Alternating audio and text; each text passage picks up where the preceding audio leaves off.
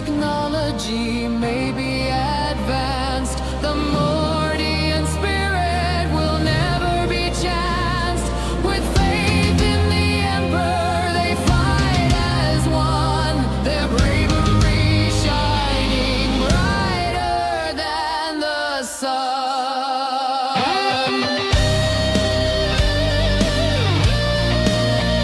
Backbone of the guard, ready to serve.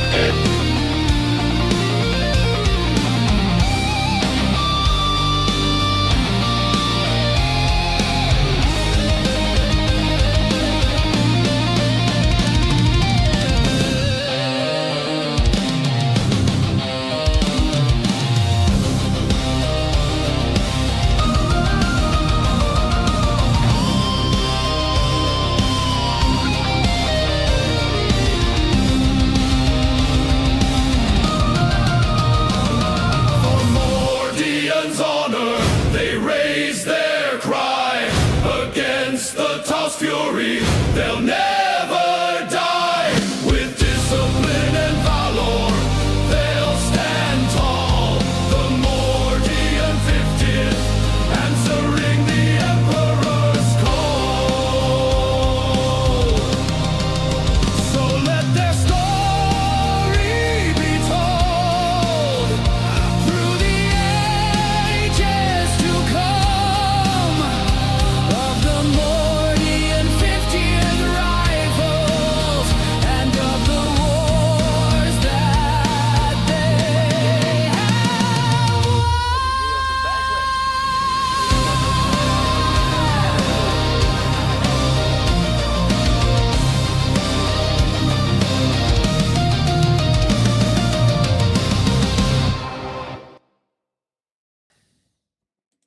Hello again and welcome to another Mordian Glory live stream. It's an ugly stream, a bug stream, a stream hostile to human life as we know it. Actually, it's not an ugly stream. Well, present company excluded. And it's not a bug stream because this is not a bug, it's a feature. It's a goddamn Imperial Guard stream. And in fact, it's a stream hostile to Xenos life as we know it, because the Guard, and Heretic life to be fair, but the Guard has just bloody had even more good stuff. My God. My God. I was going to say it's never been done, but it's actually been done a remarkable amount. GW, I think, has finally cottoned on to the fact that we are the Emperor's true finest, and we are ready to be milked. Milk us, Daddy GW, milk us. Because Games Workshop has not only released new Guard models, but now they have posted new Guard detachments. And they look really good. And they look really good. They look really powerful. Amazing. I can't believe it. I can't believe it, man. Oh my days. I can't believe it. So, yeah, it's a good time to be a Guard player. I'm not going to lie. It's a good time to be a Guard player. We have got new models. We've got new detachments. And I'll tell you, I'm telling you something. I mean, hope is the first step on the road to disappointment, of course. But I'm feeling more positive about 11th edition now. Not from an unbiased point of view. No.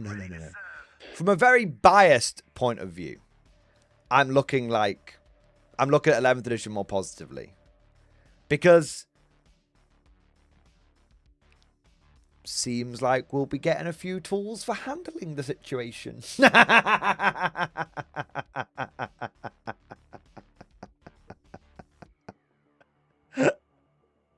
You know, looks like we'll be all right. You know, there you are.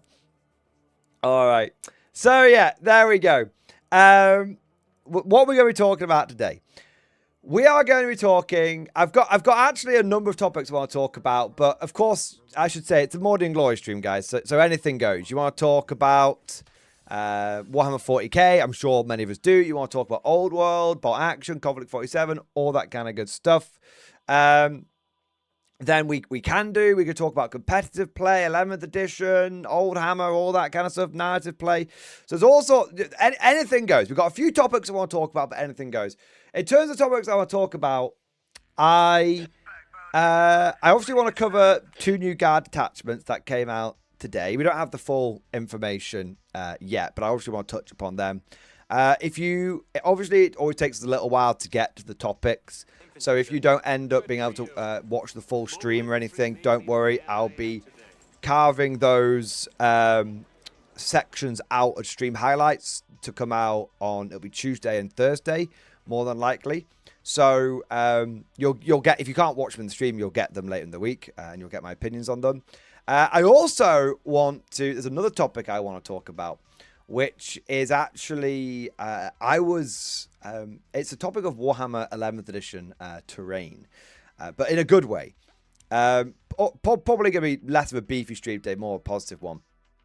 But because this weekend, I got a chance to play on what I can unequivocally say are the most beautiful wargaming boards I've ever got to play on.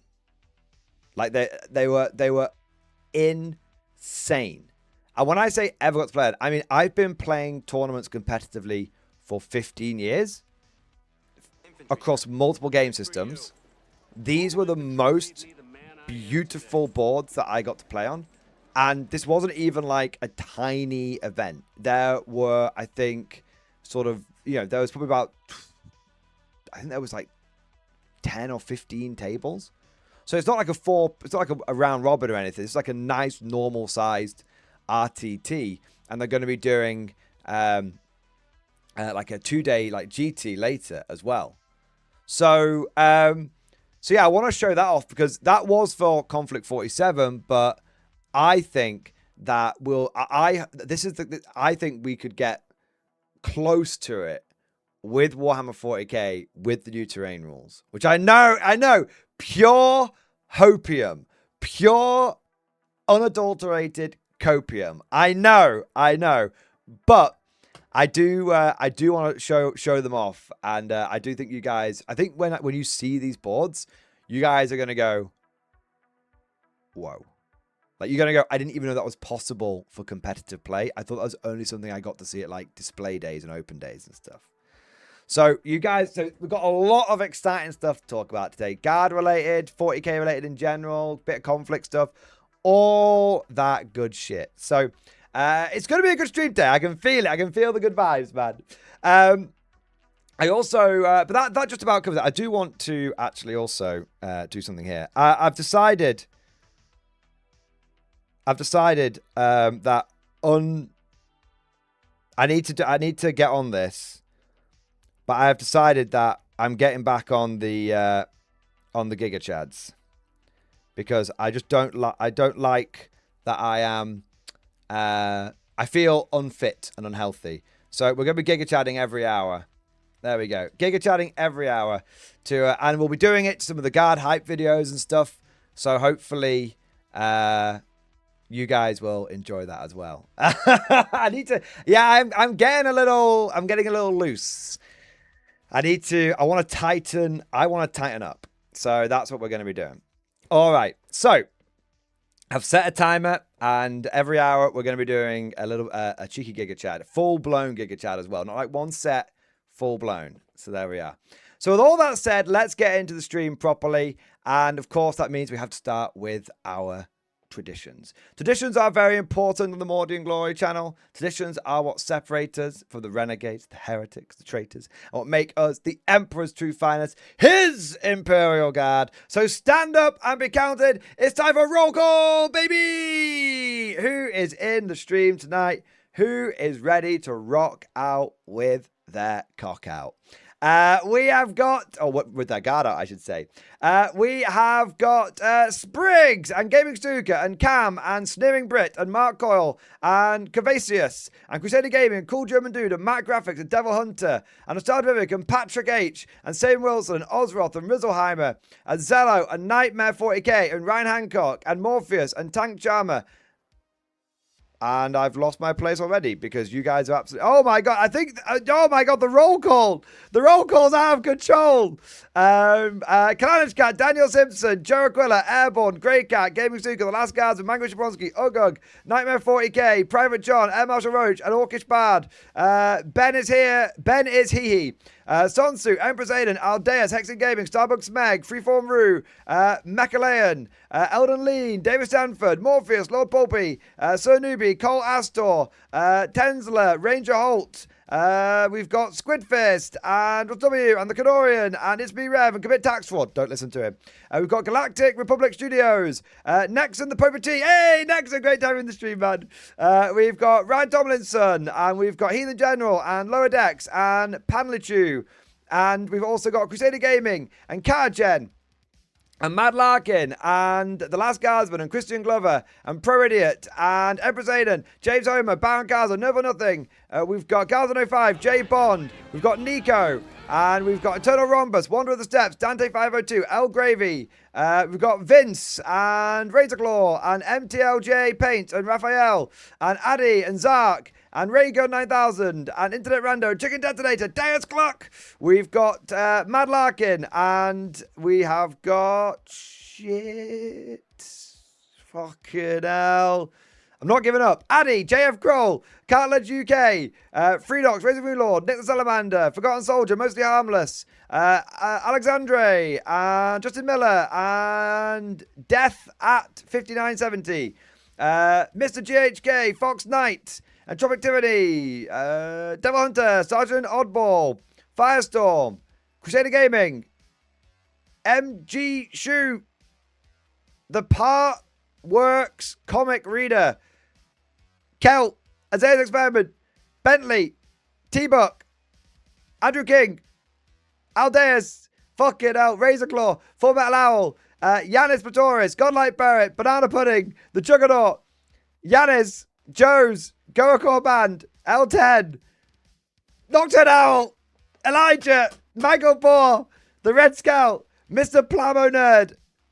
We keep going. Laughing Sun, Chicken Detonator, Azak Muski, Dallas O So B. 1 minute. Oh no, I've lost my place again. Spriggs, you bastard, you've ruined it all. I will not be defeated. Okay, 1 minute, we're back on it. Levon, Firestorm, Michael Gibson. Don't know you guys. Michael, Kel, Felix, Justin, Authority, Joshua, Roland Ratas, Funky Chicken, Zig, Rick, Lucky Cass. 1 minute. I think we're just getting repeats now. Quinn Martin, Barlow. I think that's everyone. Nah, we're just getting repeats now. We're just getting repeats. Oh no, Jesus! Can't forget Jesus. My God, Jesus is here. Ranger Holt. It's probably Jesus Garcia, but Jesus is not Jesus for now. And Razorclaw and Bass, Tremblex, Pasta Blaster, Canorian. I think that's everyone. KP Gaming, Malek. I'm just double checking now. Max, Bo, Treppen, Mad Larkin, She, Ograth, and Silver Angry Dwarf, and Whispering Monk, hooray! And Biscuited, and Bob Dylan, I've done them all! And Colon, there we are. Oh my days. And AK Samija, there we are. I almost gave up. There we are. Thank you so much to everyone. And the Dreamers, Dogma, Amazing, and Sneaky Git, there you are. Thank you so much to all of you for joining and embracing the madness of Roll Call. If I could ask you all to politely ask you all to go ahead and smash that like button and subscribe and all that kind of stuff. Look, I know you guys hear it every day from every YouTuber, like and subscribe, and I know it's kind of cringe, but it genuinely does really help with the channel, you know, supporting it and all that kind of good stuff. So if you could go ahead and like and subscribe, that would be amazing. And if you don't like the channel, dislike it. I dare you. Because YouTube can't tell the difference between likes and dislikes. It just sees interactivity. It's funny. And then last year I kept saying that. And I kept looking through the videos and being like, why are so many of my videos getting like more disliked? And it turned out it was the live streams. And every time I told people, fucking dislike it, I dare you. People did. All right. There we are. I also want to say a big thank you to everyone that started the stream off right, coming in with all the super chats and the member flexes and the gifted memberships and all of that good stuff. And we're going to go through now and make sure we show our appreciation to those people that have gone above and beyond the Call of Duty. Just before we do, Michael Gibson, what happened to all the action content, MG? I feel cheated. Bro, it's coming back. Not only do I have a Bolt Action Saltcast and a Bolt Action Battle Report, but yesterday I filmed, I think it was like 4 separate Bolt Action videos. So I'm bringing the Bolt. It's all coming back. It's all coming back. There you are. It's all coming back. What do we got here? I'm promising you Bolt Action. Don't worry. Promise MG Bolt Action, Daddy. It's all, you're getting Bolt Action and you're getting conflict and all that kind of good stuff. I'll tell you what though. One of the Bolt Action videos that I did was reviewing the new SS starter set, and I was like, probably give it a couple of weeks before I let this one go out.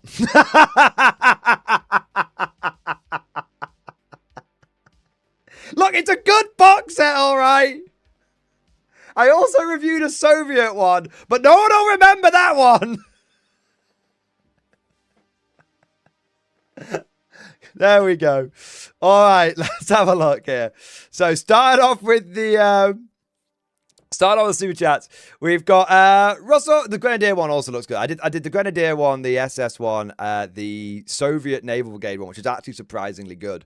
And then I'm going to be doing.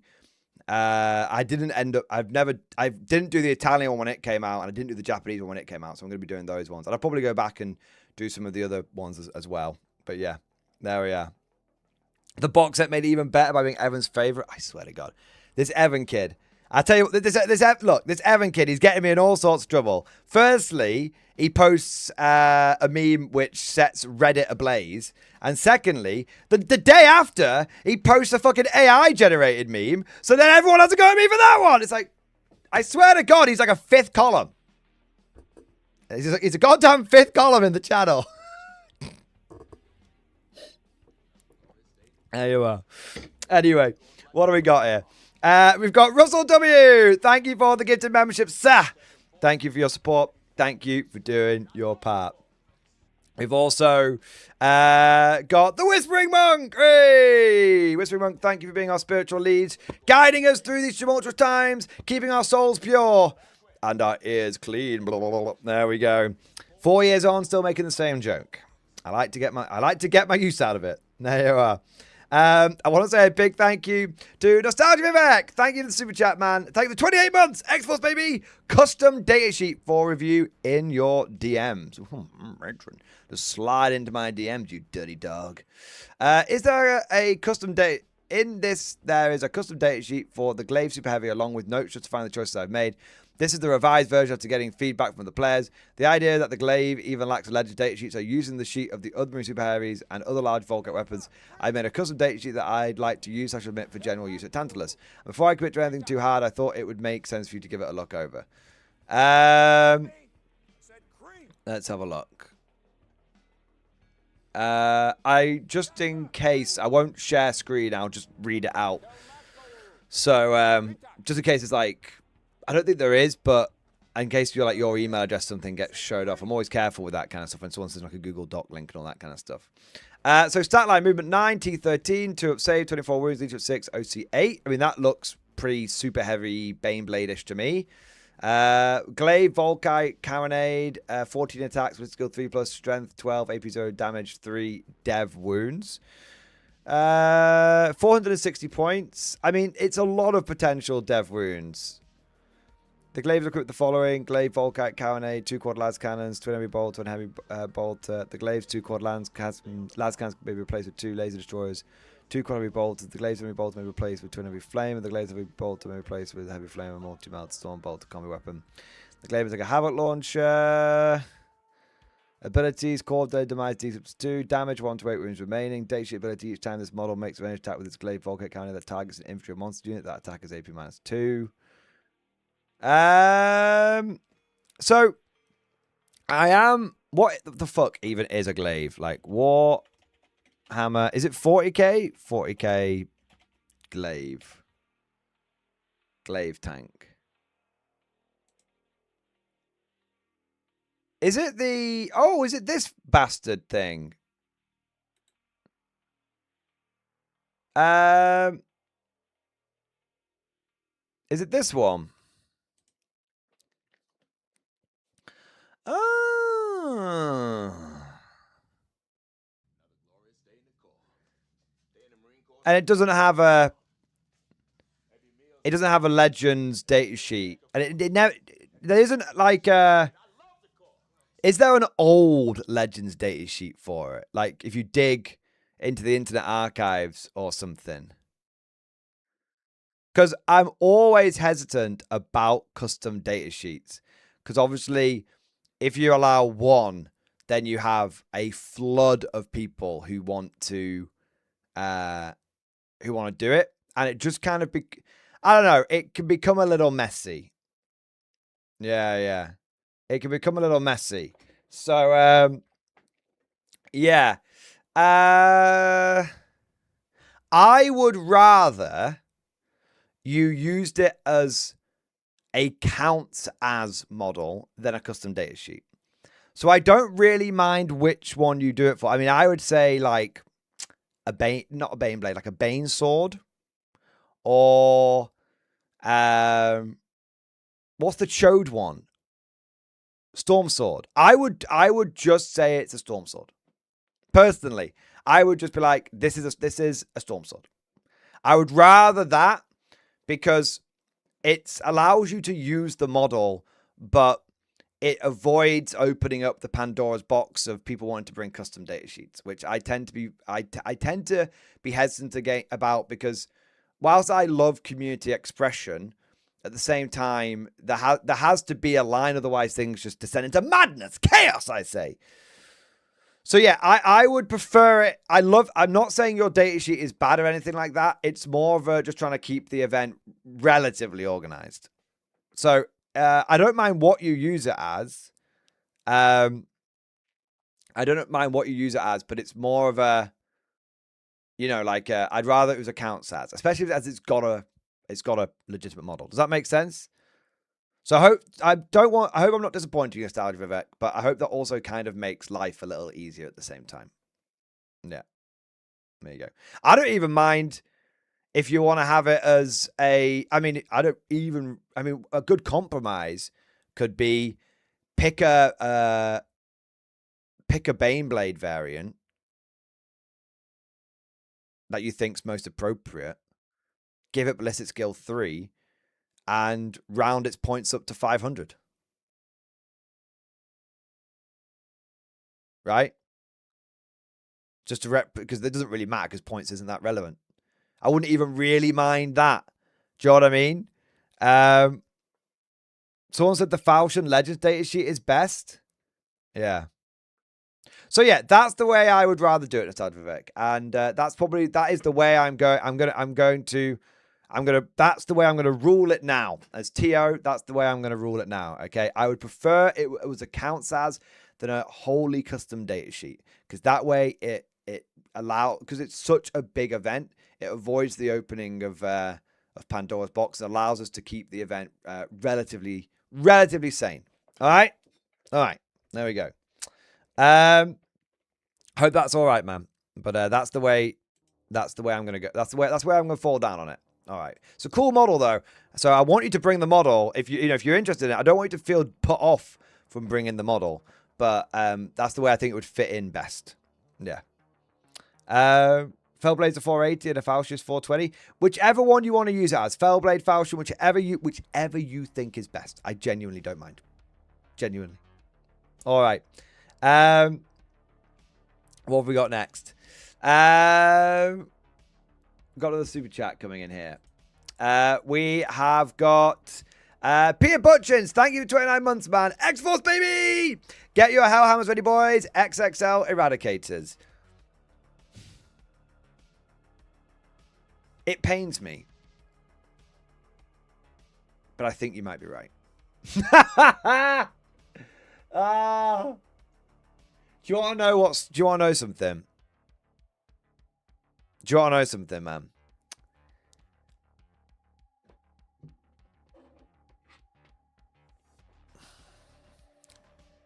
What is this? It's not a Lemurus Eradicator barrel. This is the barrel from my Hellhound. Not Hellhound, my Hellhammer. I forgot that I had taken the barrel off my Hellhammer and turned it into a Baneblade for the last tournament that I did for the double Baneblade recon tournament report. So I don't have a Hellhammer anymore. For 10 plus years, I had a Hellhammer, and it was always consistently terrible. And now it looks like the Hellhammer might be good. And now I feel like I'm going to have to go and get another Baneblade. I mean, I feel like I need 2 more Baneblades. I need a Hellhammer, and I need a Stormlord. How has GW done this to me? I own 5 super heavies. But I see I have a Stormlord, but it's my Traitor Guard. Maybe I just run Traitor Guard if I want to. I'm not sure what would be easier. Running Traitor Guard if I want to do the ultimate Bullgrim Bang Bus, or getting another Baneblade for my Mordians. It's a tough call. I'm not sure. 5 invincible reference. It's not an invincible reference, Crusader Gaming. It very well maybe, but it's an accidental one. All right. What do we got here? But Pete Butchers, I think you're right. Hellhammers are back on the menu, boys. There you go. Average White Shark, thank you for the super chat. They called me a madman. I predicted the rules of the Hippogriff and shown a light armor list, and a few days later, a light armor detachment arrives. Average White Shark, I present to you your very own tinfoil hat. Oh,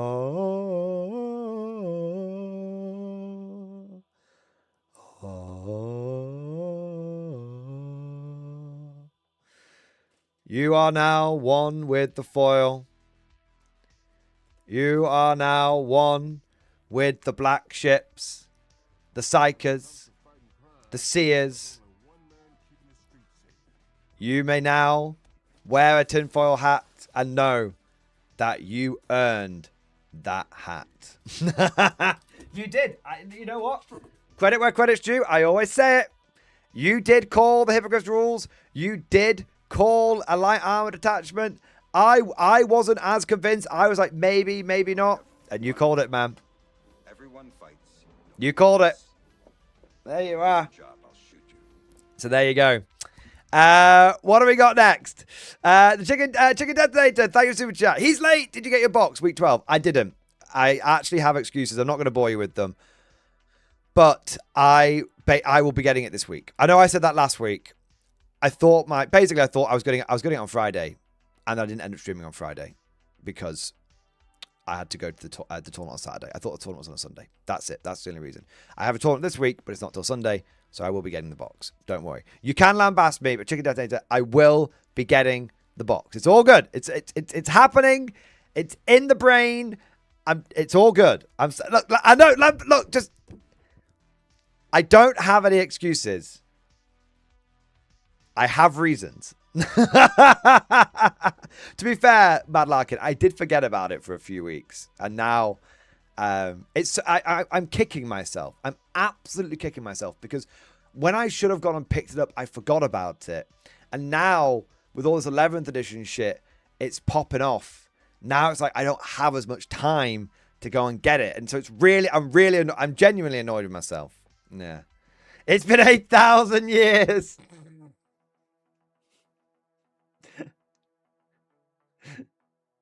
8,000 chicken years. Oh, man.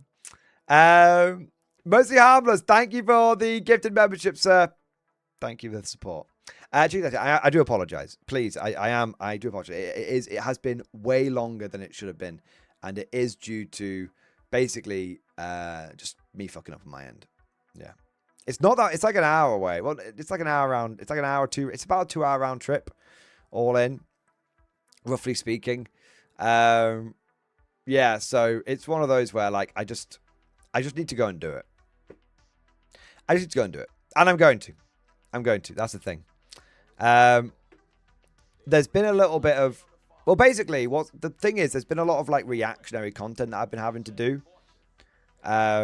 Due to due to how much has been coming out from 11th edition, but also the fact that I've got 4 tournaments this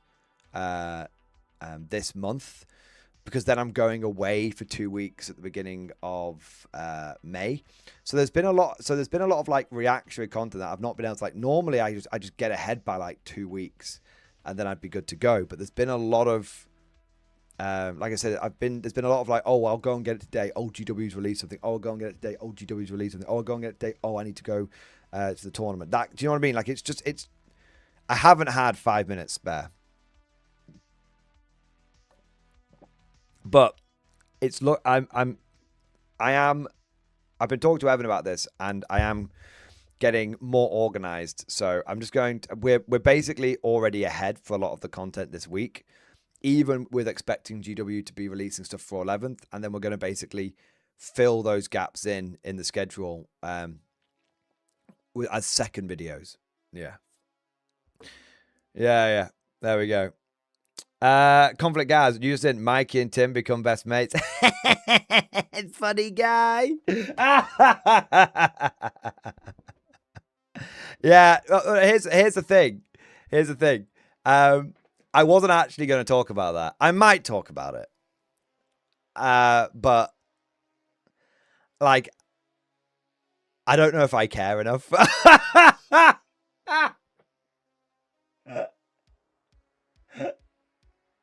I don't know.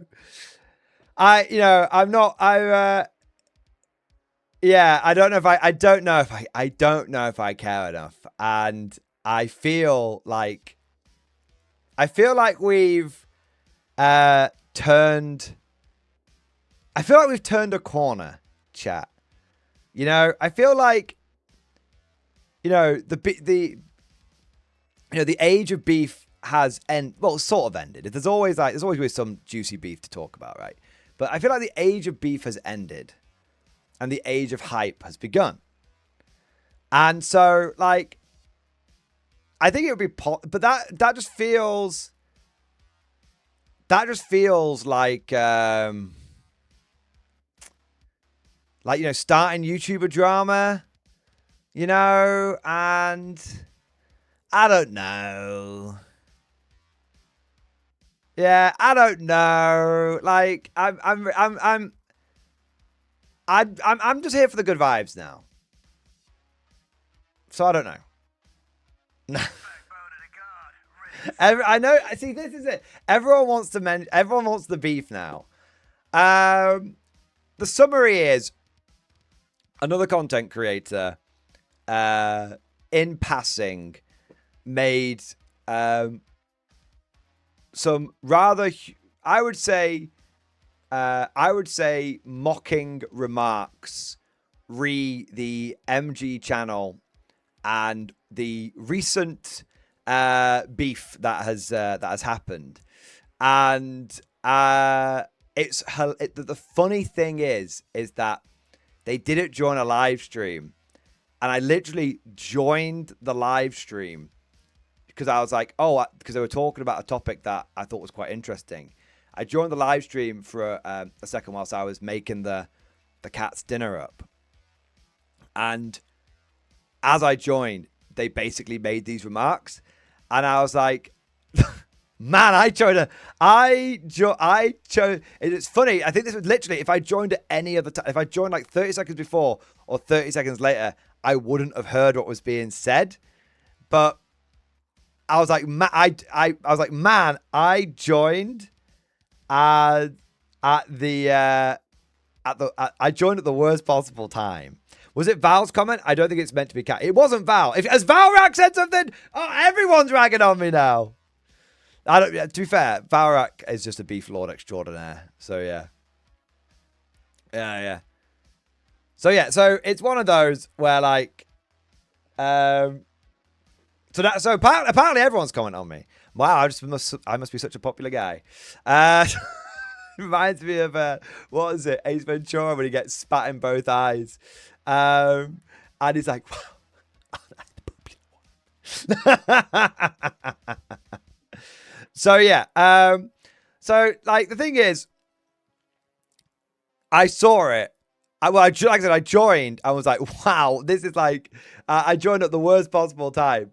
And then I was like, do I want to talk about it? Do I not? And I was like, I don't know. Like, I'm honestly not that bothered. Do you know what I mean? I'm honestly not that bothered. So yeah, maybe I'll talk about it. Maybe I won't. We'll see about it.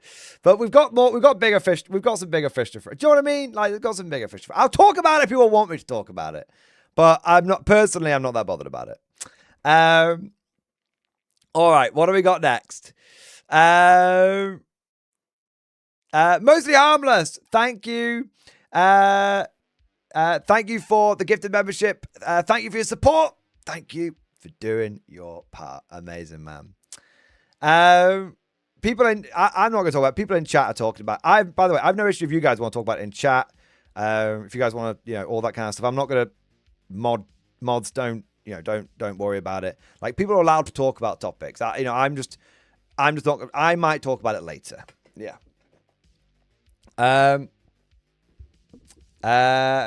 Confident Gaz, he talks shit about you all the time, to be honest. You only heard a bit of what he said. Man. Isn't it great when you don't have to pay rent to live in someone's head?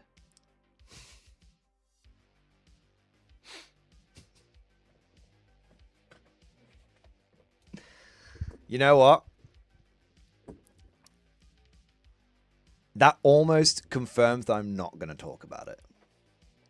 I think it would be a bigger flex to just be like, you know what? I don't care. Do you know what I mean? Like, okay, you want to, the fact that apparently this has been going on a long time, and I haven't heard about it, in many ways sums the entire situation up. Yeah, I don't think about you at all.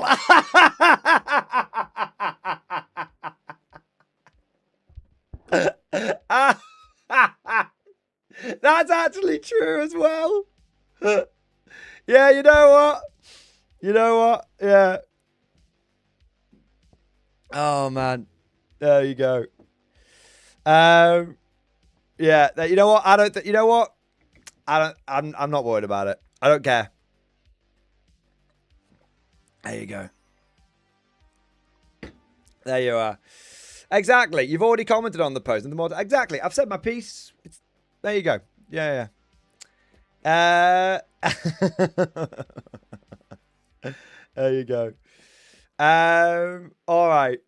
Yeah, it would. I think it is actually better to just be like, you know what? We're We're just not gonna give a shit. Yeah. All right, what have we got next? Trevor, thank you for the 3 months, man. Baneblade meta? Meta? I hardly even know her. I'm sorry, that's terrible. I think Guard Super Heavies have a place in 11th edition.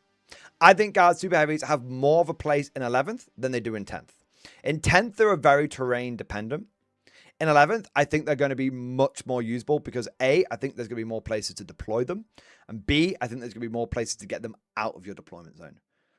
So and also the fact that you can tow a little bit of your vehicle into the terrain and then that allows you to see into that piece of terrain, or the piece of terrain is so big that the big one is that people need to go onto the objectives, and that the objectives of terrain, which then opens them up.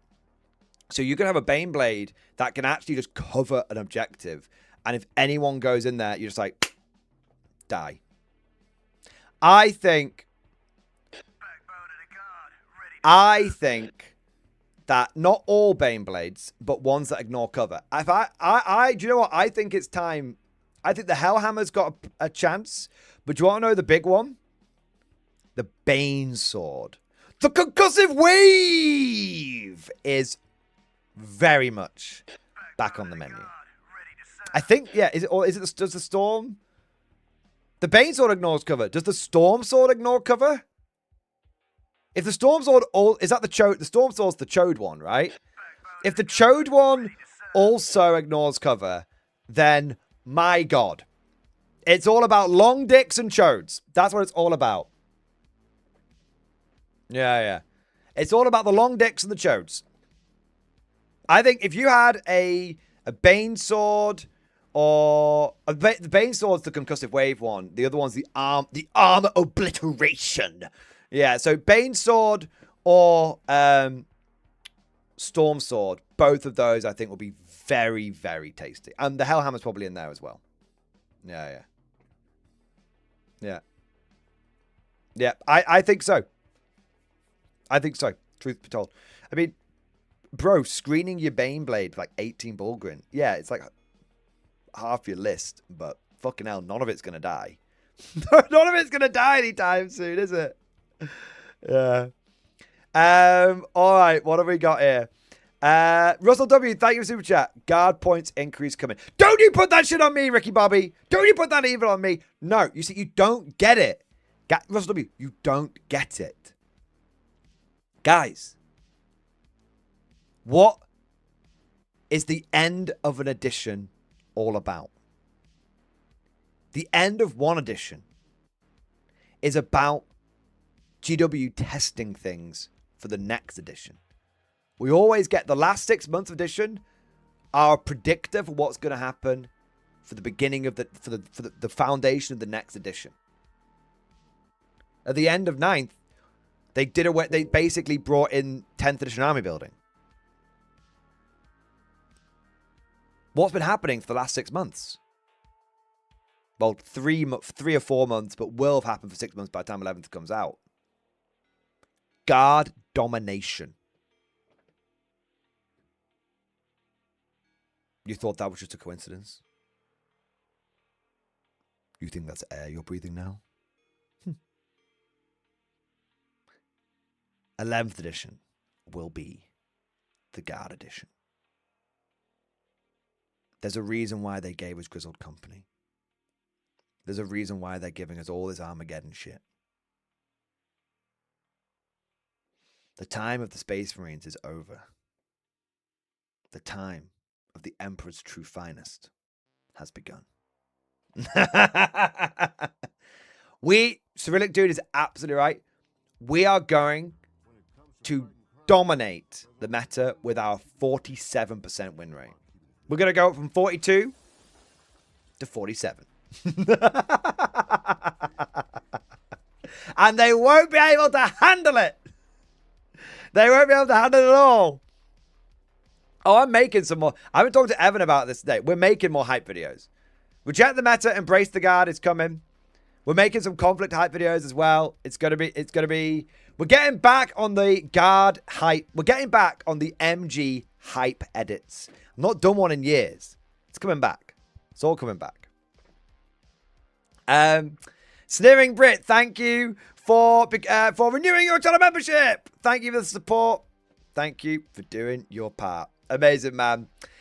We've also got Simple Logic. Simple Logic, thank you for the gifted membership.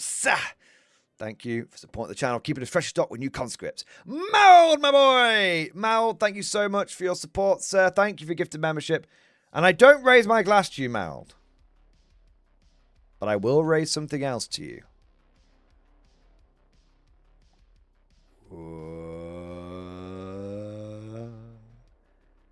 I don't mean to alarm you. But I may have the new Ursus. And I may have built and painted one of them. What the fuck is that? This is an Ursus. This is one of the new plastic Ursus shock infantry for Conflict 47.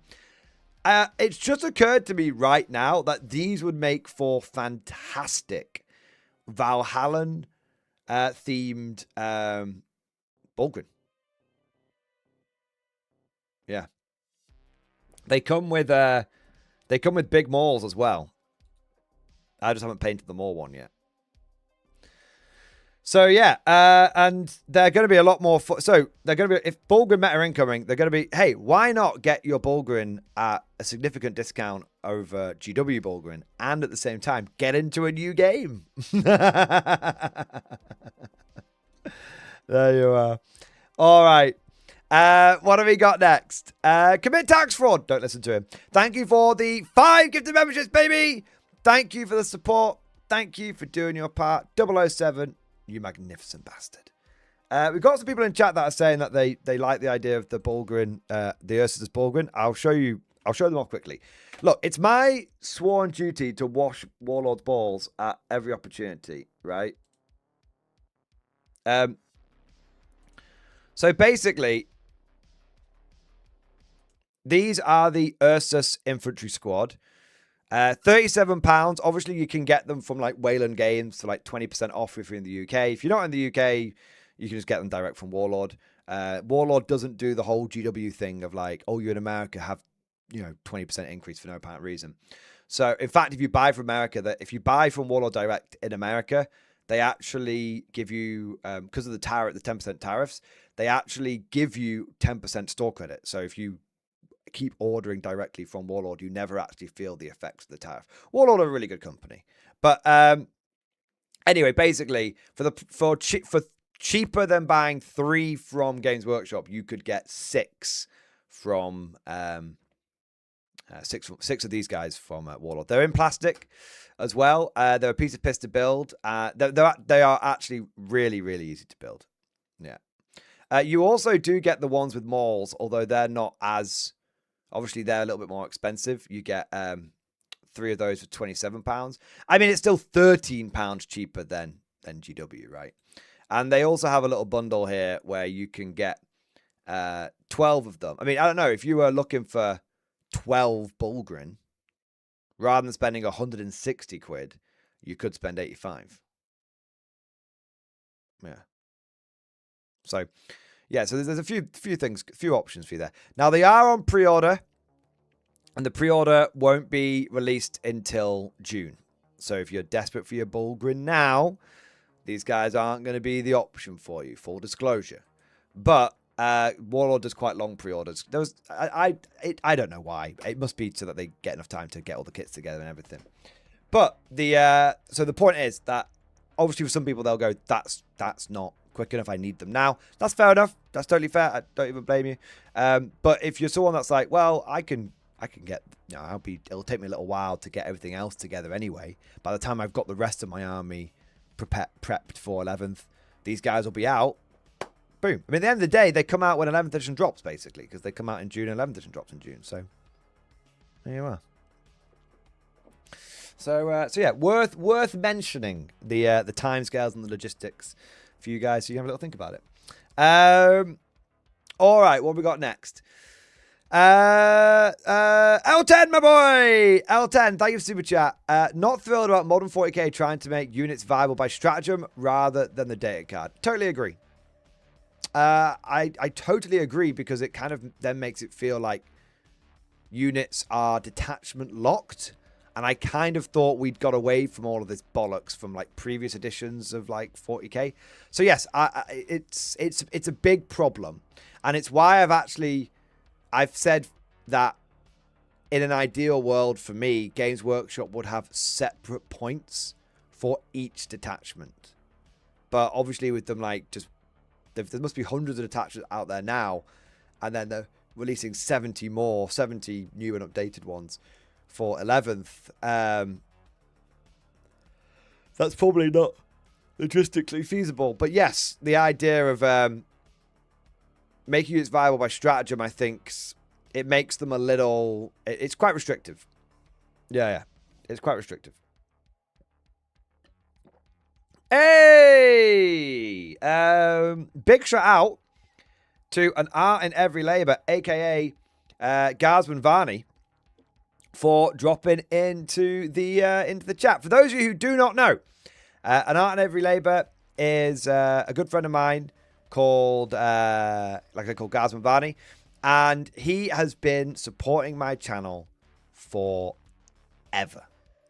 Like, I mean, when I mean forever, I mean like, I can't remember a time when he hasn't supported the channel. Before I went full time, when I first set he was actually one of the guys that was like almost insisted I set up my Patreon. I was like, I want to support you, all this kind of stuff. So can we get a big shout out to an art in every labour, Big 07 down in the chat. He is pre the great towel rant even. Indeed. Most people don't even know about the towel rant. I once did a single take towel rant that lasted an hour and 5 minutes. So can we get a big shout out, because he is one of the true OGs, and he is he has been supporting the channel for a very long time, and he deserves a lot of he deserves a lot of respect. All you whippersnappers, all you greenhorns, sit up straight, pay attention. We've got one of the OGs in the one of the OGs. Dude, it's great to have you in the stream, man. I know that your work schedule and shit doesn't really line up anymore. But I just wanted to say, dude, it's been, dude, it's amazing to see you pop in to the, stream, man. Amazing. Hey, there you go. As 11th edition tempting you back in? I know we won't get into it now. I know there was some, beef around what happened for why you sort of dropped out of 40k, but maybe now this is the time to jump back in. Yeah, maybe this is GW is giving the guard a lot of love. Maybe it's a sign from the universe. 11 just makes me want to go to one-page rules all the more. It's not about the rules. It's about the vibes. It's about, guard getting a lot of love. Yeah. 11th edition looks better than 10th, but that's not a particularly high bar. But yeah. But there you go.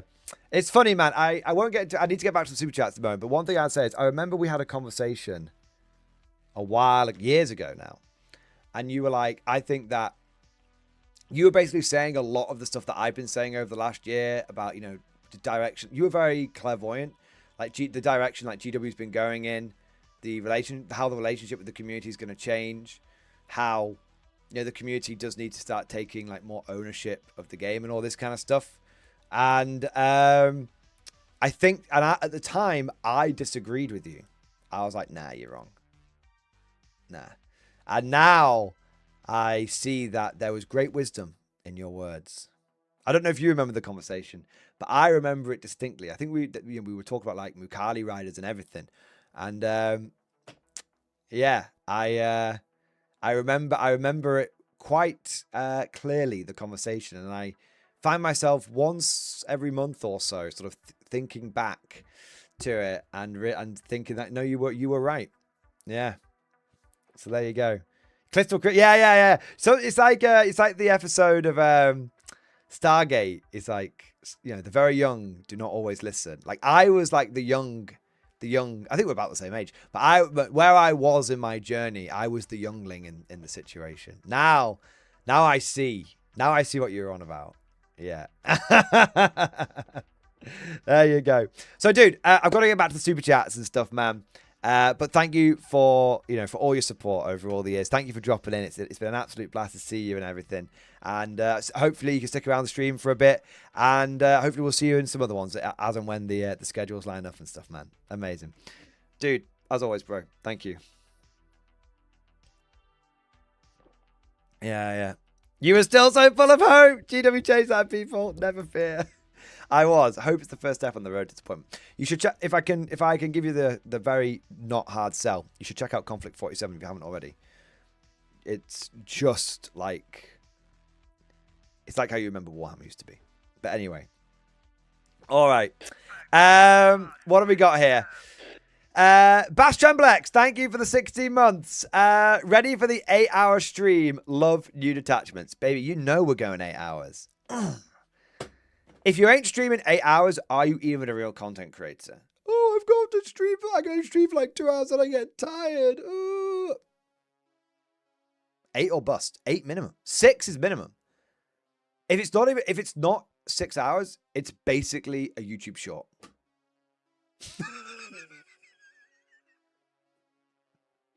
That's how I see it. If it's not a minimum of 6 hour stream, you're basically doing a YouTube short. There you are. All right, what have we got here? I also X-Force, Bass, and also I'm loving the new detachments as well. There you are. What have we got here? Garzan05, thank you for the 14 months. X-Force, baby! Hype for the armored infantry detachment. Bro, armored infantry detachment incoming.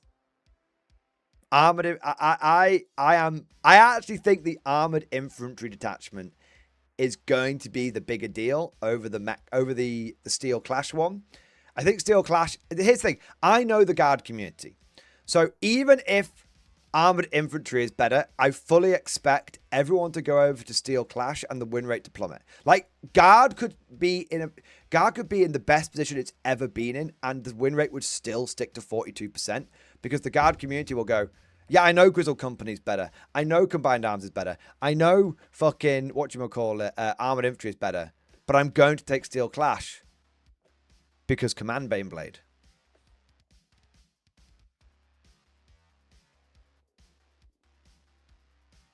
There you go. I know you guys. You know you guys. And you know that I know you guys. It's that simple.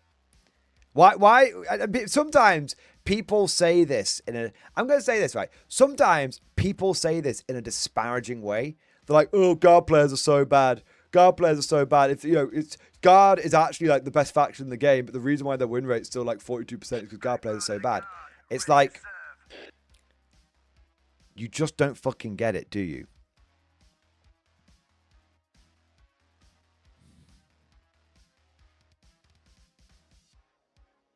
The meta mind, the sweat mind cannot comprehend. Like, you guys think you're wargaming the right way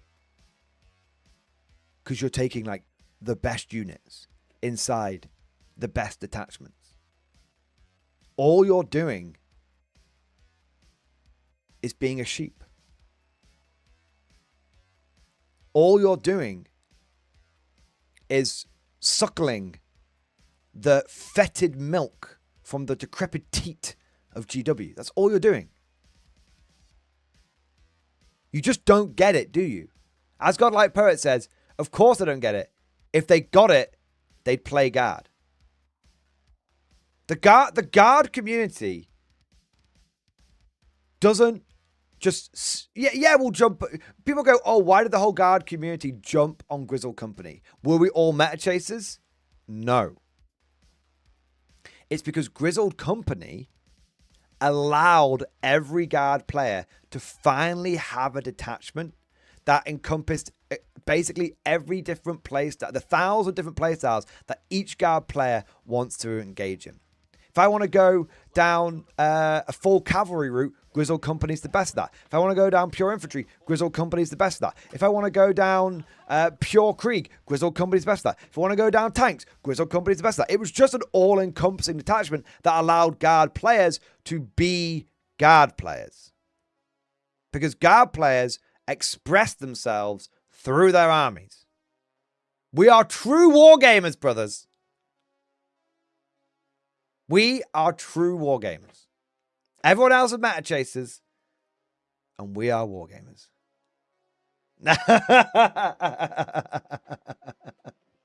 That's it, baby. Guard players will. The thing is, because I've been in the Guard community for a long time, and I've interacted with a lot of people in the Guard community, and pretty much every Guard player that I've ever interacted with, who's lost a game, or has lost several games, or consistently loses games, I'm like, if you just swapped out that for that, you'd be all right. And they go, yeah, but I like this unit, so I take that one.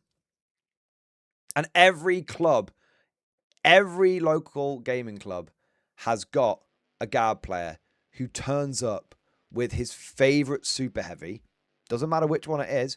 For some people, it's the Doomhammer. For some people, it's the Baneblade. Whichever one, his favorite super heavy, and he runs it every game. No questions asked.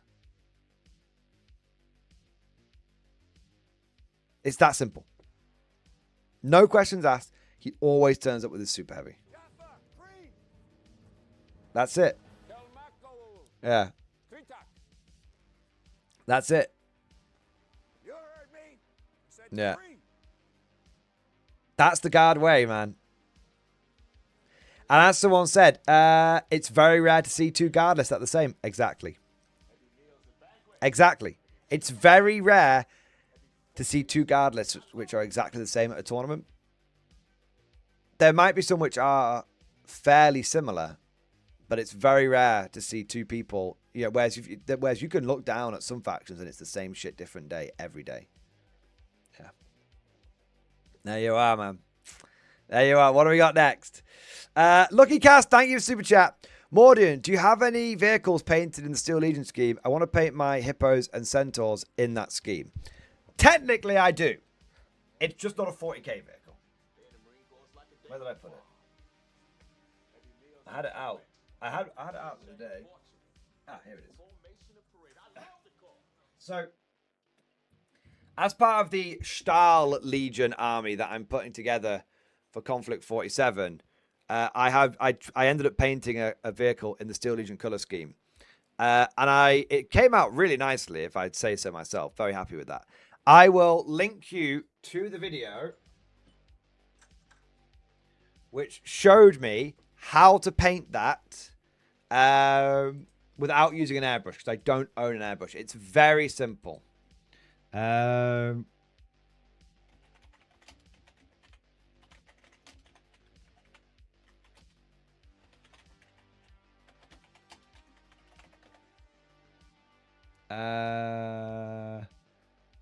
Here you go. It's by Sonic Sledgehammer Studios, who is, in my opinion, one of the best painting channels out there, who is criminally underwatched. Like, he has a lot of subscribers, but he doesn't get that many views on his videos. But a lot of he does really, really, really good content. Like, don't get me wrong, he gets some pretty decent views in his videos. I'm not disparaging the guy at all. He gets some pretty decent views. But for someone that's got like almost 100,000 subscribers, he sort of gets 5,000 to 10,000 views per video, kind of thing. But I have found his videos to be probably some of the best painting videos out there. I have used his videos for a number of paint schemes. I find that he does very good ones. He does ones that are good for he does speed paint ones, and he does normal paint ones as well. So there you go. Definitely check him out. He's he's really good. He covers a large variety of games. Yeah. So I highly recommend his channel. If you're not subscribed, you should be. If you're not subscribed, you should be subscribed. It's that simple. All right, what do we got here? So hopefully that helps, Lucky Cass. I found it to be really good. I mean, I got probably the perfect Steel Legion effect on not even a Warhammer vehicle. That's how good I found his video to be. Yeah. Nick Salamander, thank you for the super chat, man. Would the War Games Atlantic, the Barons World models work as Old Empire? Are they the right scale? Is the style too far off to look good on the table? I think War Games Atlantic Baron models are fine. I'll take a look. Yeah. They'll be absolutely fine, man. They're probably more Bretonian-esque, though. They're definitely Bretonian models rather than Empire models. I think the scale will be absolutely fine, but you're definitely looking at, the foot sergeants are definitely men at arms, the mounted sergeants are definitely yeomen, and the mounted knights are definitely knights of the realm, and the foot knights are knights of the realm on foot. The peasant levy is probably almost too peasantish for men at arms. Yeah.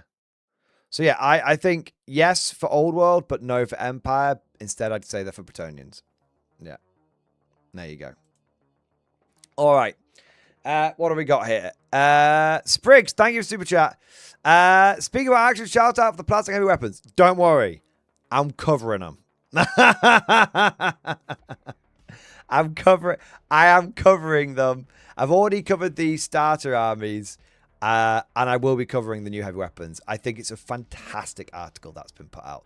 I love how transparent Warlord is being about the entire process.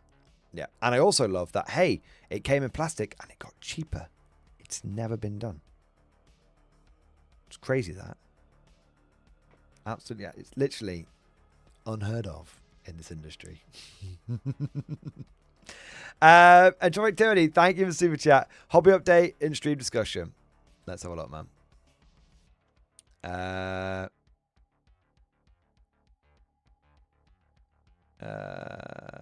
Here we go. First batch of my new Gebirgsjäger German mounted infantry. The crazy part, they're FDM printed, mixed with heads and arms from the German veteran kit. Big question mulling. That's pretty cool. Big question mulling over. I haven't played 40k for 2 years. I've been collecting Tyranids in 2nd edition and seriously thinking of selling them. The 10th edition codex was terrible. Proof is everyone is still using Invasion Fleet. Agreed. I don't like the 40k core rules and the Age of Emperor feel. With 11th, I don't expect that to change. I have probably £1,500 of Tyranids, and I'm just thinking of how much more action I could get with that, or conflict. Should I pull the trigger and leave 40k for good? Has Mordy Bro sold his? If not, why not? Well, let me look at your models first. That is pretty fucking crisp for FDM. Like, up close like this, I can tell they're FDM printed. From 2 feet away on a table, I bet I couldn't tell. Yeah. It's very, very good. FDM's the plastic one, right? Not the resin one. I believe. Is that is the metal plastic one, right? Yeah. Yeah, they've come out all right. They've come out. That's very, very good for FDM. Yeah, the plastic noodle thing. Yeah. They're pretty. I mean, I think for FDM, that's incredible. I think they've come out really, really nicely. I love the basing you've done on them as well, man. They look cool. Now, the whole selling models thing. How long have you not played for? For 2 years.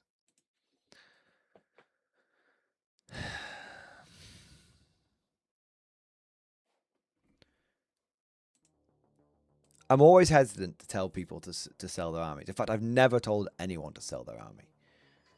Oh, I got a Giga Chad. I've never told anyone to sell their army because the one time I sold my empire when I was a kid, I regretted it for years. However, I recently sold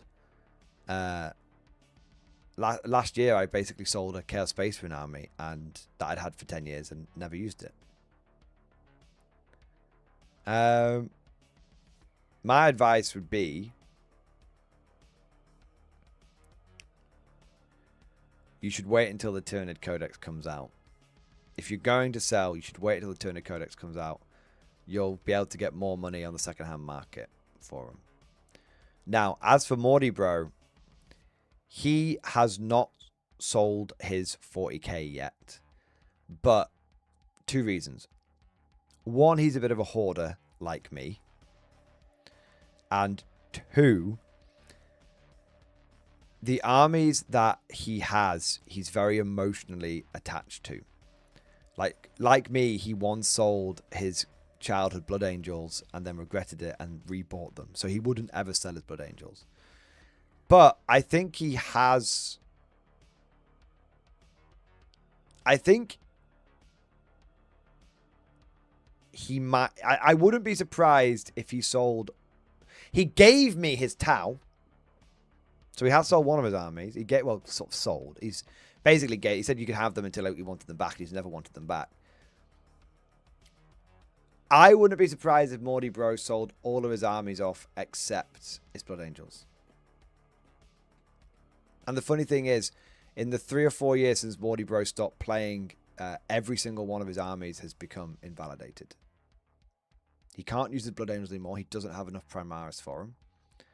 He can't use his Death Watch. They're all the old veterans. He can't use his Witches anymore. The loadouts are illegal for his Dark Elder. The only one he could still use would be his Imperial Knights. That's it. So, I think he's just not looked at the situation. And I think if he looked down at the amount of money and time that he would have to spend on getting his armies back into the game, I think he'd probably just sell them off. He just hasn't looked at the situation. So my advice, I mean, I'm always hesitant because I feel like people sometimes when they sell their armies, they regret it. And I wouldn't want you to regret it. But if the new edition, if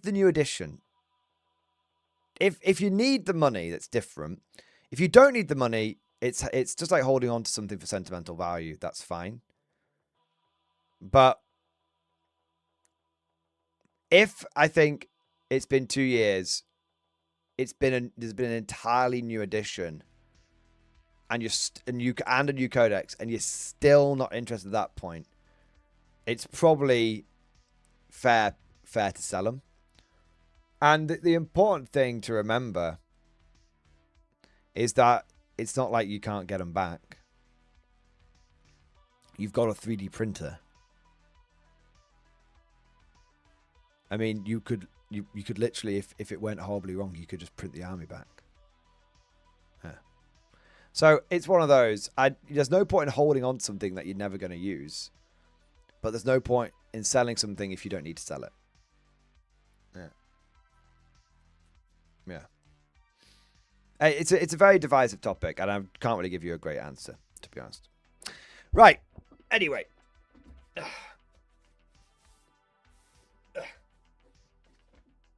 It's time.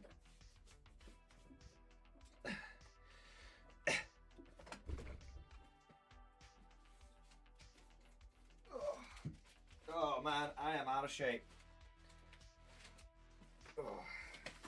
Oh no.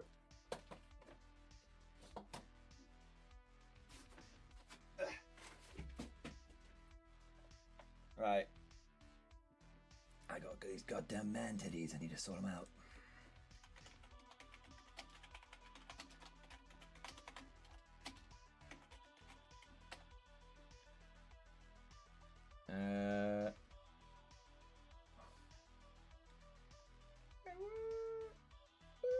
Where is it?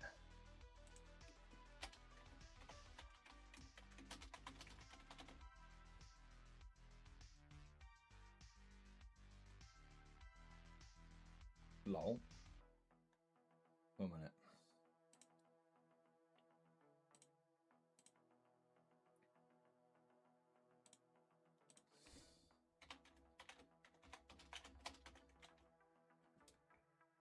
There you go.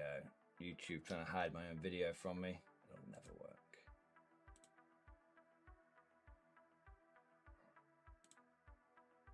The learning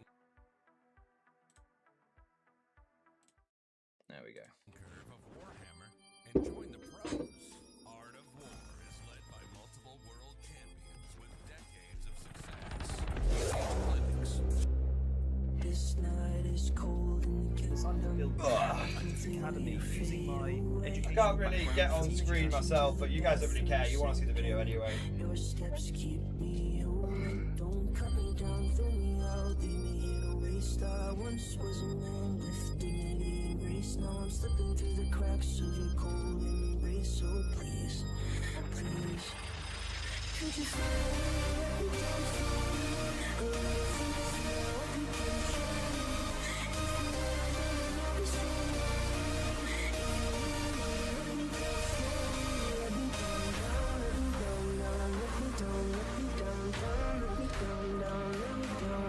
If you wanna go, then I'll be so lonely. If you're leaving, baby, let me down slowly. I know we're long gone.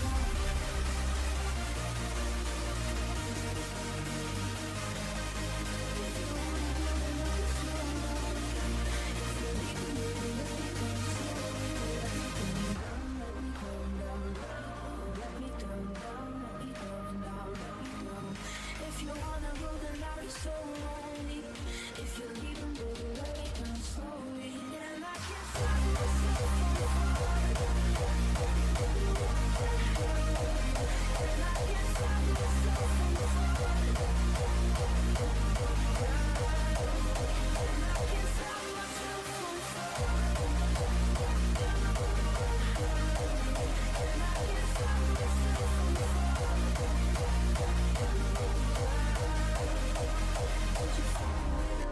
down slowly.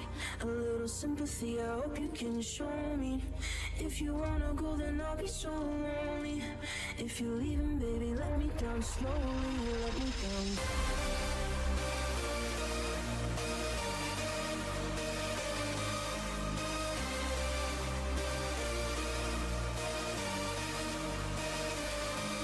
If you wanna go, then I'll be so lonely. If you're leaving, baby, let me down slowly. If you wanna go, then I'll be so lonely. If you're leaving, baby, let me down slowly. Let me down slowly. And I can't stop myself from falling. And I can't stop myself from falling. And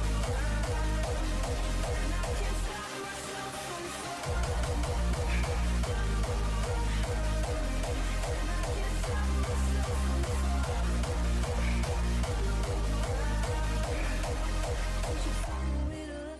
Slowly, a little sympathy, I hope you can show me. If you wanna go, then I'll be so lonely. If you're leaving, baby, let me down slowly. Oh, there we go. Oh.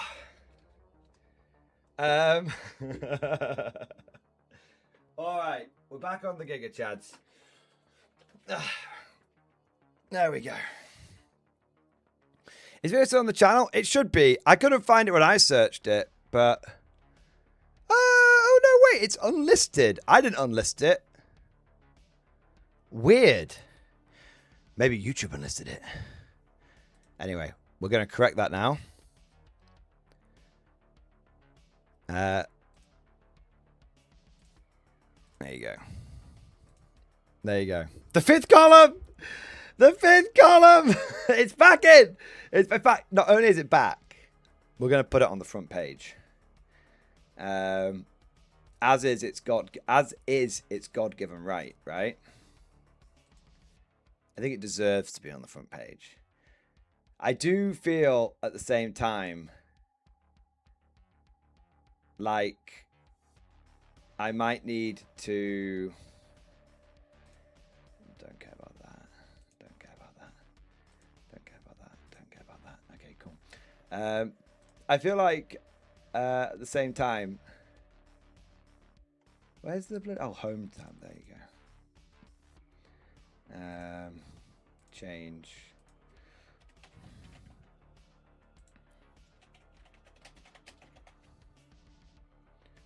There you go. It's back, baby. There you go. There you are. I definitely am going to be doing some more hype videos like that. There you go. All right, what do we got next? So, Death at 5970. Thank you for super chat, man. Who needs melee whenever you can shoot them in the face with a storm sword, eh? Exactly. Why are you bringing a knife? Why are you bringing a knife to a gunfight? You're absolutely right. James Homer, thank you for super chat. Hi, Mordian. Missed you Friday. Message in chat. I missed chat on Friday as well. I nearly streamed on the Saturday evening when I got back from the tournament, but I was just so tired I just fell asleep. And then I nearly streamed on the Sunday, but instead I just sat down and recorded like 7 videos. I was like, I'm just going to get ahead.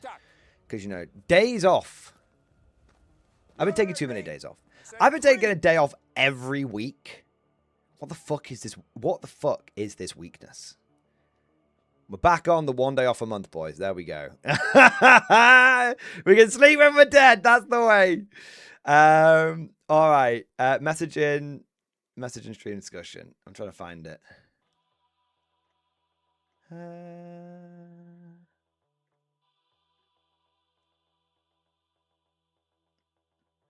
I don't see it.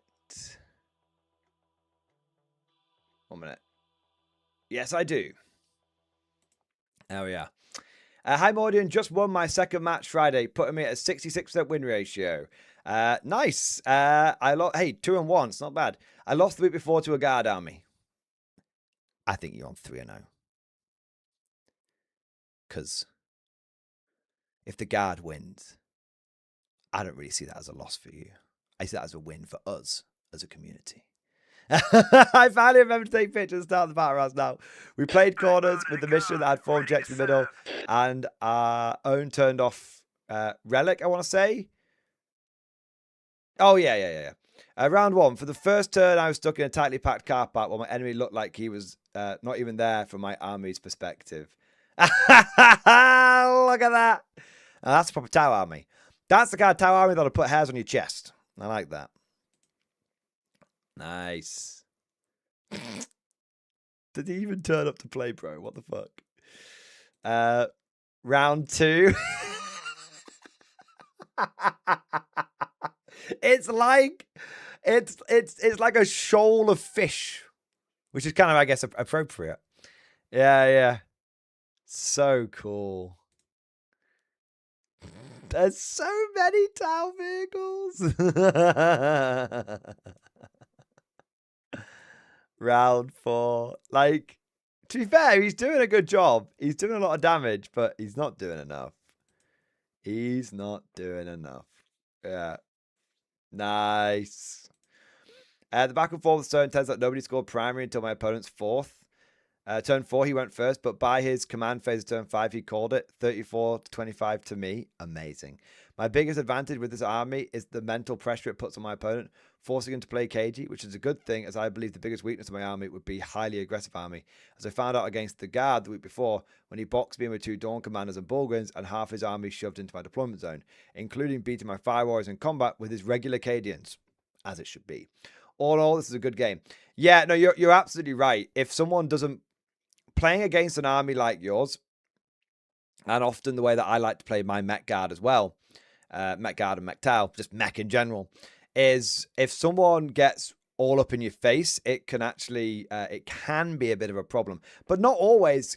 Sometimes it really is faction dependent, because sometimes they'll push you hard and you just go, okay, thank you for exposing more of your army, and you just blow it off the board, right? Yeah. So, it's some armies will be able to push you, some armies won't. Yeah. But either way, man, that's a really cool looking tower army. Yeah. It's a really cool looking tower army. And it feels like a proper mech tower. Oh, it's cool. Yes, I love it. What have we got next? Next I got the Poper T. Thank you for super chat. After a long time, I return because of you building Krieg. Hey, dude, the what was it? The 11th edition hype train is rolling, man, and I am all for it. And dude, I'm glad. It's good to have you back. It's been too long, sir. It's been too long. Squiggle Sean, thank you for the 10 gifted memberships, man. Thank you for the support. Thank you for doing your part and for keeping us freshly stocked with new totem core. Yes. Cosmic Drew, thank you for the super chat. Looks like Blitzkrieg is back on the menu, boys. Also some pictures of my hobbies on the weekend. So pumped and very happy. Cosmic is very happy. Nice. Let's have a look, man. Here's the product I've been working on this weekend. I got a lot done. Got more zombies. Got my mechs ready and a plane for both 40k and K47. I've also made that Puma X conversion. That your suggestion worked out great. The Sentinel plasma cannon one. Yeah. Honestly, Cosmic, your conversion is very, very good. Yeah. Nice. Even more zombies. Yeah, I think it's come out so good. I love the plane as well, man. That's cool. It looks a little bit like a Thunderbolt. It might even be a Thunderbolt. Yeah, it looks cool, man. Yeah, I love the way the Pumas come out. Yeah, I was surprised at how well it came out. But maybe that's a testament to your cosmic ways. There you are, dude. Looking awesome, man. And I'm happy to hear that you are happy. Good vibes all around, man. There you go. What have we got here? Fun Jacob, thank you for the super chat. Beef! I hunger for the salty beef, father. Please.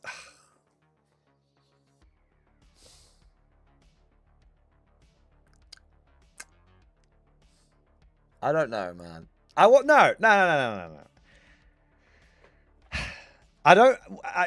I've said everything I'm going to say on the beef. The true flex now. The true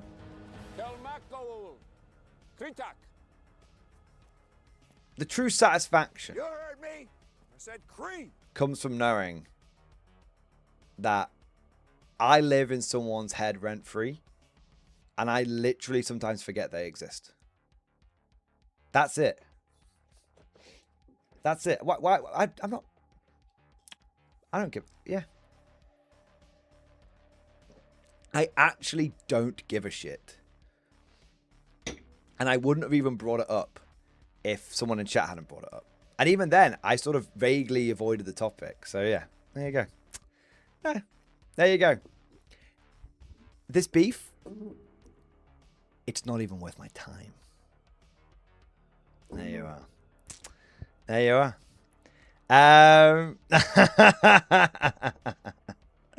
All right, what have we got here? Astro Baby, thank you for the 12 months. Xbox Baby! There we go. How do I find events near me to participate in? Best thing you can do is you can find events on BCP, which is Best Coast Pairings.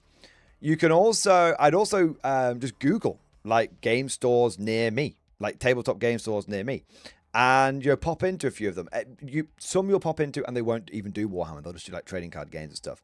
But you pop into a few of them, you say hello, and you go, hey, I'm looking at doing some tournaments and stuff or events for whatever game it is. Do you guys do it? And they'll either say yeah or no. Or they might even say, we don't, but there's another game store that might. Because a lot of game stores, there's like, they're almost not, they're like sort of in competition with each other. But typically, especially game stores of a similar size, will actually almost, the owners will communicate. And they'll be like, oh, we're not that interested in like covering Yu-Gi-Oh! Do you guys want to cover it? Okay, yeah, we'll cover it. And we won't do as much. We won't cover Old World then. Yeah, okay. Like, you know, there is a little bit of that because they're normal fucking human beings that like, you know, everyone wants to get on, right? Yeah. Sometimes you'll get an arsehole who'll try and, you know, like dunk at everyone, but that doesn't always go down well. Yeah. Ishmael Thompson, thank you for super chat. For the 20 months, man. X-Force, baby. Commissioned the old man in stream discussion. Let's have a look, man. Oh, wow. Look at that beaut. That is cool. And he goes on the different sized bases. Nice. That is very, very cool. I like that. The guy who did the commission painting on that, he did a very good job. He did a very, very good job. Excellent stuff, man. Josh Crosby, thank you for 33 months, bro. X-Force. Will the infantry squad be allowed at Tantalus? Yes. Yeah. Just use its last known rules and points cost, and that's fine.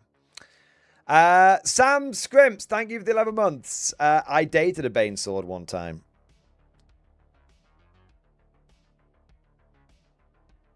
Either there's a pun there I'm not getting, or you're like that guy who married his car and like had intimate relations with it. Either way, get help.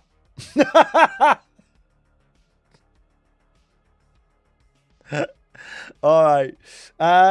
Simple Logic, thank you for the 16 months, man. Xbox, baby. New Vics are perfect for Blood Pack Steg and Steg 4s and N20s. Oh, new vehicle. New vehicles are yes. I absolutely agree. 100% I agree. Yeah. I've been wanting, now we just need a stalk tank. Right? Now we just need a stalk tank and we're actually like full blood packed. Yeah. All right.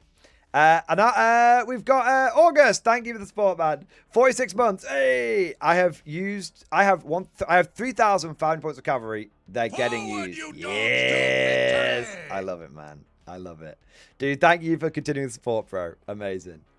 Drew Macabre, thank you for super chat. Big cover rule change implications in stream discussion. Let's have a look.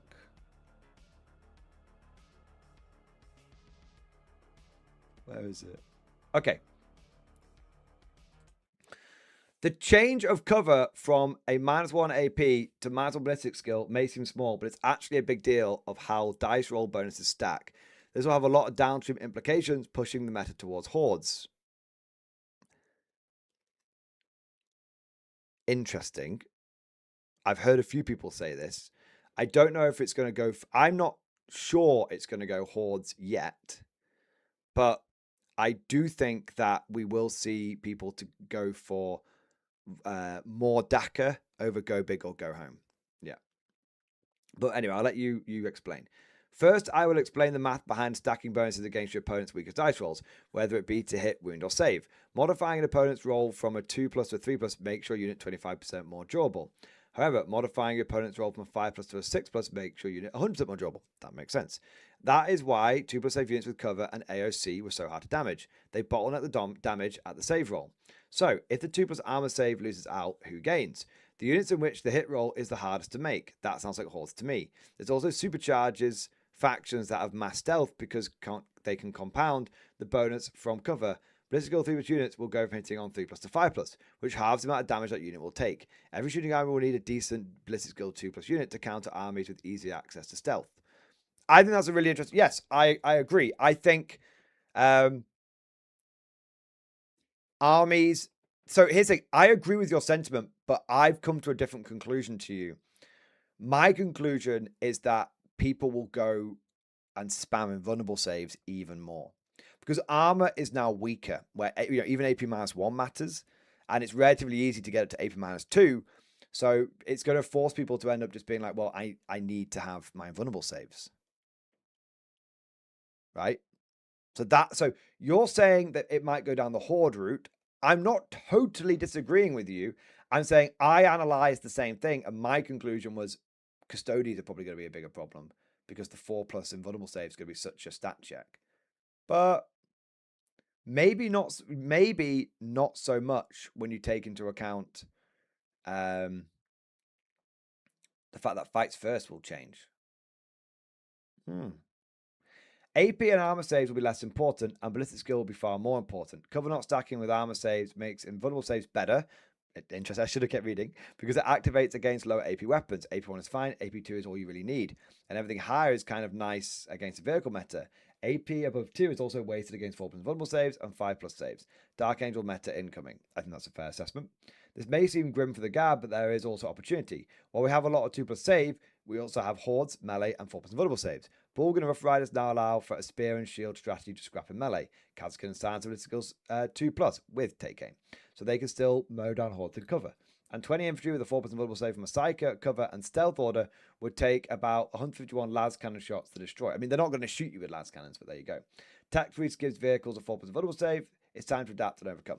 So I don't agree with every sort of conclusion. I don't agree with necessarily all the specifics, but I actually agree with the general sentiments that you're saying here. And if some of the things you were saying came true, I wouldn't be surprised. Yeah, the idea that an orc boy never really cared about getting +1 to his armor save because someone was just hitting him with AP mana through plasma cannons anyway.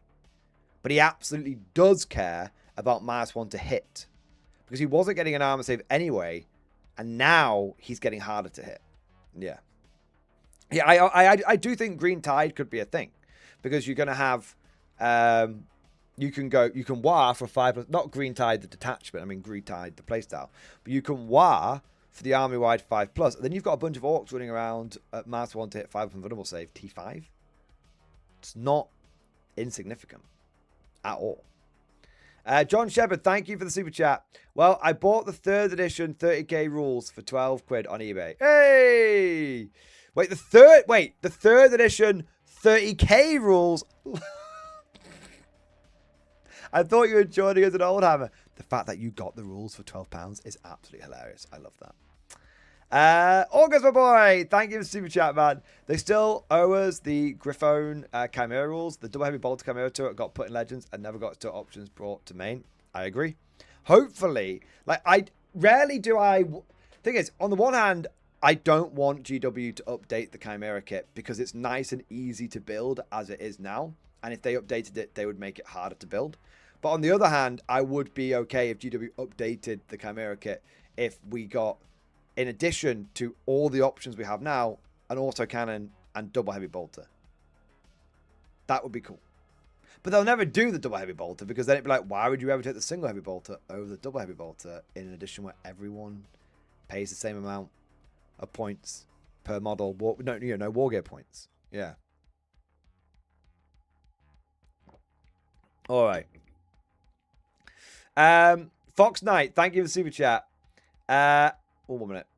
I was going to buy the new Battle Force, but $255 when I only want 3 of the 5 units makes that a no. I'll buy one of the super heavies instead. Hey! I mean, the new battalion is 160 quid. Which, it comes with, is it one of the hippogriffs? Or I think it's one, is it 1 centaur, 2 hippogriffs, 1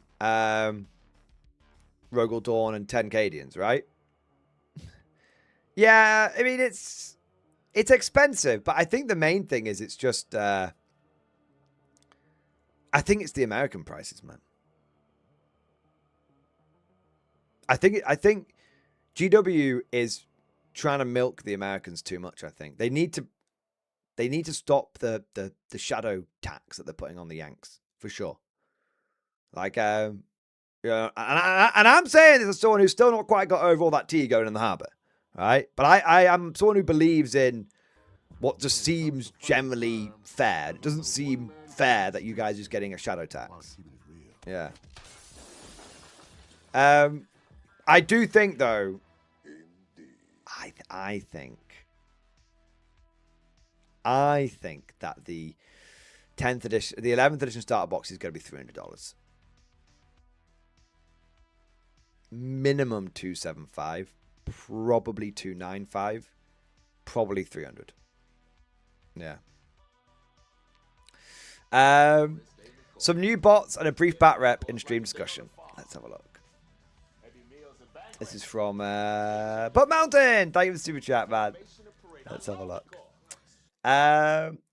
One of two recent orders showed up today. Some terrain and the first wave of the automatons until June. Had a K-47 game over the weekend, 1,500 points of my Brits versus Soviets. Got swept away by Daughters and Ursus. Next time I'm bringing a Tesla cannon and robots. Until then, fuck it. I'm going back to play the most powerful faction in the game. Japan! Hey, I love it. Yes! Terrain, baby. I've gone completely terrain mad. And I'm very much looking forward to getting more terrain. I'm getting hard on terrain at the moment, guys. I need some new I need some additional battle mats as well. Hey, what did you get? Did you get all? Is it the Lancers? Lancer, Hunter, Lancer. Nice.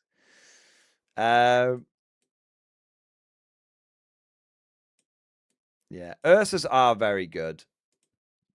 I apologize to everyone in the bolt action community who is now suffering at the hands of the Ursus and Daughters spam. I have no regrets, but I do accept that I did my part to bring awareness to that particular combo. There you go. Do you know what's funny? I might take Japan. I might take Japan to the conflict event this weekend.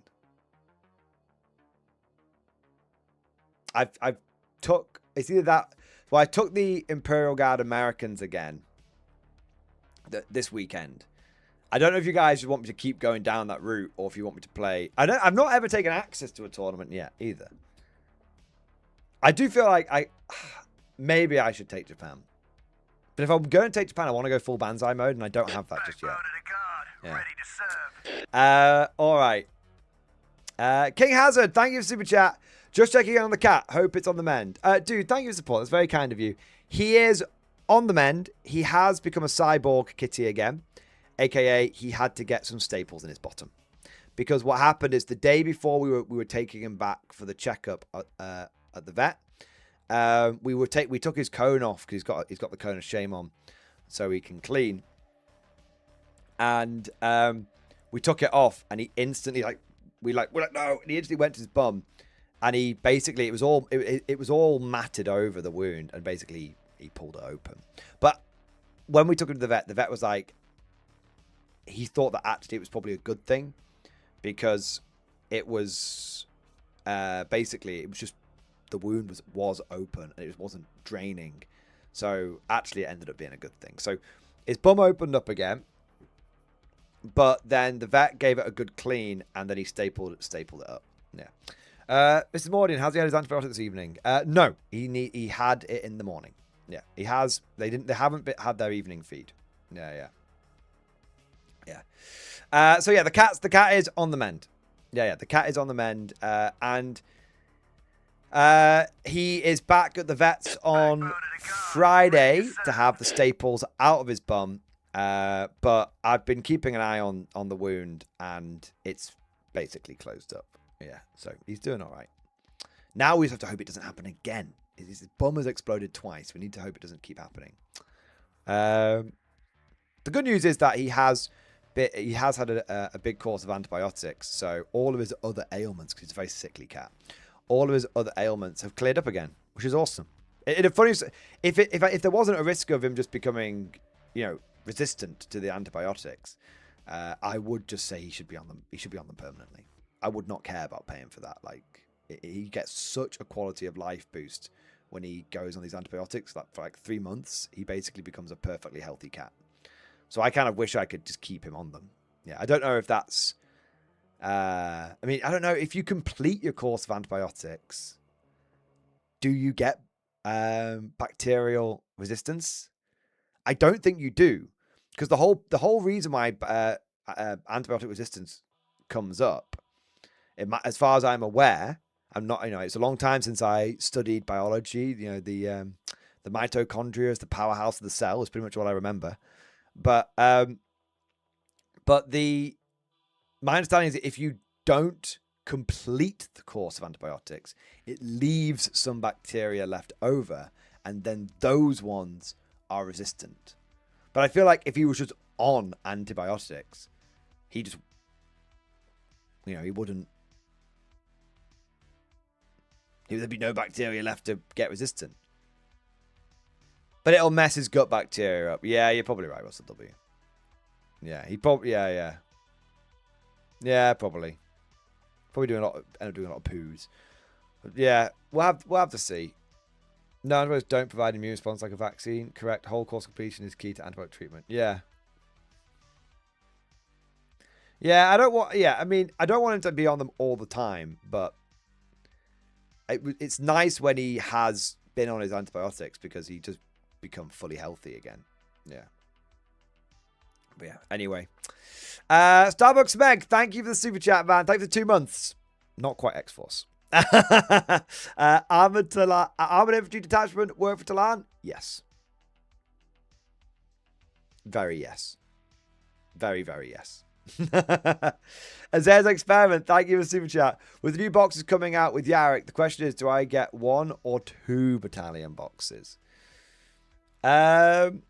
If you need everything in the box twice over, you should get it. If you already have enough Rogel Dawns, you don't need it. If you already have all of the Cadian Guardsmen that you need, you don't need it, right? So it's one of those where it's like, you should get it if you need it. But if you don't need it, it's probably cheaper to buy. Even if you need 1, it's probably the second one's probably cheaper to buy the individual bits. Yeah. Talzun, I pre-ordered 2. Be a man. You don't get to tell anyone to be a man, Talzun, because you didn't buy the Imperial Agents Combat Patrol, did you? I bet you didn't. You said you were going to commit. You said you were going to do it.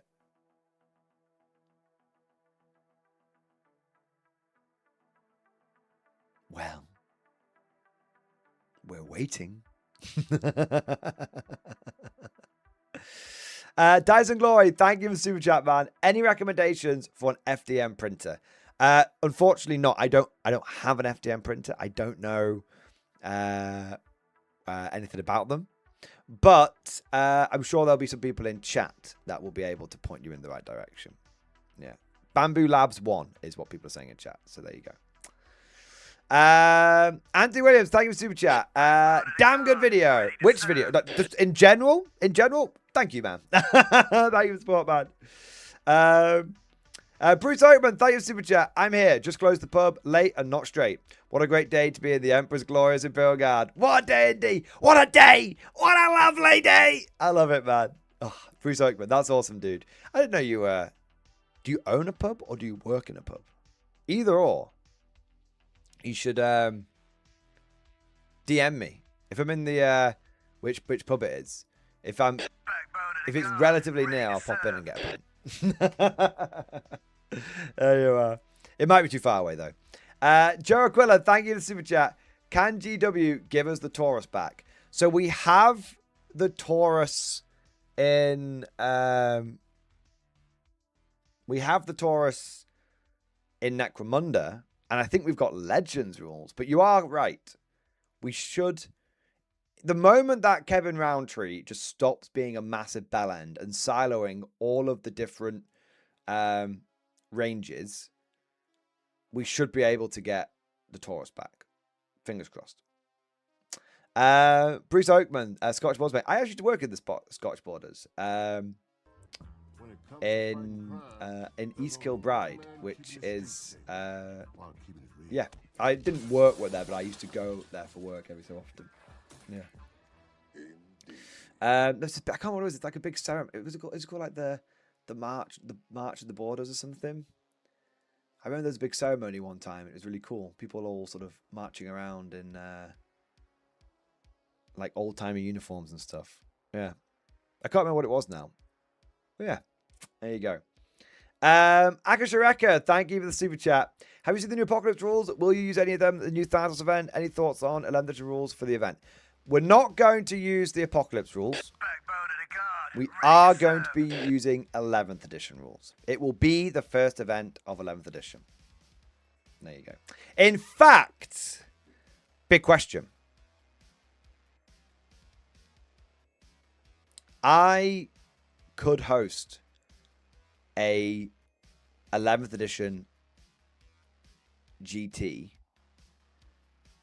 because I have a date booked with Element Games that I've not used yet. I think that could be quite, because we could use the Element Games terrain on the footprints. My God. Well, I think the date is like June as well. By then,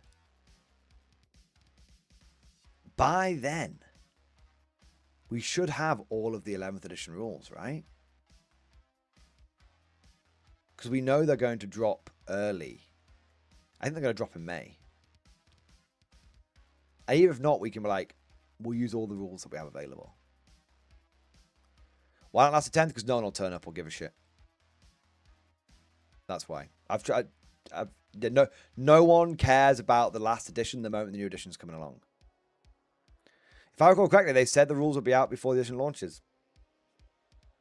Exactly. I think I should do it. I'll have a look at the dates. June 20th is when 11th edition is launching. For sure. Yeah. I bet that would sell out. First tournament of 11th. I bet that would sell out. Like, no problems. Yeah. All right. What have we got here? Akashareka. Thank you for 37 months as well. Xbox man. Also 07, so I hope you're doing well. I'm doing all right, man. I'm having a lot of fun. I'm recording lots of videos. I'm looking forward to 11th and to some time off at the beginning of next month. So, yeah. Reginald Kincaid, thank you for 28 months. Xbox baby, a bolter. Why, thank you. Dude, you've earned it. Thank you so much for your support over the last 28 months. Thank you for doing your part. And thank you for becoming a bolter sergeant. There you go. James Shaver, thank you for 22 months, man. X-Force, baby. Ogre Bang Bus with Assault Hatch, Tank, Shock, and Flamer. Yes. I think, actually, yes. Heavy Flamers might actually be a thing on Infantry, Super sir. Heavies Good now. for you. Mobile infantry Which may I never be thought would be man the case. I am today. But hey, we live in interesting times, right? There we are. We've got Whiteout. Thank you for becoming a channel member, sir. Thank you for doing your part. CJ, thank you for 28 months. X-Force, baby. I got to 3D print some Bane-based Sponsons, I guess. I mean, no one really... People are so much less worried about WYSIWYG these days. It is one of the advantages that has happened with modern Warhammer. Is people have become much less anally attentive around that kind of stuff. So, yeah. Mikhail, thank you for the super chat. What grade did you use for the Steel Legion scheme? Mechanicus Standard Grey, which I think it was... I did a Mechanicus Standard Grey, and then I made I think it was, is it Celestial Grey? I did a light grey dry brush as well. Tiki, thank you for 37 months. X-Force, baby! As relief, Necrons murdered me. Pictures in stream discussion. Oh, let's have a look. I took the month off. I had some government work. I had to do this month. Oh, that's something else.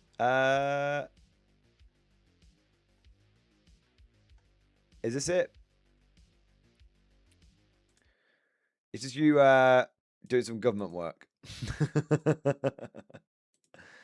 All right, let's have a look. I mean, it's kind of ballsy deploying on the line. Get on the ready line, Marines. Get on the ready line today. Nice. I mean, it looks cool, man. It looks like a nice, fun narrative game. I love that. And I love the Hellhounds you've gone for as well. I don't know. You don't look too murderized. Yeah, you're exaggerating. You don't look too murderized. You know, you took a few casualties. There's always more for the cult, though, right? All right.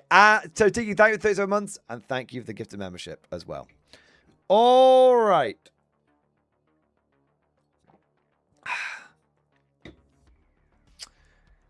We need to talk.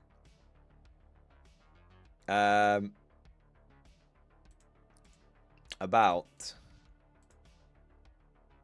the new guard detachments. But let me check something here.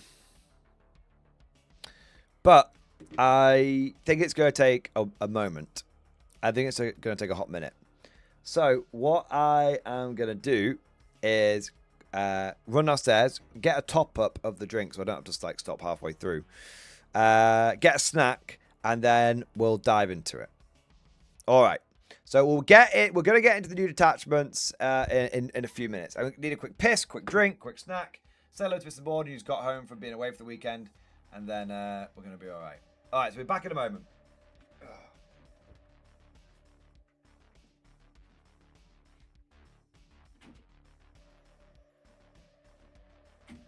Glorious day in the Corps. Day in the Marine Corps is like a day on the farm. Every meal's a banquet. Every paycheck a fortune. Every formation a parade. I love the Corps.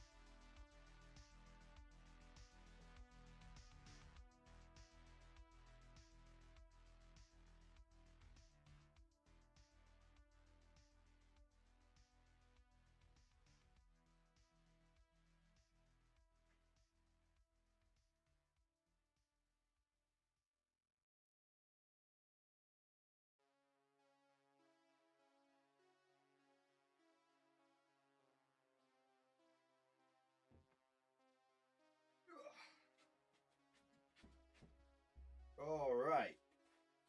I'm back, baby. Bah. Bah. 1 second.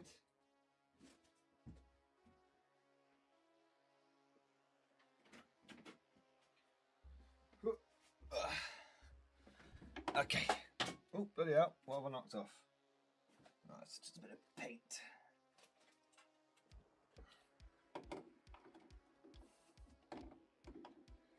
All right, so I'm back. I've had my wee and I've got my snack here. The next Giga Chat's happening in a few minutes, so I figured I'd eat and then work out, which is clearly a bad idea. But also, apparently I had a package arrive, and I'm not expecting anything, so I wonder what it is. Let's have a look. Sent by a courier. I don't think I've bought anything. Let's have a look.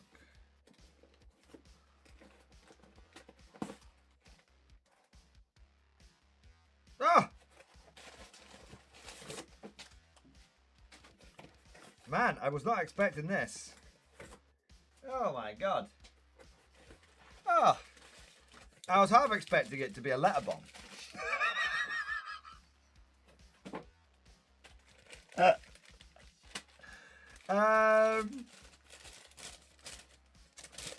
It is the this is amazing. Fucking hell.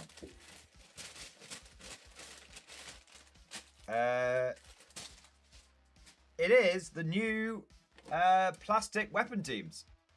But actually, Warlord sent them to me. They just said they don't tell me they're sending me stuff, by the way. So yeah, I'll be able to take a look at it. It's interesting because I was gonna cover these at the end of today's stream anyway. So yeah, look. Wow, these look amazing.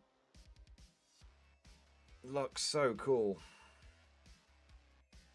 Yeah, very, very, very, very cool. You get all of the bits. Yeah. So you get loads. Oh wow! And they sent me the new plastic pack 40. Wow. Holy shit, man. So that's the pack 40 crew. Oh, is it all the same crew actually?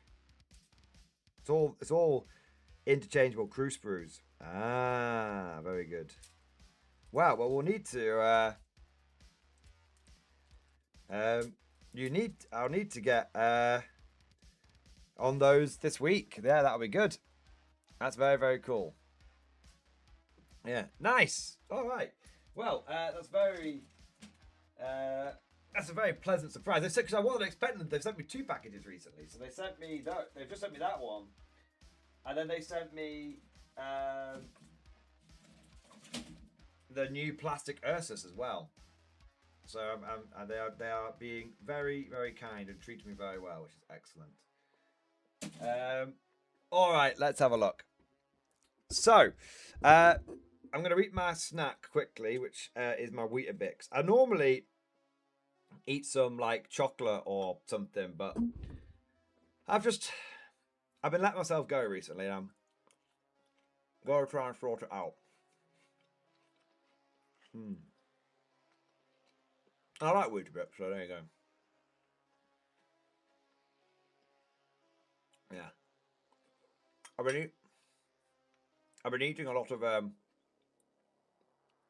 takeaway recently, which I don't like doing, but it's because I've been on the road, you know, going to tournaments like every weekend. So I've got like 4 after action reports in the bank, 4 or 5. I'm building them all. None of them are 40k related, so they don't go off. They're not like milk. But yeah, I'm thinking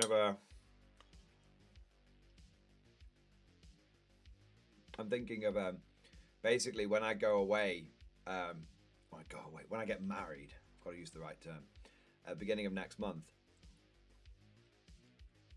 because I won't be streaming, I'll try and put out like 2 videos a day and everything. And try and get lots of after action reports going as well.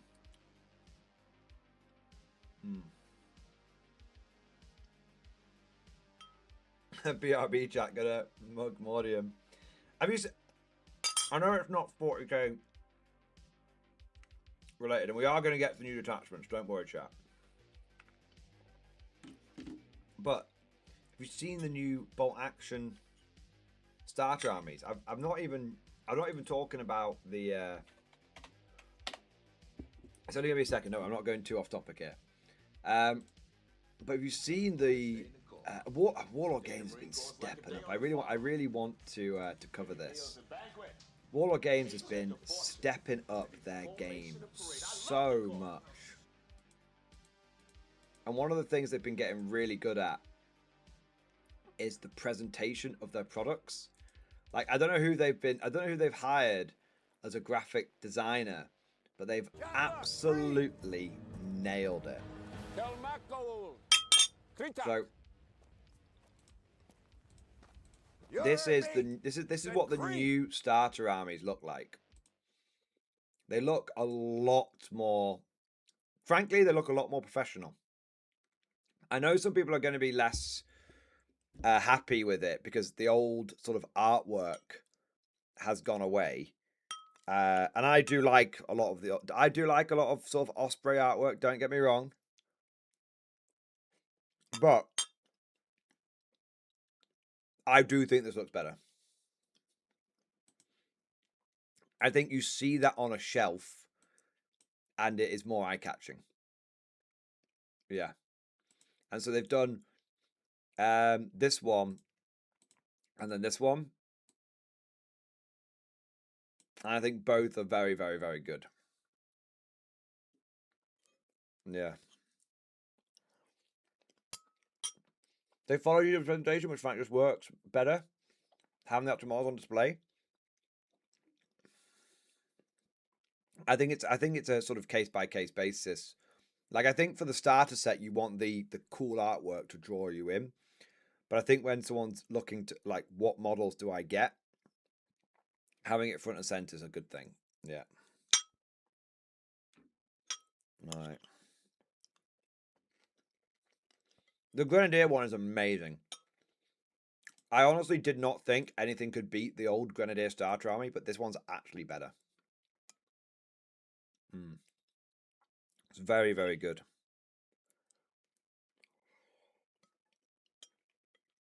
Yeah, the fact you get the Stumall is insane. It's one of the it's one of the best take all comers. I mean, that starter set, you could buy that and never need to buy another model, and you would feel like powerful both in casual and competitive play. Yeah. Yeah. So this is what the new ones look like. And this is what the old ones look like.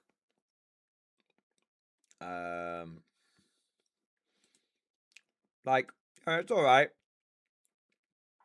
It's all right, but it's you know, it just looks a bit. It looks fine. Don't get me wrong, but I think the new one looks better.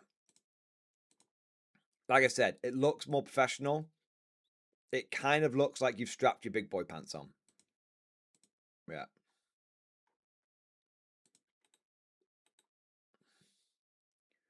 I think this one's been reboxed though.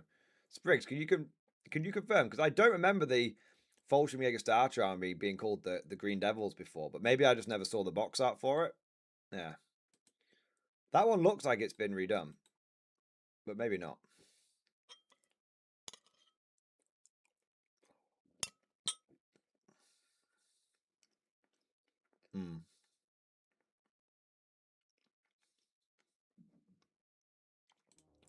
Heretics and Heroes. I did a project for my graphic design course where I attempted to redo the packaging and for bot action, and this was very much the same direction I was going. Nice!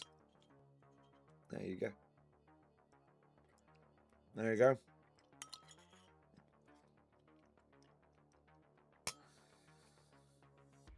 There was that interview on the channel Peachy used to be on with the dude from GW that said getting the actual mini on display as much as possible was far better in terms of sales of products. I mean, it makes sense. I'm getting there, Joel. I need a snack. Fuck off. You got somewhere you need to be? Huh? You got somewhere you need to be? Well, fine. If you do, then that's alright.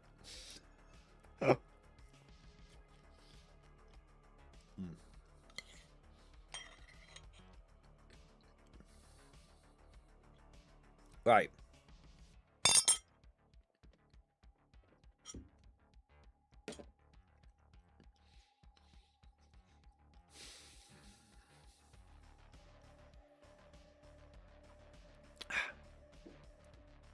Food had.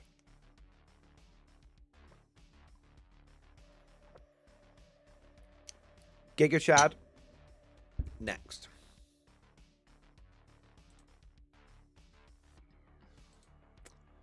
And then detachments.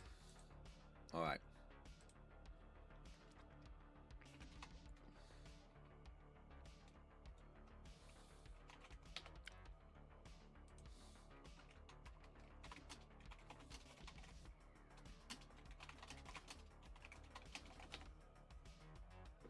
Let's go.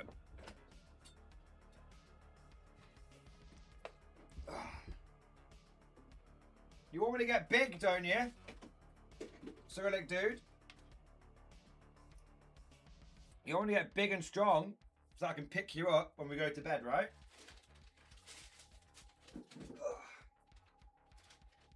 No homo. Alright, let's have a look.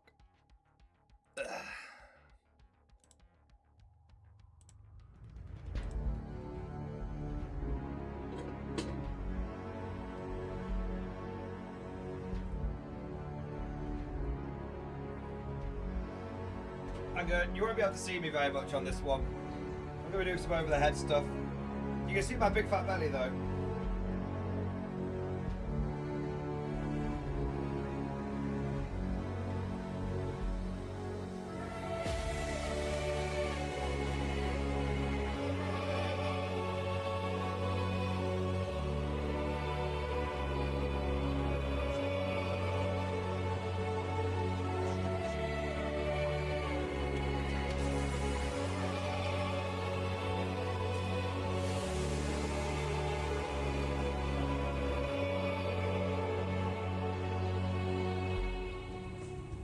Choose your next words with exceptional care.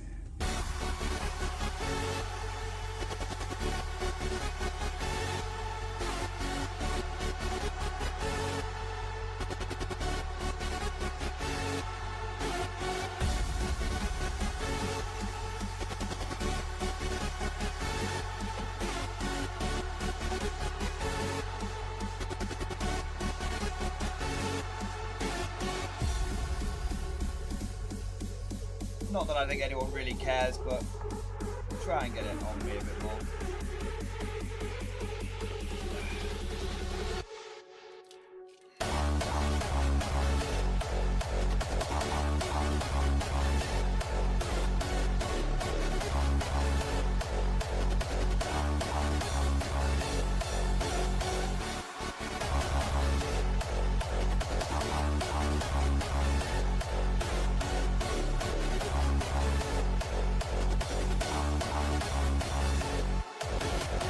Once this was a fine city, gleaming beacon of the Emperor's light, a center of industry. Now look at it.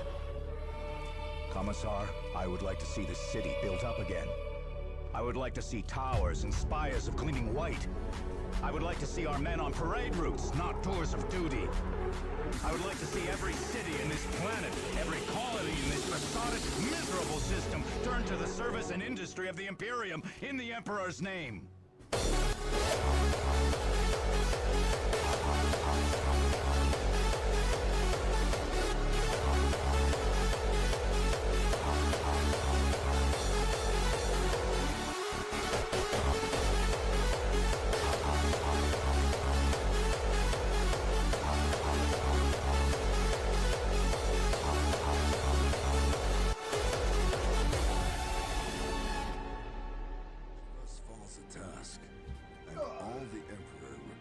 of us guardsmen is that we stand the line and we die fighting. It is what we do best. We die standing. Always got a 07 Stern speech. Bro, I'm nearly 2 meters. I'm 130 kilos. You're not picking me up. I appreciate the thought. That just means I've got to work out harder, bro. Don't worry, I won't let you down. There you are. Alright, let's have a look here. Let's get to these attachments. I know there's been some super chats that have been coming in. Whiteout, Addy, John Shepherd, Cosmic Dream, Major Problems. But I'm going to do one of these attachments first, and then I'm going to catch up on all your super chats. So just, I appreciate your patience. I know some of you have been waiting a little while already, but this is the way that I want to do it. So there we are. There we go. I've realised I've not been wearing the tiger stripe bathrobe, and I gotta bring it back. Yeah, I should get more than one of these and make it like my signature item. Wear it everywhere. Wear under events. Wear them all the time, right? Okay, let's have a look here. Okay, quick drink, and then let's get into the thing you're all excited for. Cool.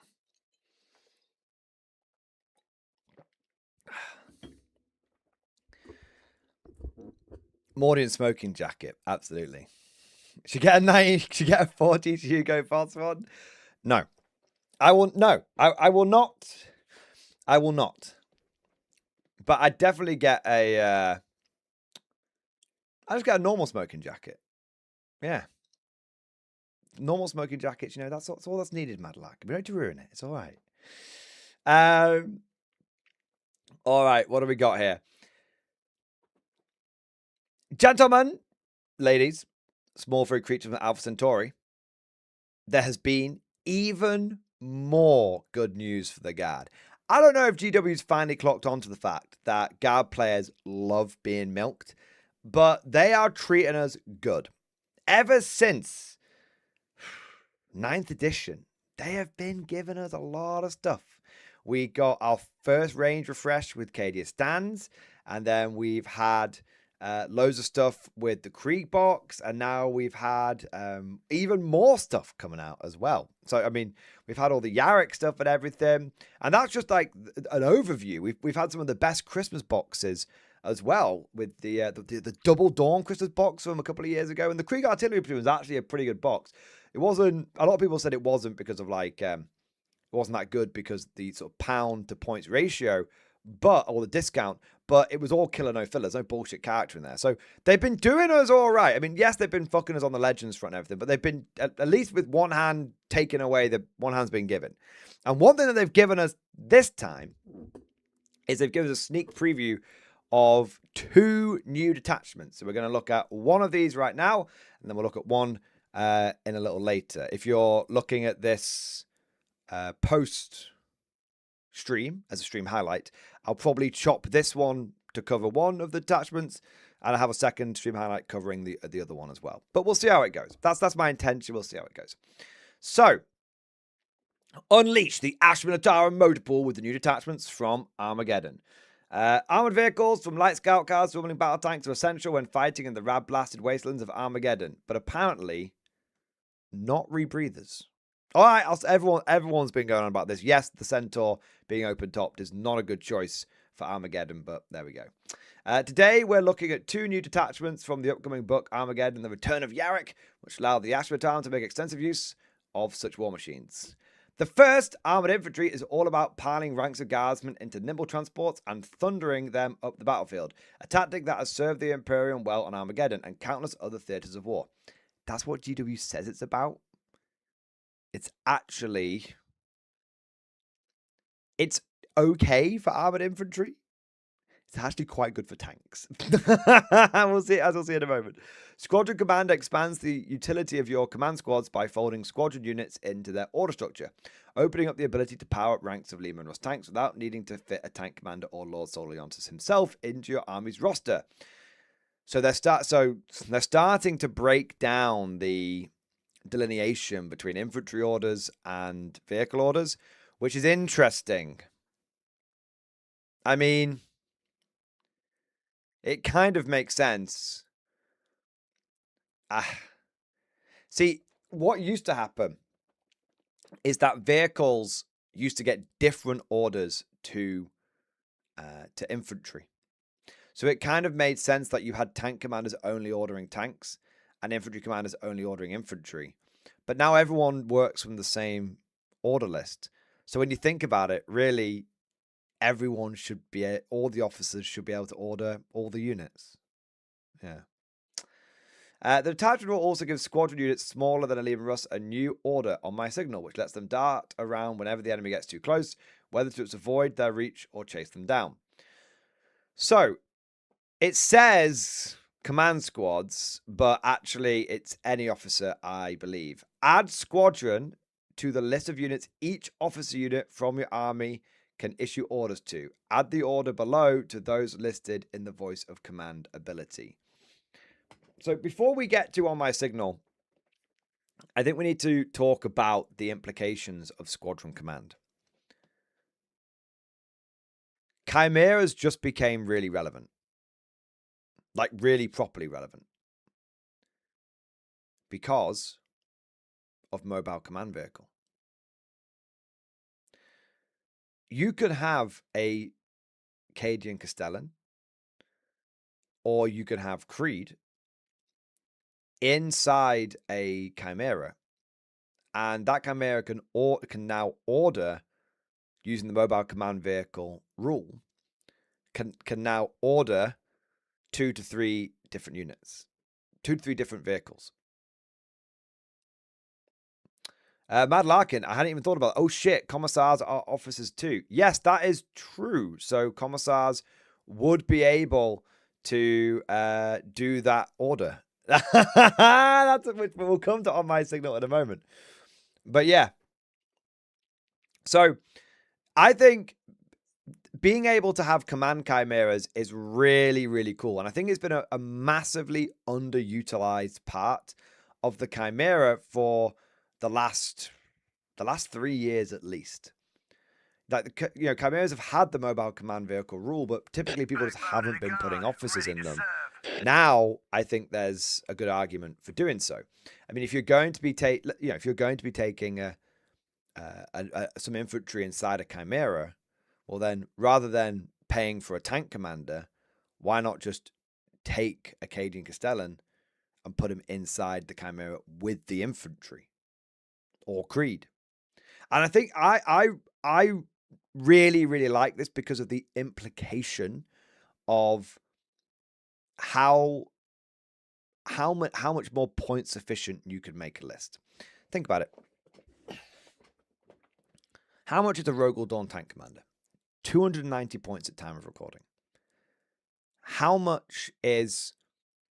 And everyone says Rogel Dawn tank commanders are better than Lehman Russ commanders. I don't agree, but fine. I'll go with what they say. How much is a Lehman Russ battle tank? 187. That is a 105 point difference. That's a lot.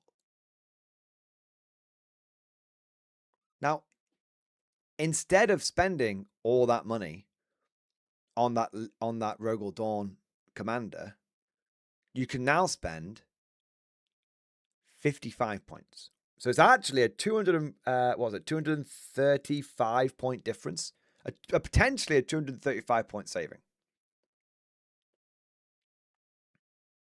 to get the same amount of orders that can affect the same amount of vehicles.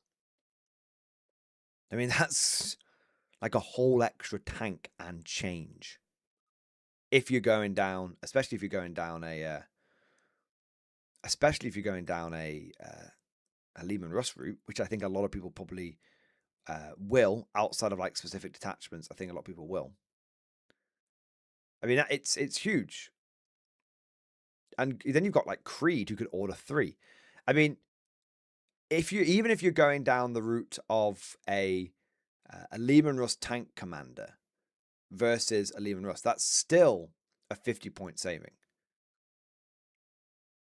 Or what if you want to stick with like what about Eradicators? Eradicators looking so hot right now. You could get. I mean, I'm someone who loves spamming Russes. I'm someone who loves spamming Russes, and normally I cap out at like like 5 Russes. I take 2 tank commanders and 3 other tanks, and if I'm in combined arms, I take Grand Strategist, and if I'm in Grizzle Company, then I don't need to pay for that. But I reckon with the points that I'm saving here, I could get 6 tanks. I could get a whole extra tank and still have all my tanks ordered up. Yeah, Grizzle gives you more orders. Armored gives you fixes for your orders. Exactly. I mean, Creed, if you're taking a Creed command blob, my God, you're having a great time. But how can you spam Lehman Russes? I thought you were going to take 3 of each data sheet. Yeah, but Lehman Russ, when I say Lehman Russ, I mean various Lehman Russ types. So Vanquishers are a different data sheet to Battle Tanks, which are a different data sheet to Eradicators, which are a different data sheet to Punishers. So I can take 3 Lehman Russ Eradicators and 3 Lehman Russ Battle Tanks because they're 2 different data sheets.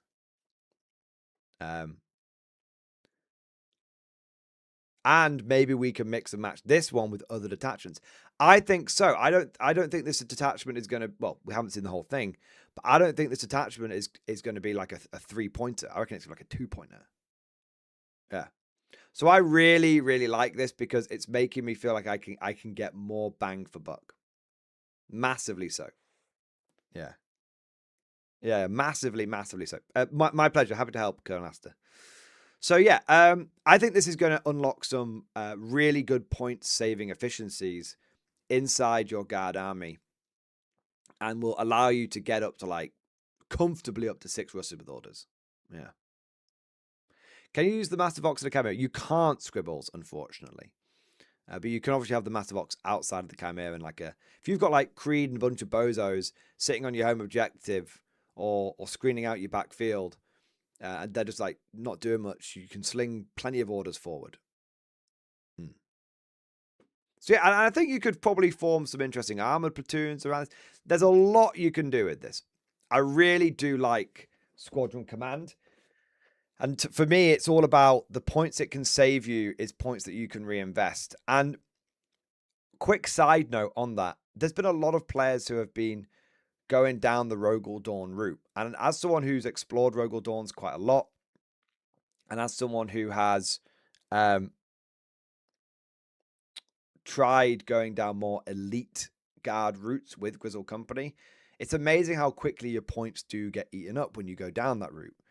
You find whenever I try and build like a proper Grizzle Company list, I find myself with like only 2 tanks, like 2 Rogel Dawns, and like I just find like my points run out so quickly. I only have like a dozen units, including like ship munchers and stuff. So this, I think, is going to be a real awakening. This detachment could be a real awakening moment for a lot of players who have been used to having guard lists which feel very, very tight on the points. And you might be like, whoa, I can get like 6 Russes with orders versus like the 2 Dawns I was getting before. Yeah. So there's definitely some very positive points-related implications with this. And it's worth keeping in mind, we don't know what the points are going to be like going into 11th. They're going to update them. And we don't know if points might get even tighter. And if they do, you might be looking for every way you can squeeze every point you can, even more so than you do now. And this might be one way of doing that. So it's a good one to keep your eye on, this one, for sure. Then we've got the bonus order on my signal. This order can only be issued to armored skirmisher units. So armored skirmishers are squadron units, which are not artillery and have a wounds characteristic of 12 or lower. So no Lehman Russes. It's basically Hellhounds and sentinels and stuff like that. And the new hippogriffs and stuff. And chimeras, technically, and all that kind of stuff. Each time an enemy unit ends a normal or advanced move within 9 inches of this unit can make a normal move up to D6 inches. Each unit can only move in this way once per turn. I mean, that is potentially horrifically powerful. Now, it's an order. Now, the thing is, it does have a... Why is it horrifically powerful? Because you could essentially have reactive move on your entire army. And a unit that really... Yeah, so someone tries to... a good way of looking at this, you could you could put all of your units on my signal. The enemy moves out, you turn 1 when you can't see any of the enemy. The enemy moves out and you just sort of reactive move away. So that's a really good way of looking at it. But truth be told, I think there's a better way of looking at this, and chat's already picked up on this. On my signal. What do I keep saying? On my signal. Anyway. And chat has already picked up on this, and it's a great point. Hellhounds. Hellhounds don't overly benefit from many guard orders. Move on occasion, but often between the 10-inch move and the fact the terrain's opening up a lot now, you're probably just going to move 10 inches forward and be within Hellhound range anyway, right? So Hellhounds don't really benefit from many guard orders, but they would absolutely benefit from on my signal. Because you could push forward aggressively with a Hellhound. Someone moves close to you. You could overwatch them, and then you could move D6 inches away. And that would be really annoying.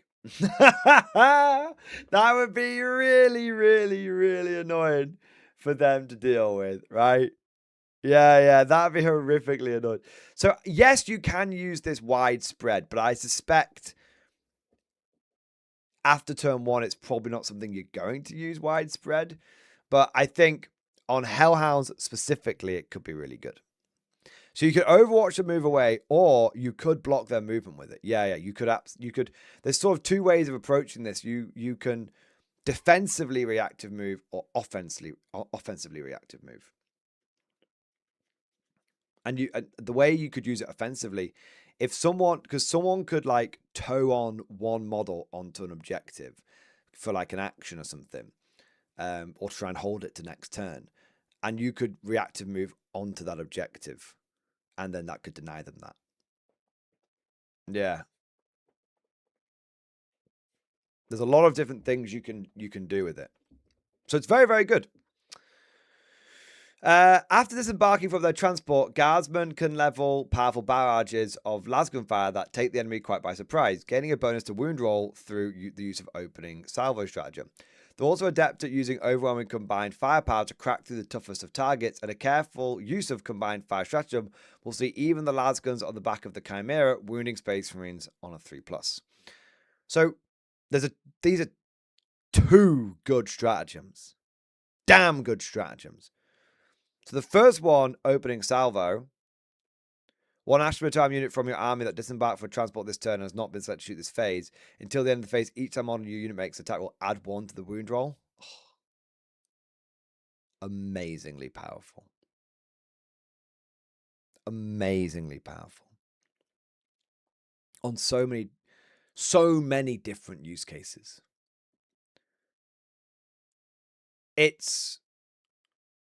Firstly, the obvious one, Kazakin. Oh my god. Just Kazakin, just jump out, tell themselves to take aim. Maybe you've got a Castellan with them, because he can order vehicles now. So jumps out. You got take aim, first rank fire, second rank fire, sustained hits from the Castellan, +1 to wound as well. Very, very +1 to wound. One of the most powerful abilities to have access to, and it's on any. It's 1 Ashram unit from your army that disembarked from a transport this term. I don't think there's any vehicle. I mean, I don't think this affects the Cyclops because that just does mortal wounds, unfortunately. But it's not just like infantry or battle line. It could be, oh, I'll jump out my Krieg Flamers. Krieg Flamers. Are they not like strength 5, AP -2, 2 damage? Or is it AP -1? Either way. Horrific. Does this pertain to find-up models? Sadly not, Bahrain, because you have to get out of the transport. There's now this is a really good one I hadn't considered. So big shout out to chat. Dyson Glory, I think I'm going to give you the credit for this one. And also Hexen Gaming. Rattlings.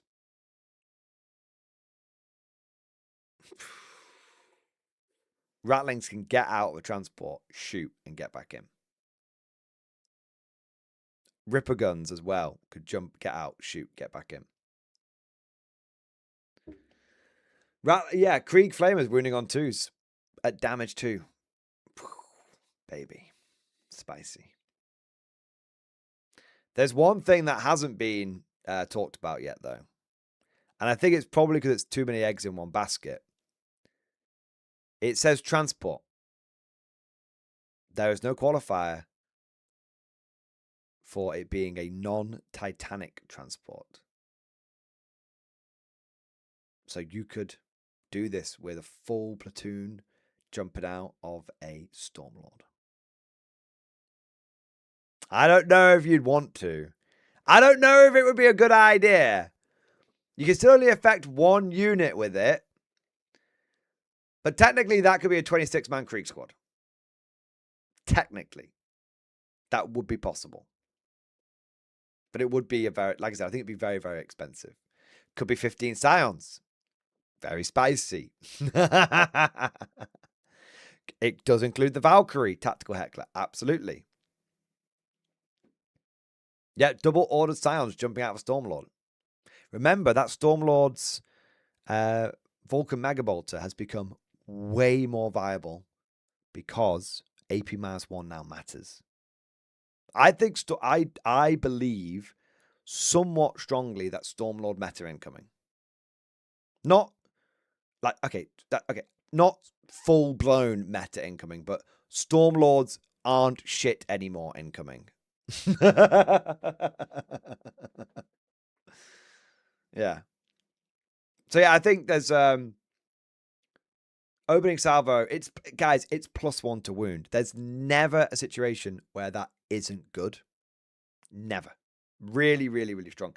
And especially that you can combine it with weapons that auto hits. They don't even care about like ballistic skill and stuff like that. Can make it for some very, very good self-contained damage output. Self-contained meaning you're not having units that potentially need support from other units that can be crutches that get kicked out from underneath them. Jump out, burn, good. Jump out, rattling, jump back in, right? Yeah. But wait, there's more. Because we've also got combined fire. This is another 1 command point stratagem.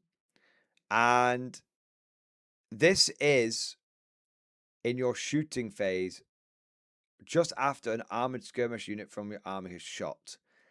That armored skirmish unit. Select one enemy unit hit by one or more of those attacks. Until the end of the phase, that enemy unit cannot have the benefit of cover. And each time an armored skirmish unit from your army makes an attack that targets that unit, improve the strength characteristic of that attack by 2. This is a ridiculous stratagem. Like, this is a beyond ridiculous stratagem. Because not only does it remove the enemy's benefit of cover, but it doesn't just affect you don't just put this on one of your units. Read it again, chat. You actually put this basically on an enemy unit. So you have to have one unit to set it up. Oh no, a 55-point Scout Sentinel with a heavy flamer, so it auto hits. So it's a guaranteed to go off situation. Goes up there. I'll daring recon you. And then you go, Anyone else that shoots that unit plus 2 strength. It's insane. As someone said in chat, that's where the Hippogriff stats went. You know how I've been saying for a while, guys, that if I could get melters to be strength 11, they'd be really good. Mm-hmm. Mm-hmm. Yep. Yep.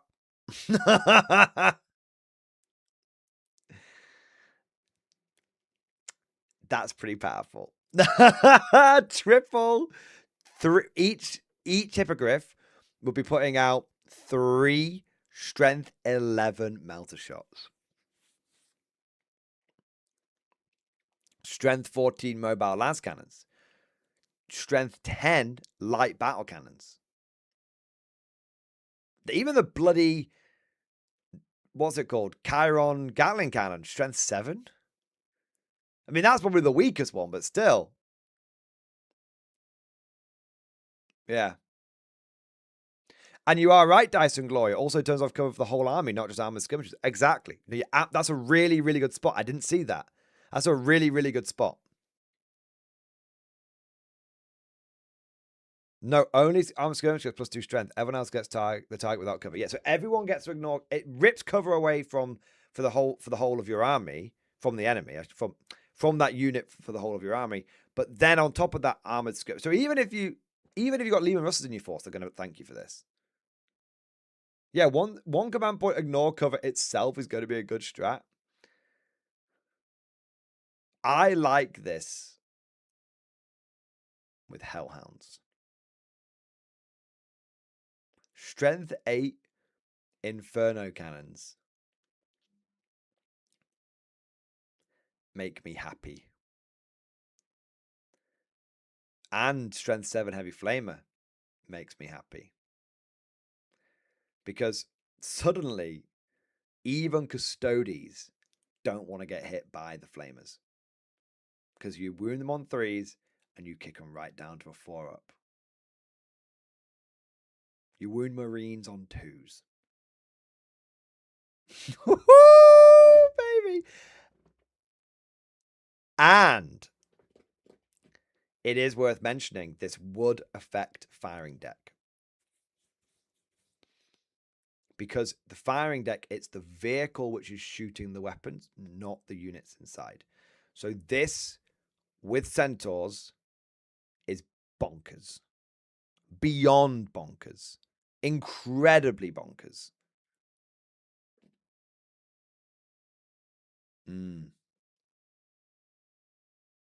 Oh, yes. I would like to have 3 units of Kazakin with essentially strength 5 hotshot lasguns. Ooh,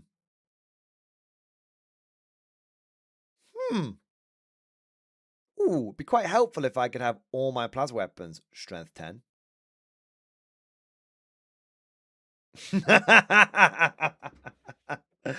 Oh my god. Stratastarks, I think we should all take a moment to thank Conflict 47 for these guard updates. Yeah, GW's like, we need to tempt the guard community back over. Look at all these great things you can have.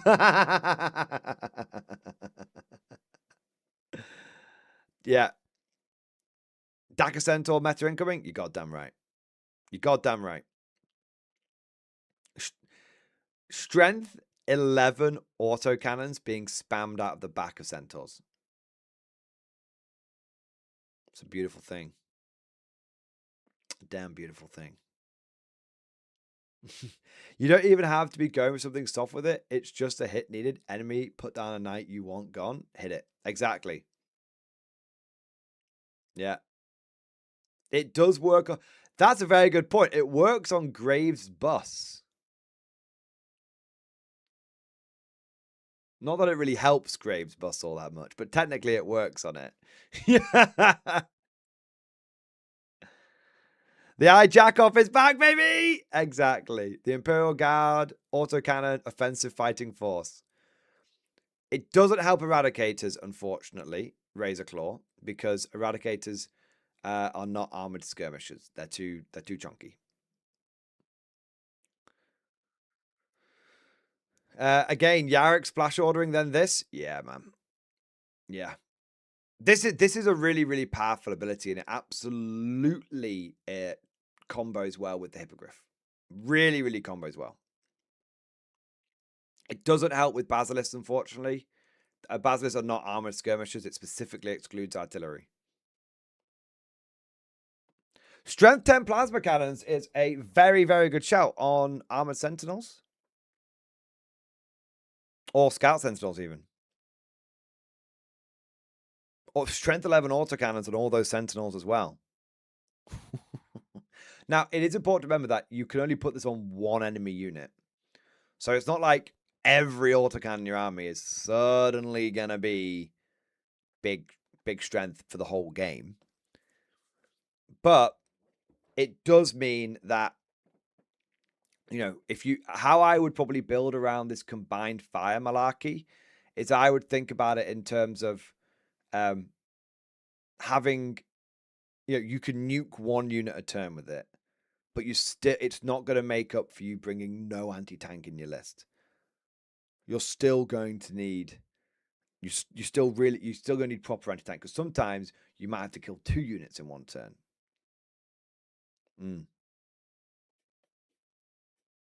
So it's a very, very, very strong ability.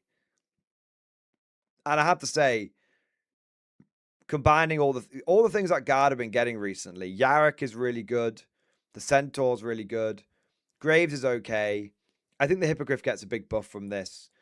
Inquisitor Van Pelt with his pseudo Oath of Moment. It seems like GW has decided of all the factions that are going to get the tools that are needed to basically ignore all the significant changes from 11th edition, from 10th edition to 11th edition. Guard are getting them first. Booker Steel Cable. Why the heck is Guard getting more killy and more maneuverable than Eldar? Because we're the Emperor's true finest. If you didn't want to be purged, you shouldn't have picked a Xenos faction. It's just that simple. Hashtag Turning Point Terror. The real question I'm wondering currently, will I get completely squashed without Bulgrins? I dodged it in 10th, but with 11th, oof. No, I don't think so. I don't think so at all. I think Bulgrin are going to be really good for a lot of people, but I don't think that you will need to go for them. In fact, I've actually been hypothesizing that Mech Guard is going to be getting a big leg up in this edition. Mech Guard was already very strong in 10th. If you invested in Mech Guard at any point in the last 10 years, you've probably made the best Guard investment overall. Every edition, Mech Guard's been decent. Missile teams are okay. Yeah, missile teams are okay. I still think you might as well just go for las cannons, though. Chimeras do benefit from this. Yeah. There's so much you can do with this. It's very, very, very, very good. So overall, obviously we've not seen the entire detachment yet, but just from what we've seen alone, which is the detachment rule, the bonus order, and these 2 stratagems, overall, armored infantry is shaping up to be pretty decent.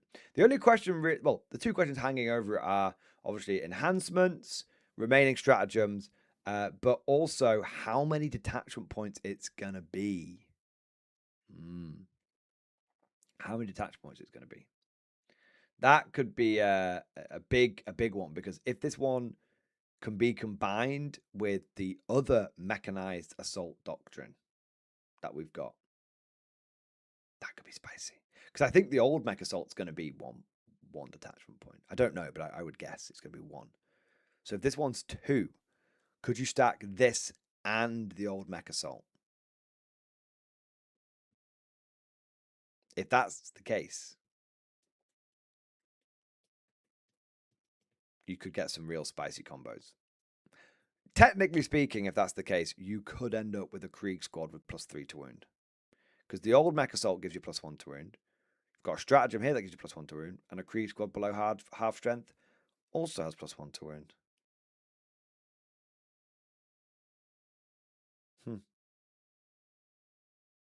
Curious. I don't think realistically it would ever happen though, because when your Kriegers won't get the be people who are half strength when they jump out, but theoretically possible. But it would allow, if you could stack it like that, it would allow you to have Kazakin with +2 to wound, and then you do have, a Kazakin squad bringing a knight down single-handedly, because your las guns would wound them on 4s, and your melter guns would wound them on 3s, and the plasma guns would wound them on 3s. Yeah, that's pretty good. Oh yeah, 3s. Yeah. So yeah, it could be big. Could be very, very nice. So yeah, we'll. What strength are your lads? Because shrug, who cares? Exactly. Yeah, exactly right. Yeah. So yeah, it's going to be. It's. I think this is shaping up to be a good detachment. That's my hot take on it. I don't really see anything here that I'm disinterested in, or I think's a bit of a lame duck. It looks pretty decent. But chat, what do you guys think? What do you, based on what you've seen so far, what do you rate it out of 10? I mean, I'm giving it a solid 9. I'm giving it a solid 9 out of 10. Because I think if you built into this, it would be very effective. And it's flexible enough that you don't just have to take armored skirmishes. You can have a great time with like regular Russes and stuff in here as well. If it's able to be combined with another relevant detachment, it's a 10 out. It's a 9. If it's like a 3-pointer, I'd probably give it an 8. Yeah. I rate ignores cover out of 10. 12 out of 10 if it's not 3 points. Yeah, I think that's fair, Scribble. Yeah. Compared to Grizzled or combined, it is worse at the moment, but it could have some very good strats enhancements. Yeah, exactly. If we take Grizzled as an 11, combined as a 10, this can probably come in at an 8 or a 9. Yeah. I think that's a fair point. Not a solid 9. Not a solid 9, but a solid 9. I love it, man. Is this a victory for the wait and see crowd? No. Hopefully. No. I think I can say straight away this one looks good. I don't need to see any more to know it's going to be good. Yeah. All right. When it comes to fighting crime, there's only one man keeping the streets safe. We've got the other one as well. I'm going to come back to that one. I'm going to come back to the second one in a moment. We've got some super chats to catch up on first. Then we'll come back to the other one. So what have we got here? Whiteout, thank you for super chat. Been watching your videos and have learned a lot. Hey, that's amazing, man. Thank you very much for your super chat. Thank you very much for your patience. Sorry it took me a long time to get to it, and I'm just glad that you've been finding them useful. That's why I do it, man. All I've ever done with this channel is try and make videos that help my fellow Guard players out.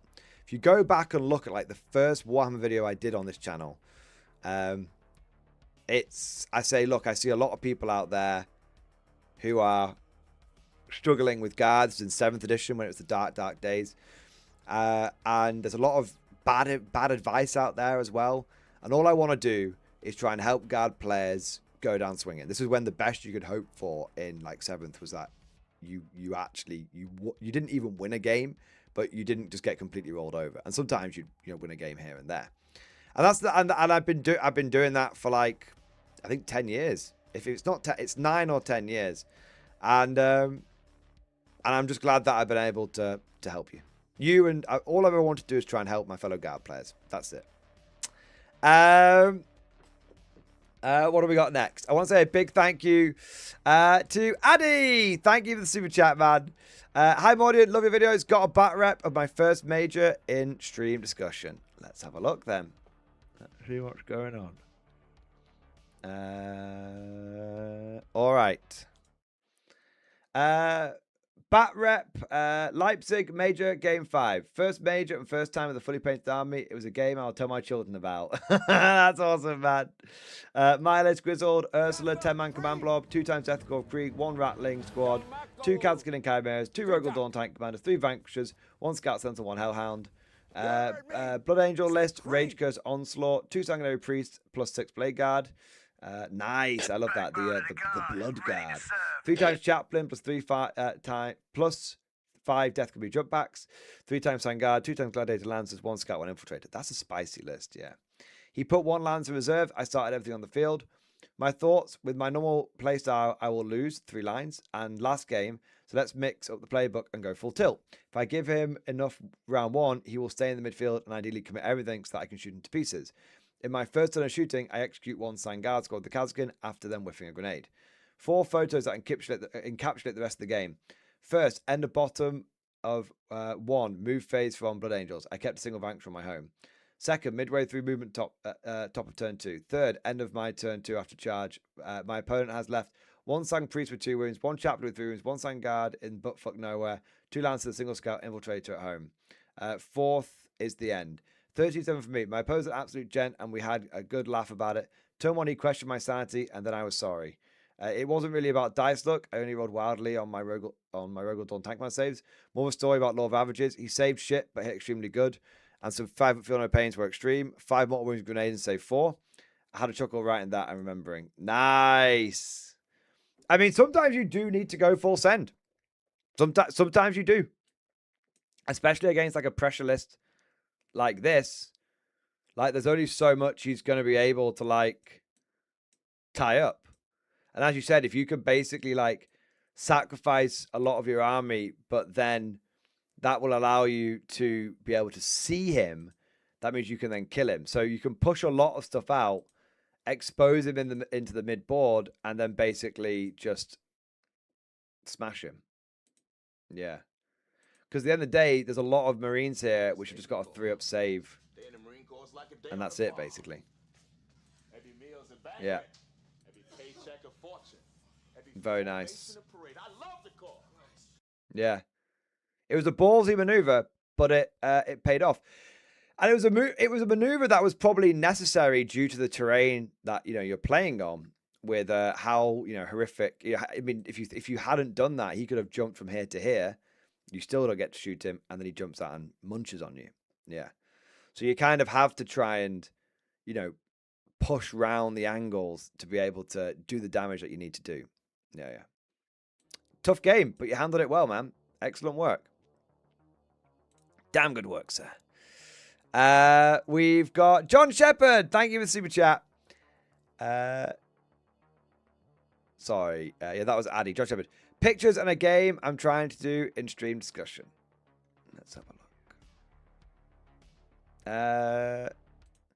So I'm busy grimdarking my Wargames Atlantic dam stuff. I gloss varnished them and added a brown enamel wash. Then I'm removing the excess, then going back with main colours. Also think about trying to make a modern or future modern skirmish game in 28mm using the Inquisitor rules for GW. That's kind of an interesting idea. Also, years ago, I used to play a skirmish game system that had a random objective scattered on the battlefield that used to flip a normal playing guard and then resolve that event. I'm going to use a similar system to add random events. That's kind of interesting. Well, they definitely look grimdark as fuck. Yeah, yeah, they're looking very dark at the moment, but I suspect that once the enamel wash comes off, they'll brighten up a little bit. But yeah, dude, sounds all like good ideas, all going in the right direction. Love it, mate. Cosmic Drew, thank you for the super chat. This may be the addition of your Blood Pact or Krieg Legion.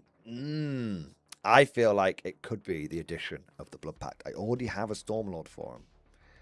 I already have all the infantry in the world for him. This could be the addition of the Blood Pact, Cosmic. You're absolutely right. Krieg Legion probably be all right as well. Yeah. Yeah, I'm getting more and more confident as we're getting more information. I think, to be clear, I think 11th edition is going to be fundamentally fucked on some levels. It just seems like Guard is getting plenty to be able to deal with it. Yeah. Major problems. Thank you for the super chat. Will infantry still take plasma melter in 11th? I think so, because I don't think regular flamers cut it. I think heavy flamers cut it. I don't think regular flamers cut it. I also don't think grenade launchers have a longer range, but I don't think that matters because of things like hidden and stuff like that. Yeah, so I think I think when it's like, even if Melter is less good now, have the other options really got better? Probably not. What about Plasma and Sniper Rifle for Krieg squads? Yeah, maybe. Maybe. If Precision ignores Hidden, then definitely. Yeah. But I think Plasma and Melter, look, at the end of the day, even if they've got worse, all of the shooting options have got worse in isolation, right? So when you think about it, it's like, if they've all got equally worse, then the ones that are at the top are still at the top. Yeah. I don't think Flamers are going to go as far as you think. Not enough damage. I agree, Cyrillic Dude, on regular Flamers. I think heavy Flamers and like specialist Flamers, like Krieg Flamers, and Krieg Weapon Team Flamers and Inferno Cannons are going to get a big boost. But I think regular Flamers aren't quite going to do it. Yeah. Yeah. So yeah, I think Plasma Melter it's still probably the best default. But if you saw someone taking a bunch of Flamers, it's still probably the best default. And another reason for that is we're getting more and more tools to basically just ignore the 11th edition terrain rules. Like, we already had the Hellhound. Now we're getting Inquisitor Van Pelt to give us Oath. Now we're getting stratagems that, like, ignore cover as well. Yeah, I just don't really see... There's a lot of... I have a distinct feeling, it might not be the same for every faction, but I have a distinct feeling that GW is going to introduce some new terrain rules and then basically give everyone some way of having an exception or getting around those terrain rules. Yeah, the Jumanji Inquisitor. Exactly, Inquisitor Van Pelt. Yeah.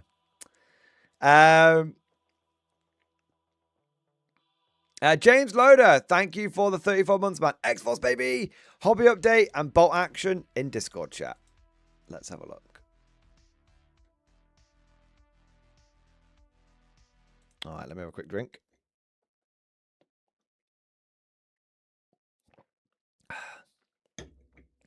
I played the doubles list you looked at last week and had a pretty tight game ending in a guard victory. My opponents ended up playing totally different armies than we'd expected. Orcs and Dark Elder instead of guard and demons. Fair enough. I ended up playing Grizzled as you suggested, and I think it worked out well. The artillery team absolutely was absolute trash. Unfortunately, it killed 2 models all game. The Abrams one does nothing because of the cover, so I'm thinking quad launcher is much better as a one-off. Thank goodness these are push fit. Well, that's it. I mean, I've not really struggled so much with. I think if you're taking one artillery team, you probably feel it a bit more. I often take them in pairs, but yeah. But like you said, good job it's push fit, right? So it's not like you've locked yourself into some dog shit ability. Anyway, work in progress of the model attached here for the stream. 158th Siege Regiment, Lucky 7 Heavy Mortar. Also, I'm now getting to bot action with Mid-War Americas in North Africa. Hey! Amazing, man. I have no idea what I'm doing. How does this sound for South List? Everything is taken as regulars. I'm trying to resist the urge to take it all as inexperience to buy more stuff. How bad of an idea would that be? By the way, I'm trying to build as close to historically accurate as I can within 1,250 points.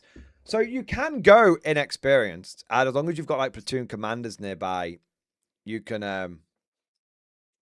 sort of help support that. So that you can help support them. But going regular is absolutely fine. Yeah. There's nothing wrong with just going regular across the board in bot action. So you've got the 6 Armoured Infantry Regiment with a platoon command with additional man, 2 Armoured Infantry Rifle sections, rifle squads, I should say, 2 bazooka teams, 2 M3 half tracks, and a jeep. Yeah, that's all right. That seems fine. No real complaints there. What have you got next? Another platoon commander, 2 engineer squads with a flamethrower in each one, and an M3 half track. Nice, yeah. And then a Stuart and a Lee. Honestly, solid, man. Truth moment, solid. Yeah. I think the only thing I would possibly suggest is instead of having an M3, I think that the 2 engineer squads shouldn't be in the same half track. it might be fine, but it's a lot of sort of eggs in one basket, as it were. If you could get them in, I don't know if this would be historically accurate, but like, is it an M3 white scout car? If you get them the white scout car, that could be a really good choice for them. Or like a truck. There's like I think it's there's a one of the smaller trucks. It's like a juice and a half or something like that. Yeah. So yeah, I think the only thing I say is have the engineers in two different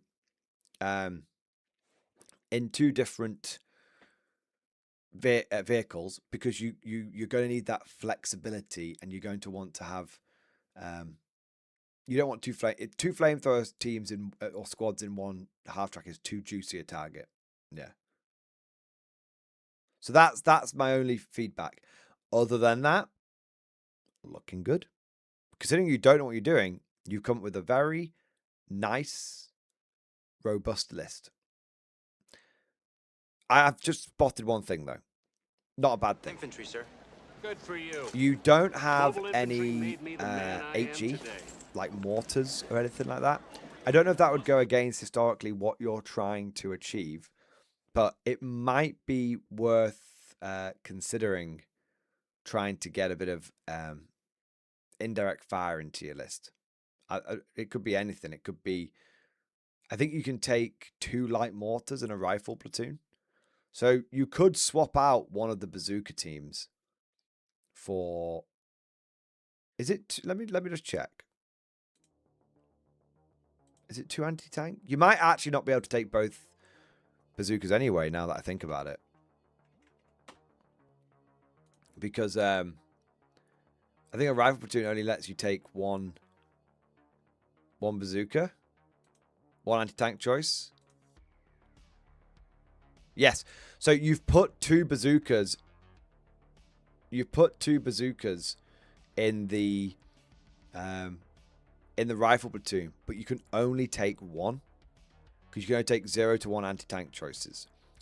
So all I would do, bazookas. How much is a bazooka squad? It's like 60. Bazookas are 60. You can take a light mortar as a two-man team. So they come with, American ones come with 3 guys, but you can make them 2-man units, and that they're 30 points each. So you can take 2 light mortars and a rifle platoon. Every armored rifle squad lets you take another bazooka. Oh, does it really? I did not know that. Fair enough. Every M3 had a bazooka historically. Fair enough then.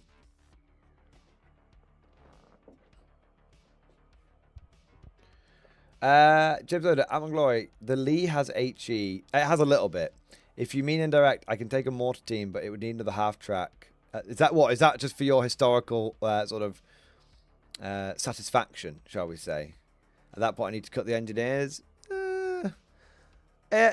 Look, you don't need the mortars. You don't need them. And am I guessing it has? Does it have to be half tracks, or would trucks be an option? Surely they had trucks, man. You know, like surely they had them. I mean, I'm not saying they didn't have half tracks, but I'm sure they went over there with trucks as well as HMGs. So not HMGs, half tracks. So I feel like you could. Yeah, but I think even mechanized forces would have like logistics trucks like backing them up and stuff. In theory, the whole platoon should be in M3s.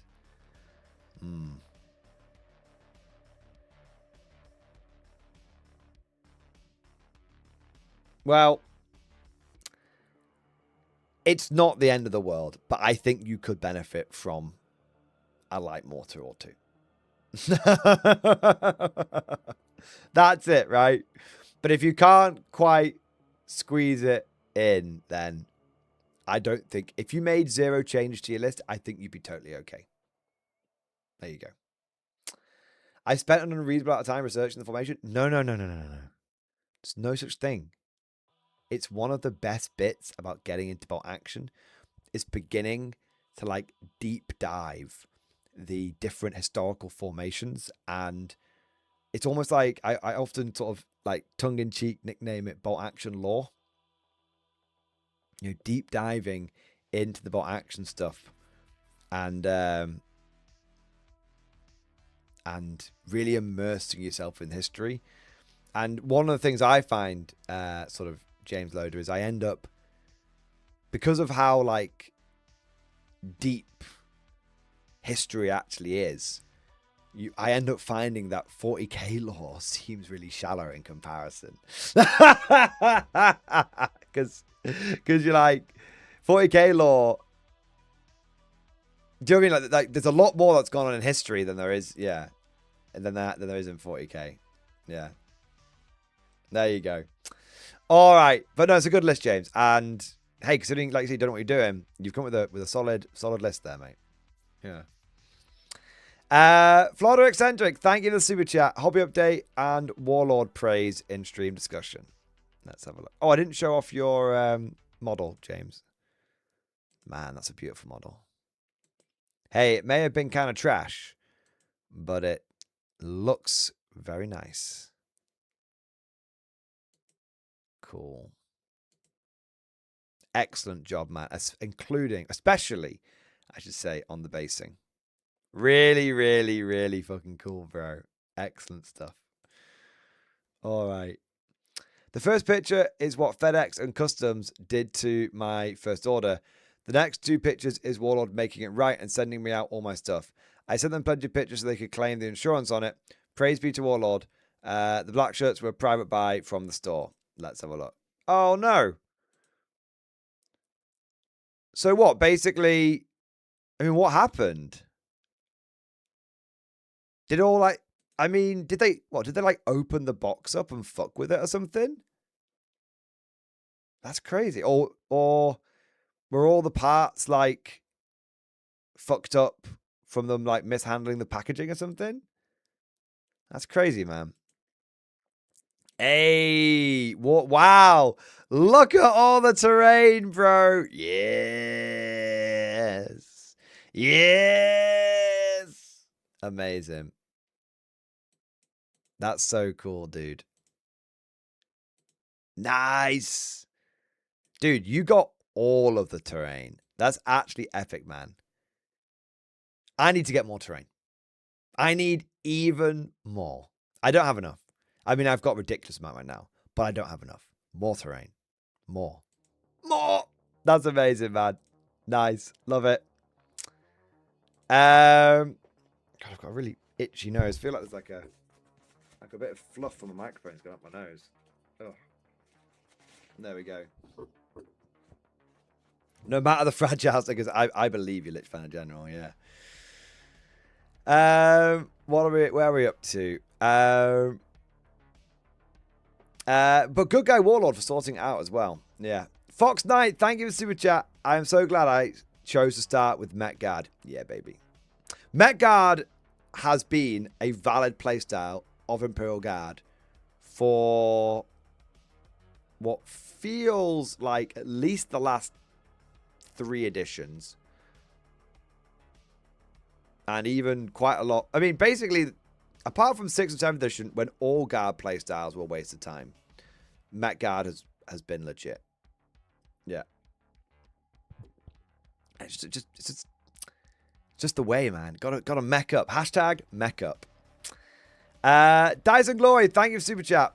Foil take. It seems like new detachment equals new orders. What have we got? Is there another new one in the Steel Clash one as well?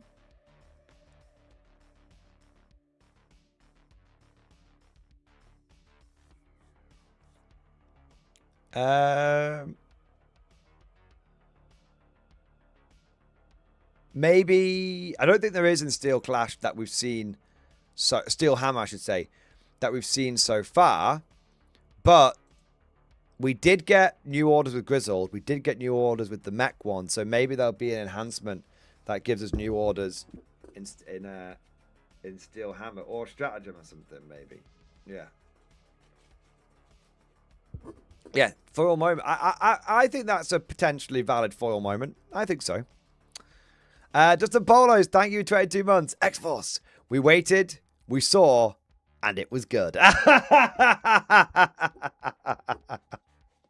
Indeed. Indeed. Hype train, baby. Mr. Lackey, thank you for the super chat. Some beer money morning as usual. Give the missus a great what is that say gravy wedding? What the fuck is a gravy wedding? Mr. Lackey, I appreciate the support. Is it a great wedding? A great wedding. Ah, that makes more sense. I was like, a gravy wedding? I mean, it sounds good. It's either going to be delicious or quite sexual. Mr. Lackey, thank you for the support, man. And me and Mrs. Morning, I think, are going to end up with our perfect wedding. Well, obviously, we'll see whether on the day and everything, but we have, despite some of the disappointment that some family members may feel from the fact that we're eloping, we have at this one time we have been quite selfish, and we're normally not, and we're just making sure we're doing it the way that we want to do it. And for the most part, people have been pretty understanding, and that's good. Yeah, there you go. Wedding stream. Technically, that's Giga Chat time. I think technically there is an option that for us to live stream the whole thing, because it's a place where people often elope to, so you can live stream it so people back home can still see you get married. But I suspect that Mrs. Mordian would rather it wasn't live streamed. There's a reason we're having quite a private wedding around it. Mrs. Mordian wants it to be private. So yeah, there you go. And I'm not that bothered either way, so I'm happy for it to be pre-enclosed. Yeah. There you are. So no, sadly, I mean, if you guys can track down the live stream, well done. There you are. What do we got here? Keeping the Imperial Soul. Thank you for the super chat, man. List in stream discussion for reviews, sir. Iron Warriors / Traitor Guard Siege. Chaos Warriors Fellhammer Siege Host. Chaos Lord and Terminator Armor. Bastion Plate. Kravek Morn. Traitor Enforcer. Warpsmith. Chaos Rhino. Chaos Terminator Squad. 10-man strong. Nice. Defiler. Nice. Havocs. Nice. More Havocs. Nice. 2 squads of Mutilators. Nice, nice. 2 squads of Traitor Guardsmen. Nice, nice. War Dog Carnivore. I mean, this actually looks like a solid list. A little bit of armor with the War Dog and the Defiler. Good old elite smash fuck unit with the Terminators. And the Mutilators going to do some good work. Havoc's looking great, choice for 11th. And some shit munchers from the Traitor Guard. I don't know Iron Warriors very well, but that looks like it has promise. Yeah. All right. Anthony Williams, thank you for the 5 gifted messages, baby. Yes. Thank you for the support, man. Thank you for keeping us fresh stocked with new conscripts. I also want to say a big thank you to Commander HHL. Thank you for the gifted membership, bro. I also say a big thank you to Alpha Lilac. Thank you, man, for the super chat. Did mine in the ICU after my accident in December. 7 people. Do you screw the rest? Alpha Lilac, hopefully you're doing better after your ICU accident incident. Yeah, that's what we're doing. It's literally me and Mrs. Morden. It's just the 2 of us.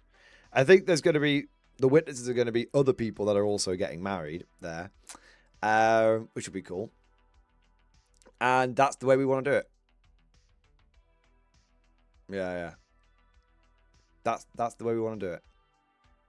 To keep it very, very private. And then we're just going to basically have a really big honeymoon. Bring Kevin as a witness. Fucking hell. That'd be hilarious. I've like lost a leg. Fuck me, man. Thankful at my hands. Still, dude, I didn't know you've been going through that, man. Obviously you've got to the point where you're semi or you are comfortable talking about it, but that sounds pretty heavy, man. But it sounds like you've sort of come through the side of it, as it were. So yeah, thank you for the support, and hopefully you're doing a bit better. Yeah. John Chaves, not even your brother. Well, we just wanted it to be us two. That's it. And Mordy Bro is more than okay with it. Like, Mordy Bro's got plenty of shit going on in his life and everything. It's not even, there's literally no ill will between me and Mordy Bro. Like, we're both very practical, like, down-to-earth people. So I don't even think it has registered with him on an emotional level. He's just like, I told him, about time. Good on you. Off you go. That was it. And that's it. Oh my God. Elf Lilac, my partner saved my life with the tourniquet. Had to marry. I mean, yeah, dude. Like, holy shit, man. Like, yeah. Like at that point, you had to marry her. Yeah, I agree. It would have been rude not to. Oh man. Yeah, that's awesome. All righty ho ho. Obviously, the accent isn't awesome, but the story there's a good sort of joke story afterwards. Yeah, yeah. Yeah. All right. I suppose marrying them was the least you could do. There you are. All right. Shall we get to our other detachment now? I think you guys are ready for it. Let's have a look. So we've had one new detachment, yes.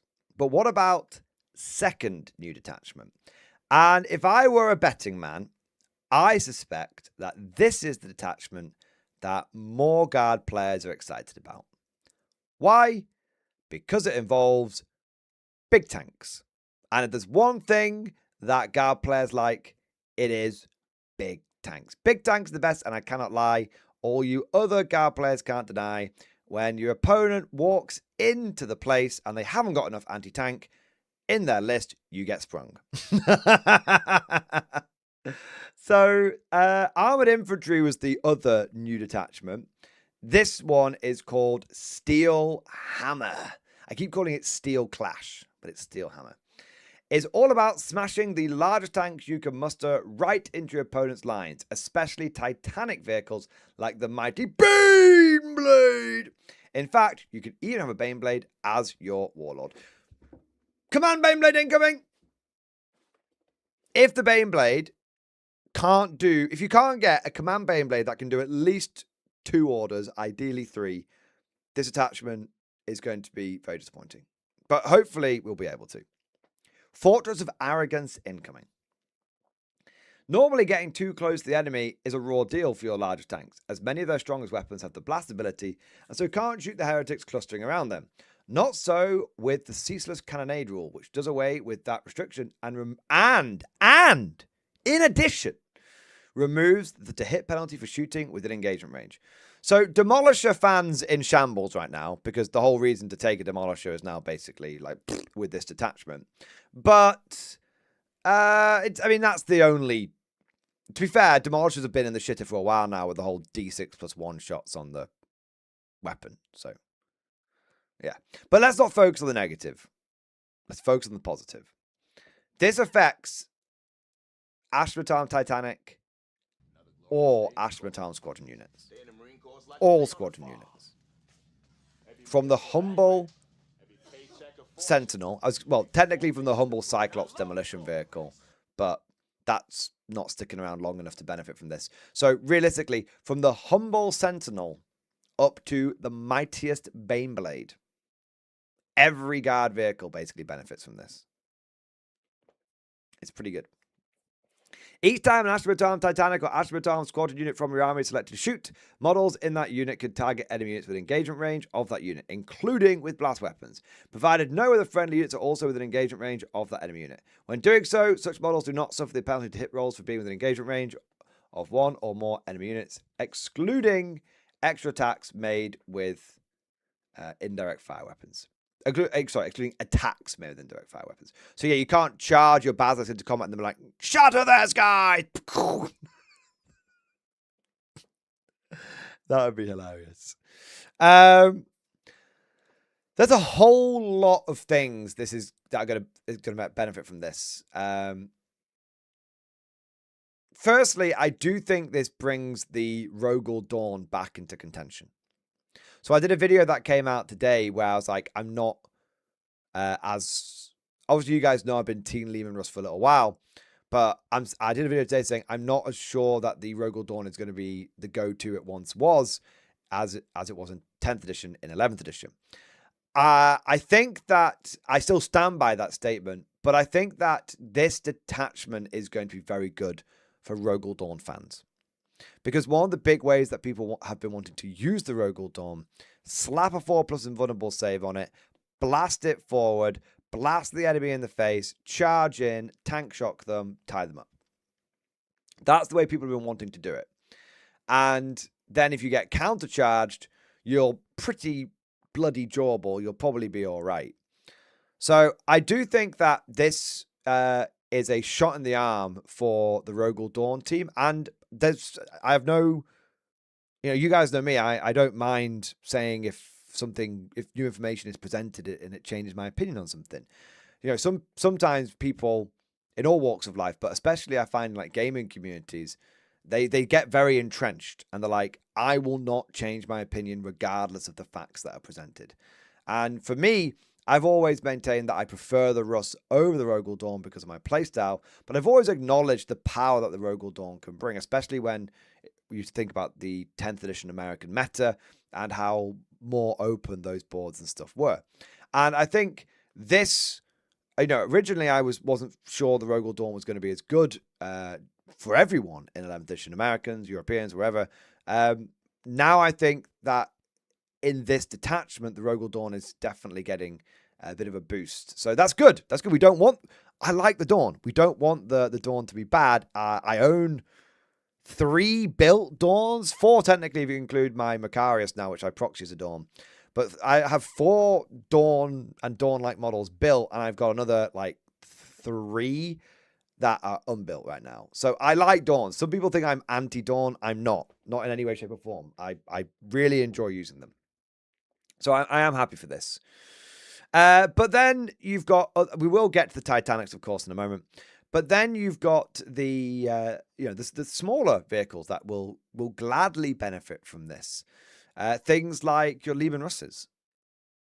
I mean, it's because one thing that the Dawn is still going to have fucking with it is going to be the fact that this might allow you to ignore the penalty for being within engagement range, but it doesn't stop you from ignoring cover. So even if you're in the cover, the enemy's in the cover, you're both getting the benefit of cover. So you could still be hitting at -1 because of that, right? Now you can get that back up to 4s because of take aim, but still it's not up to 3s. Yeah. And you won't be able to get up to 3s if you're stuck in combat because you won't be, especially with infantry, because you won't be able to flame into the combat with the infantry unless that's changed in 11th edition. So because of that, I do think that there are some other units that will benefit from this greatly in the Lehman Russ family. I think that the Lehman Russ Battle Tank and the Lehman Russ Eradicator will continue to be the best tanks that we've got going into this edition, the best battle tanks we've got going into this edition. Because the Lehman Russ Battle Tank, it will, even if it's hitting on 4s, if it's on an objective, it's just doing this brawling on an objective, that's 4 rolls to hit involved there. And the Eradicator will be on 3s. So that's great. It also opens up some good mech guard opportunities as well. Because the Chimeras do have the squadron keyword. And so one of the things that I always found, I prefer double heavy bolter chimeras. And one of the things that I always sort of found with my double heavy bolter chimeras is that if they did get trapped in combat, they would end up doing a lot less damage because they'd be hitting on 5s.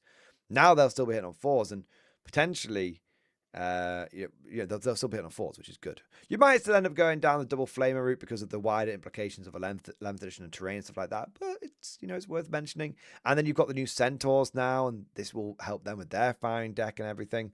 So you can see it's affecting from light vehicles to medium vehicles to heavy vehicles. It's affecting everyone, and it's a good ability. It's a good ability. It is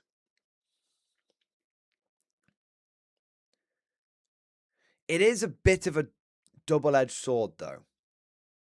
Because if you use it aggressively to charge into the enemy, for example, they could just fall back from you. And therefore, this feels in many ways like it's more of a defensive ability. Like, the enemy's going to charge me, and then I'm not going to fall back. I'm going to basically clear the enemy off my hull. Because if I fall back, I miss out on all of my shooting. But if I stay in, I still get to shoot everything.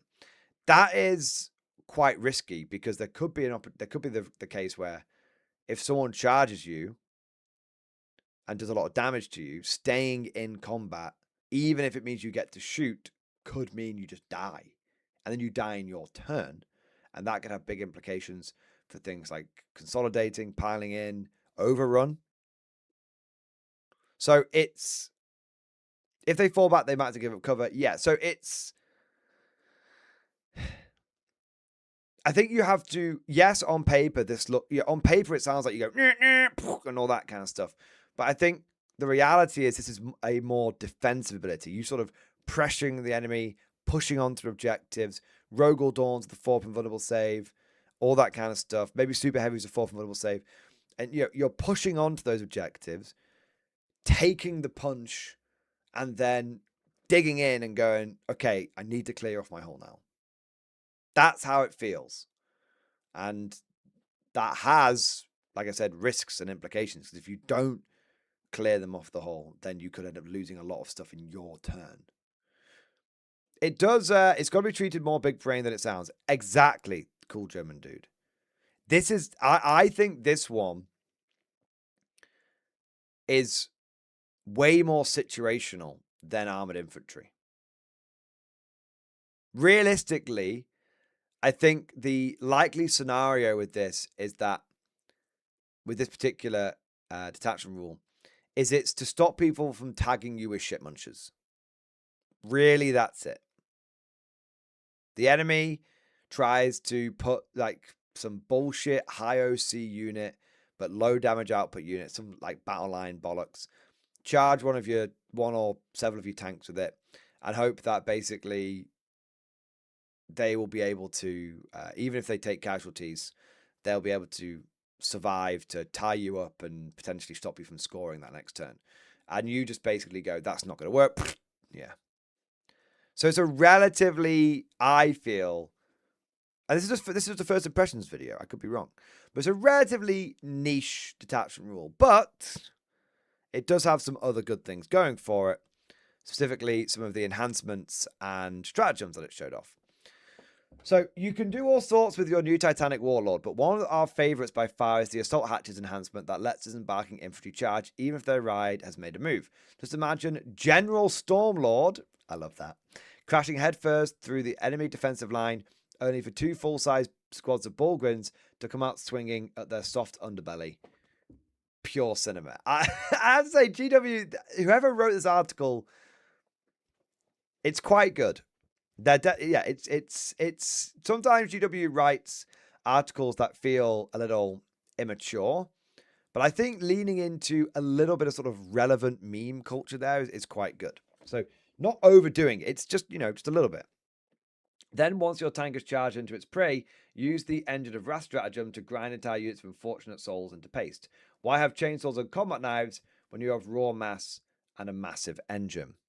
So here, this personally, I think the thing that's got every guard player's knickers very sticky is the steel hammer assault hatches enhancement. I don't think anyone's really that. This is like nice, and maybe there'll be some big brain ways of really getting the most out of this.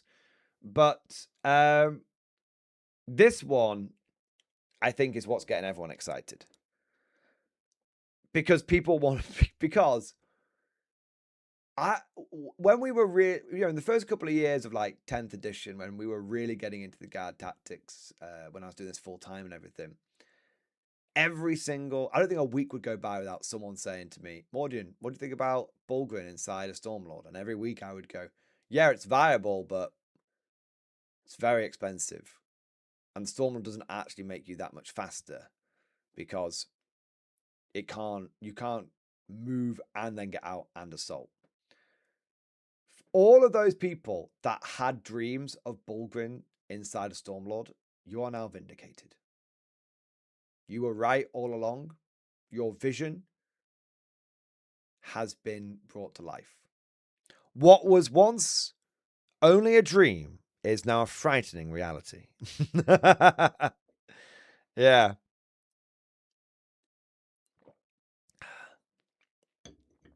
So there's going to, I mean, really, there's a few transport options. I do think most people are just going to default this to a Stormlord. I don't even know what the other transport options are. But the Stormlord, generally speaking, has got a lot better with 11th edition. Because the thing that was fucking it over before was only AP -1 on its main gun. And obviously in 10th, that basically meant it was AP non. But now AP1 means something. And now volume is, for a lot of players starting to talk about this, volume of fire is being considered to be more important than quality of fire. What's the point in shooting with a las cannon if you're going to hit with it on a 4 or a 5 up? It's only one shot. Instead, the idea of chucking more shots at the enemy so that some will get through is starting to gain a bit of traction within 40k tactics discussion circles. So I think that the Stormlord is looking very very tasty. I actually have a Stormlord with all flamers, and I think that's got play now. Because do you even need the flamers in this attachment? Probably not. But yeah, the Doom Hammer, Doom Hammer, yeah. So the Doom Hammer, and the Doom Hammer is a good anti-tank option as well. I don't know how many models you can fit in a Doom Hammer, but you could probably get one's got a Bulgrin in there, right? Like it's probably got like a 20-man capacity, something like that. But yeah. So yeah, I think Assault Hatches is what I always say about guard players. You can give them the better option, and then you can give them the vibes option, and they'll pretty much always pick the vibes option because that's just how guard players roll. Some people like to disparage the guard and be like, well, the guard should have high win rates only because it's full of bad guard players, and they just don't get it. Guard players love their faction because of, well, everything that goes into the guard. We don't love our faction because it's good. We love our faction because it's the goddamn guard and everything that comes along with that. And so that's why you have so many guard players who, no matter what good information, like, this will make your army better. You present them with that information, they won't give a shit. They're like, no, I always take big tank, so big tank is what I'm taking. And that's actually a position that I've come to respect all the more over the years because it's proper sort of old school wargaming in a funny sort of way. But yeah, so Assault Hatchet is really good and very memey. I do still stand by the statement that I think if you take 2 squads of Bulgrin, stick it inside a Stormlord, you are spending about 850 points, roughly speaking. So nearly half of your army in one combo. To a normal tactical mind, that would be too many eggs in one basket. But to the guard mind, even if they go to a tournament and that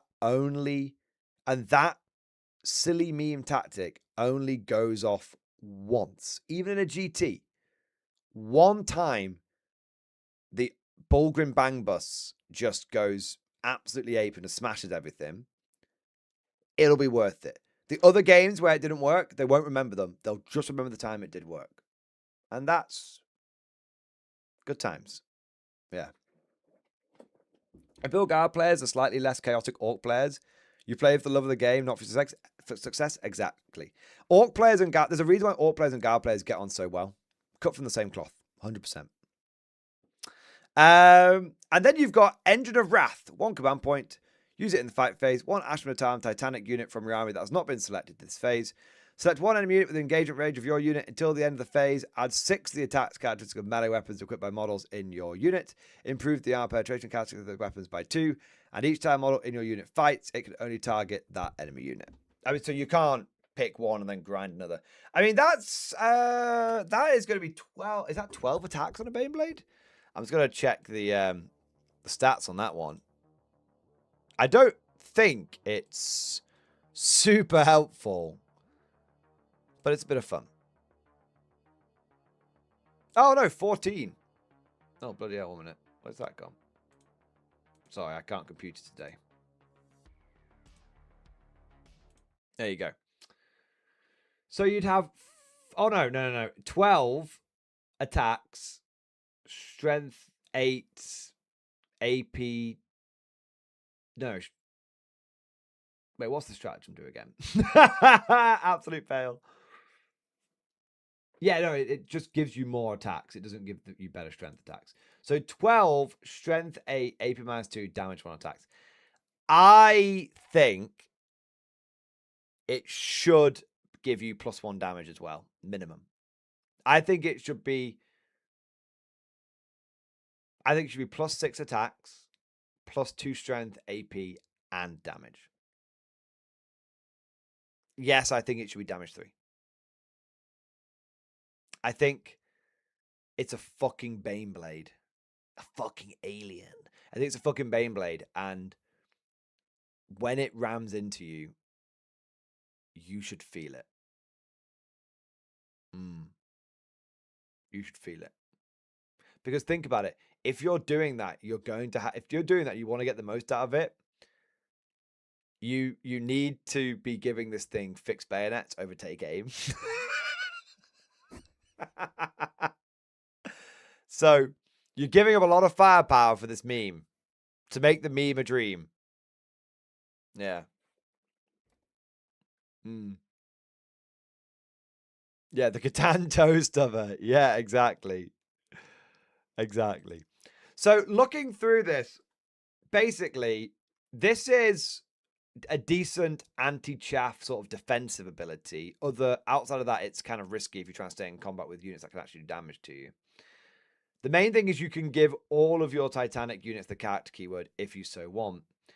The Engine of Wrath is, kind of nice, but damage 1 definitely limits it. And Assault Hatches is the entire reason why everyone is busting their beans over this detachment. Overall, this is definitely a vibes-based detachment. If I was to make a prediction, this should, just from what I've seen here, obviously it could change. We could see more enhancements. We could see more stratagems. But based purely on what I've seen here, this is probably a 1-point detachment. This is probably a 2-point detachment. This is probably a 1-point detachment. Obviously, if we get more information, that could change. But it still looks like a ton of fun. And I still reckon there'll be some people that get some good vibes and good stories out of this thing. And I will say this. I have been known to be wrong about these things in the past, because I massively misunderstood how good the Hammer of the Emperor detachment was going to be, because I didn't realize that the Hammer of the Emperor detachment was actually more for like mechanized units. Obviously it's not meant to be, but that was, you looked at what it was, lore what it was for, and then on tabletop what it actually worked with. And when I first saw it, I went, well, this isn't any good for big tanks. And then when I saw how it was working with mechanized, people pointed it out to me, I was like, okay, that's actually pretty good. So I will be more than willing to change my mind on this if more information is presented. As some people in chat are saying, shout out to CB Cooper. If Hammer of the Emperor is a 2-point detachment and this is a 1-point detachment, this could make for a really good Hammer of the Emperor supplement, which is a great point.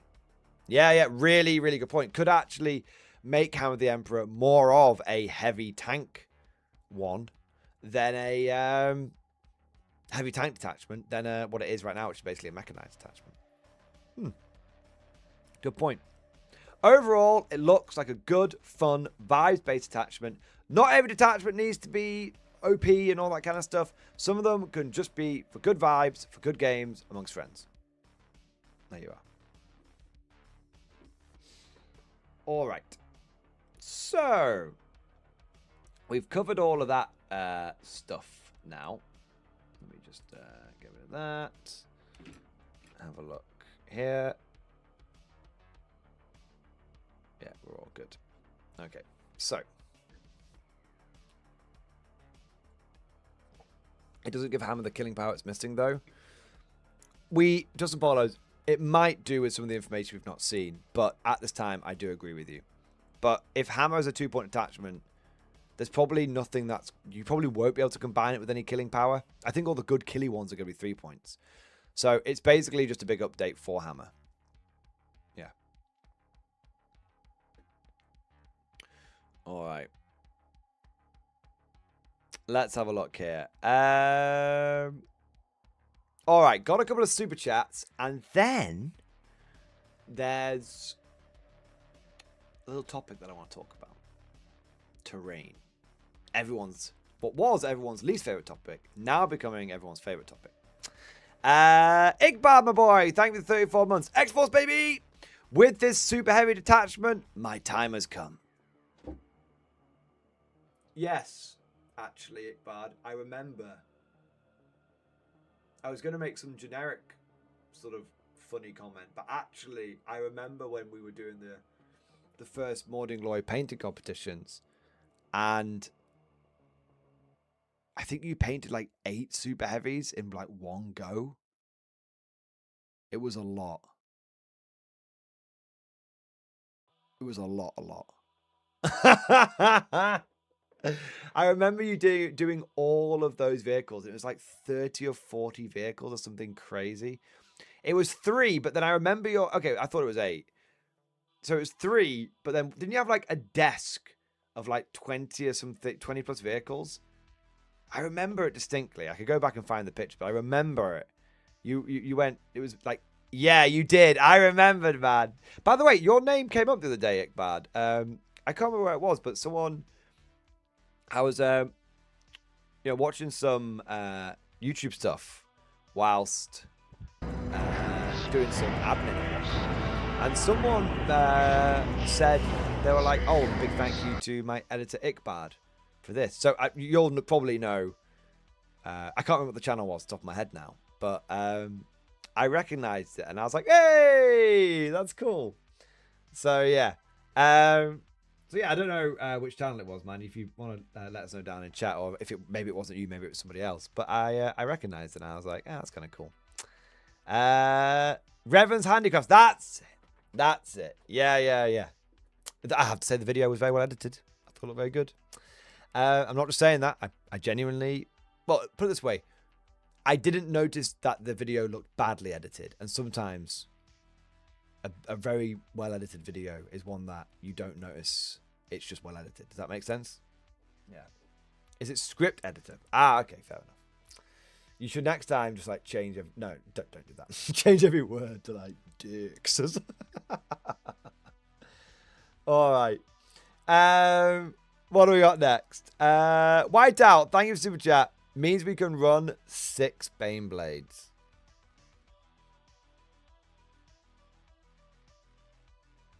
Yes. No. Yes.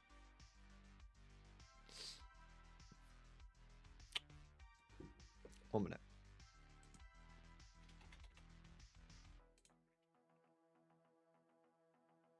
One minute.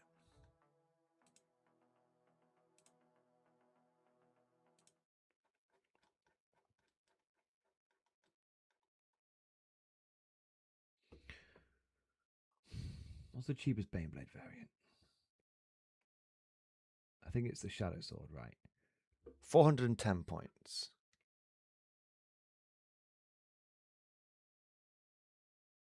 I don't think it's possible for you to run 6 Baneblades.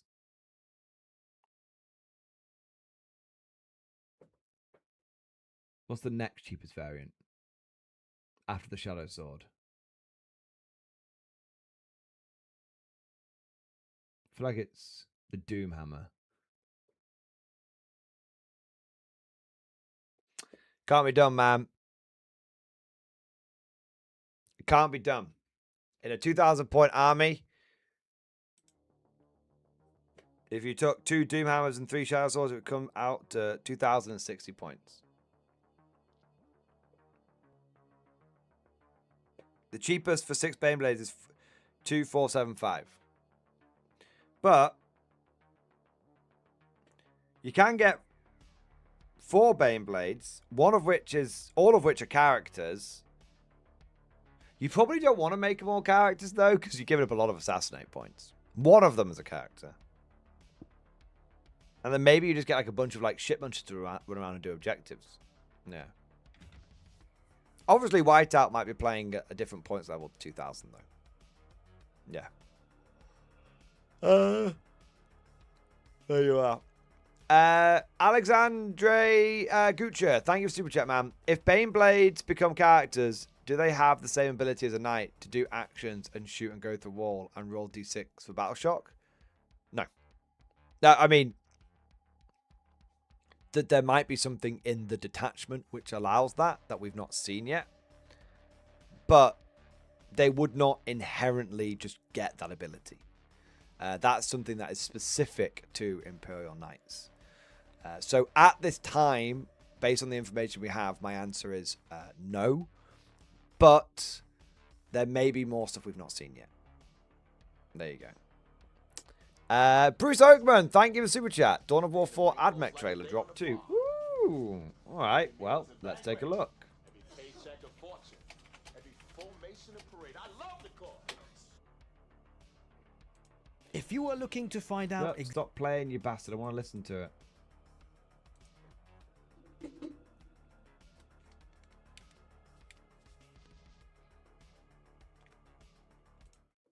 We'll turn... Okay, let's have a look. If you are looking to find out exactly what's happening with Dawn of War 4 right now, this is the I like right the music channel they've chosen for you. And today we are taking a look at an interview that is actually worth digging into because there's been a bit more information. Oh, wait, this isn't it. Fuck you. That's better.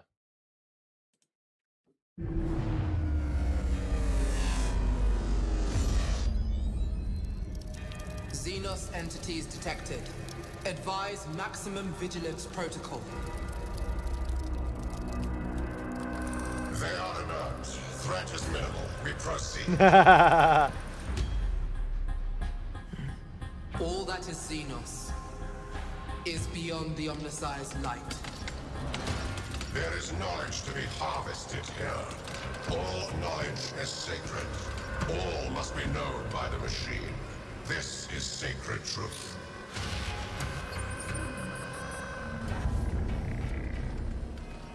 I remember that from the first trailer.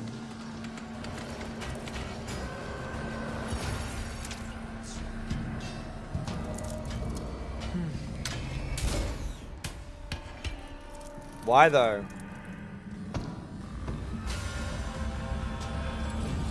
Why not leave the scarab alone, you bitch?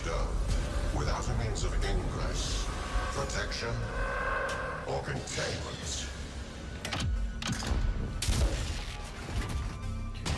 Why is this bitch killing all the Necrons? They didn't start attacking until she started fighting them. Protocols initiated. She should have just left them alone. Threat level rising. I love how the Magos isn't even looking. Yeah.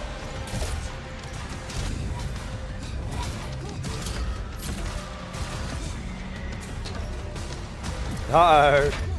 Come on. I actually want the Lich Guard to win. Negative. Knowledge is sacred. It must endure. That's cool.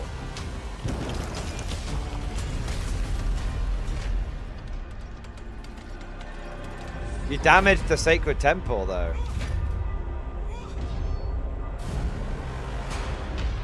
Oh shit, she's getting messed up. We of the machine. That's the best. The Servo Skull's the best character. In the machine. That's cool. Servo Skull's the best character. I'm just saying, like, she started it. Where is it? I wanna watch that bit again. Protection or containment. No, further back. Right. So they're sort of like I see to your walking through, all good. Scarab's just like minding its business. Look, it's just minding its business, and then she's like, I think she. I'm just gonna say it. I think that tech priest is at fault. Why did she shoot the Scarab? Clearly, the Necrons were just sleeping. They weren't bothered. They were like the Borg. If they don't perceive you as a threat, they're not bothered. I'm just saying. I think that if she hadn't shot that Scarab, she wouldn't have died. And there you go. I think it's her fault. There you are. But memeing to one side. It does actually kind of fit in with her character that we've seen, because she was like, everything Xenos is bad. I think the big tech priest wouldn't have killed it, because he was like, no, all things are good for the machine. But she was clearly established as a bit of a hothead, so fair enough. Memeing aside, I think that's a very good. I think it's a fun CGI trailer. We didn't really see much in terms of like new units or gameplay or anything like that, but that's okay. You know, sometimes it's just cool to have a good CGI trailer. I'm a fan of a good CGI trailer as much as the next person. I tell you what I thought the Servo Skull was really, really cool. We of the machine. I thought what are these? Are these the Rust Stalkers? I thought the Rust Stalkers looked great. All is eternal in the machine. Yeah, I thought the Rust Stalkers looked excellent with their with those, what was it, the transonic blades and all that kind of stuff. Very, very, very, very cool. Yeah. Yeah.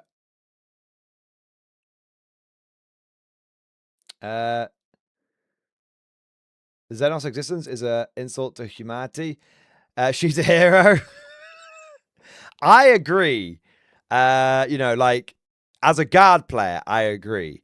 But as a, you know, playing Tech Priest Advocate, she should have been much more open to seeing it as Archaeotech. Yeah. I don't even think she actually like fully died. I think she just, you know, the last thing I think we saw of her, she was. Knowledge is sacred. It must endure. Go!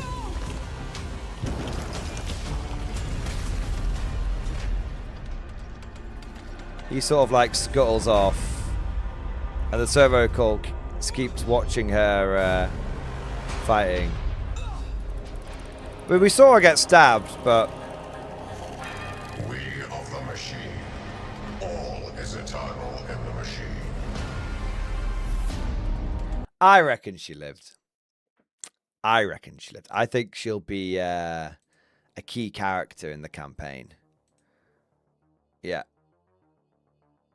I think probably both those characters will end up being pretty important to the campaign.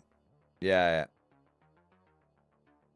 I'm loving all the comments. The comments in the video. We have purposely trained these Lich Guard wrong. As a joke. Some eccentric Cryptech, probably. Dude, these Necrons roll all ones with 20 dice. Galactic levels of plot armor. Necrons can't hit for shit. Damn, the Necrons look like bums in this one. They're doing the age-old, never shoot, walk slowly towards them, and whack them with the Turbo Laser 3000. Other people saying, I don't know whether to laugh or cry. The plot armor is so strong, no one can prove that this game isn't the Warhammer canon now. Some Stormtrooper shooting here. Necrons brought 30 mods, didn't roll higher than a 2. It's actually, like... I thought it was a good trailer. Like, I wasn't that bothered about the Necrons, you know, having... I wasn't that bothered about the Necrons being the NPCs in this one, because it's not the Necron trailer, it's the AdMech trailer, right? But looking at the like-dislike ratio, I mean, it's not bad. It's got, you know, 4,700 likes to about 1,000 dislikes. But, you know, that's still, like, what, like a 16%-ish dislike ratio? Which I find surprising. I find very surprising. I thought people would... I guess people just prefer Necrons over AdMech. There must be just a bigger Necron community. The people who made this cutscene should have read Fall of Damnos. The tech priest would have been butchered that's gone realistically. Yeah.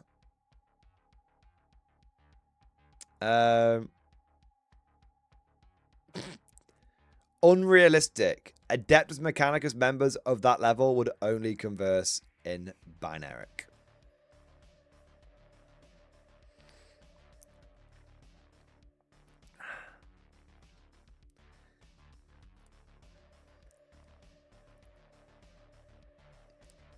Guys, are we the problem?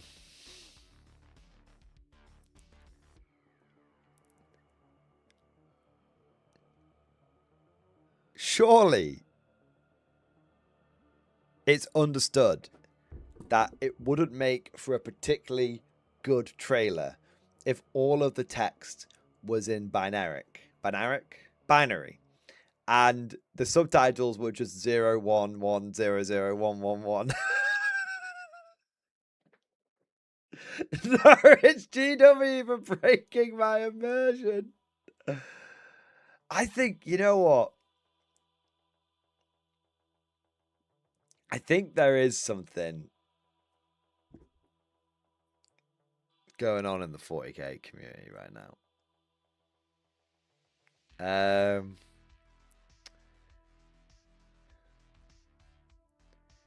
I don't know.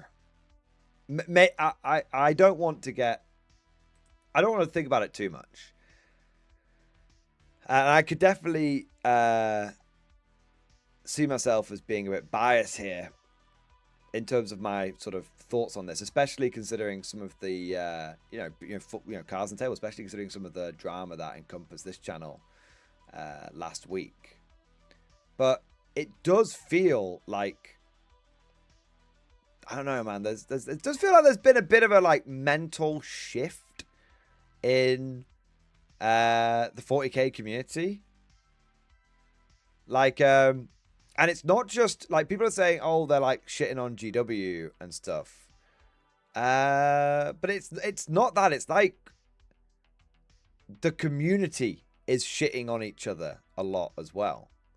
Like everyone is shitting on everything for the most like minor inaccuracies, and some of those might have been like sensible choices. Like, let's not have the characters speak in binary because then people wouldn't understand what's being said.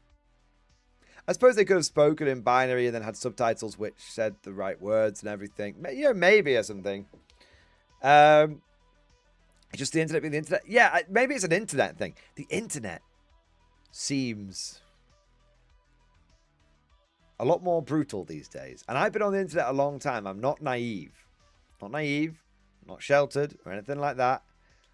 But the internet seems a lot more, ready to, starting to rip and tear into anything and everything. Yeah, I don't know. I don't like. Surely people would know that this is the AdMech trailer, so the AdMech are going to like what the Necrons aren't the main feature here. Yeah.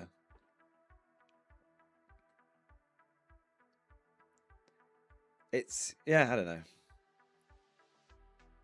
It kind of like reminds me, of the it kind of reminds me of the Mark of Chaos trailer, when in that Mark of Chaos trailer, like a single elf scout is able to kill like 3 Khorne berserkers, or 3 not Khorne, they're chosen warriors of Khorne, and no one cared about that. It was just like, that was just, if you've not seen the Mark of Chaos trailer, it's very, very good, but no one cared about that. That was just like, it was a necessary badass moment for the trailer. Yeah, I don't know. John, you really want me to respond to that? Don't spam chat, but I will respond to it. MG, how are your burns from getting raked over the coals in the comments for your L take on the Hippogriff? I am fine because I am right. It's interesting because the like ratio on that video was fine.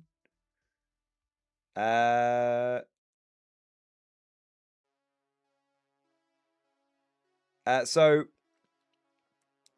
that video had a 97.7% like ratio with 598 likes and only 14 dislikes. So clearly people were pretty all right with it.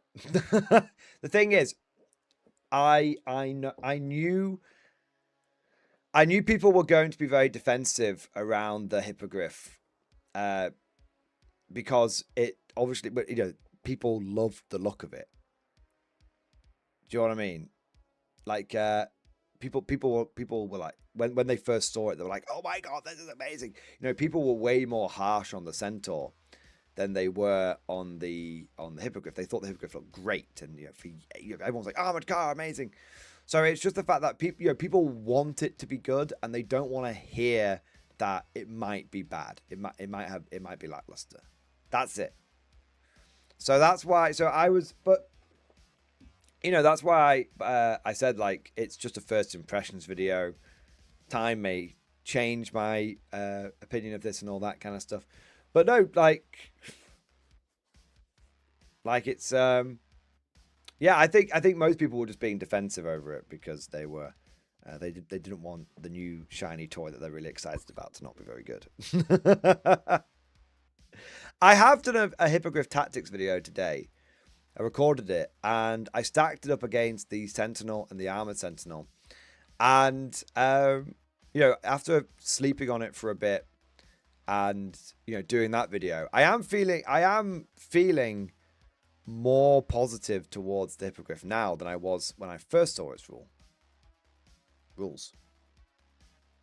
And I always say, like, if I change my position on something, I'll be clear about it. So yeah, I guess I wanted the Hippogriff to kind of be what I wanted the Hippogriff to be was a light armored tank that could go scrapping with bigger, it should have been very up. Its durability and speed, I think, are perfect. I think its damage output is the problem. And I think I think what I wanted from that is this, like, kind of underdog vibe where, it's got a big gun, or a relatively big gun. So it's scrapping. It's a scrappy little bastard. That's what I wanted the Hippogriff to be, a scrappy little bastard. And what I think it is basically an objective-based disruption unit. That's what I wanted from it. I wanted the Hippogriff, it's basically what it's going to do is it's going to drive by, shoot, tickle the enemy, and then move on to the objective. And if you've got like 2 of them, that's like between 4 and 6 OC, depending if you give them duty and honor or something like that, which could be enough to fuck with someone's, objective they're doing, depending on their detachment and all this kind of stuff. So it's like a little harasser, objective doer. And I was kind of hoping that it was going to be, more on the lines of what the Hellhound's trying to achieve, which is, it's more of a damage dealer. Yeah. Yeah. I don't think it should have a 2+ save. It doesn't look like it's got a 2+ save. I'm surprised the Hellhound's got a 2+ save. But I definitely think it shouldn't be durable, even slightly. It shouldn't be. Its speed is fantastic. Its durability is exactly where it should be. It just needs slightly better weapons. That's it.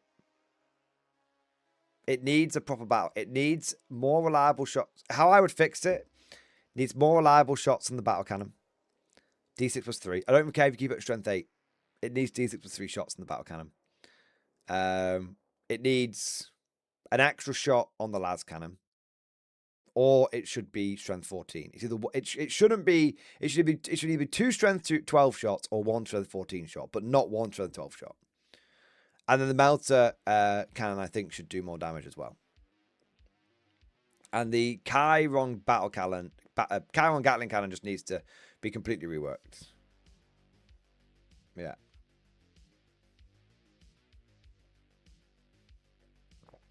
So yeah, it's more just I'm just kind of personally disappointed in what the Hippogriff has turned out to be versus what I had kind of hoped for it to be.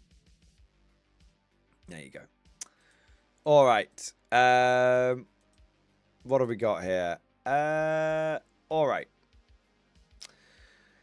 Oh yes, I kind of had a big thing I wanted to talk about with you guys. Let me check. I've written a list of 1 million topics. Terrain. Yeah, terrain's one of them. Oh, yes. 2 topics, yes.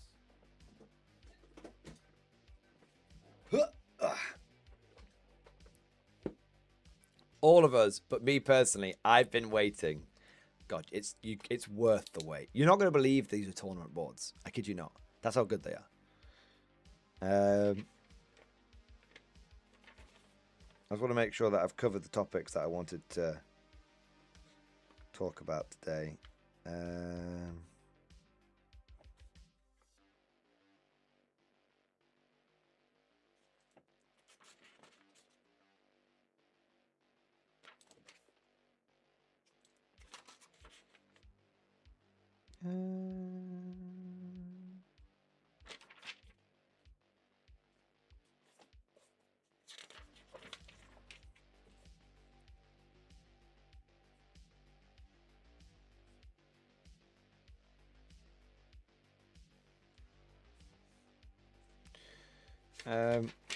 I think it is going to be new terrain.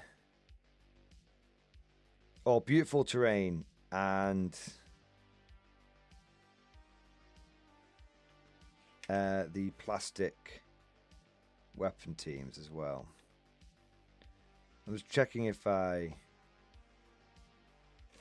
wrote these down on my list or if I need to add them to my list so I don't forget. Yeah. No, I need to add them to the list. That's fine. Okay.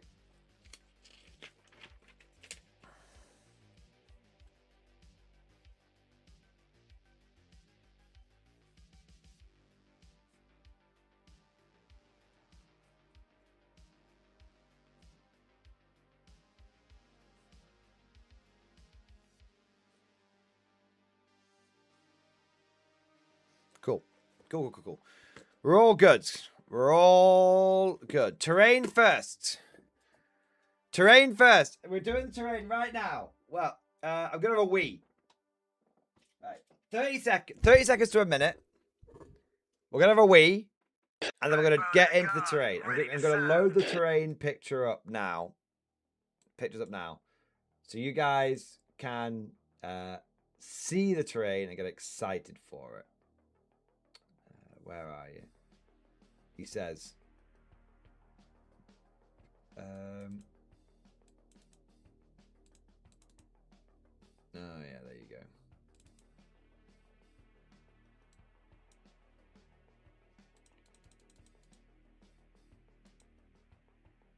Yeah, I think that's pretty good, that one.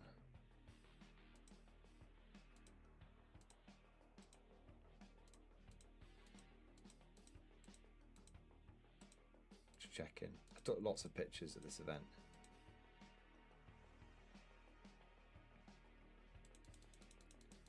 I feel like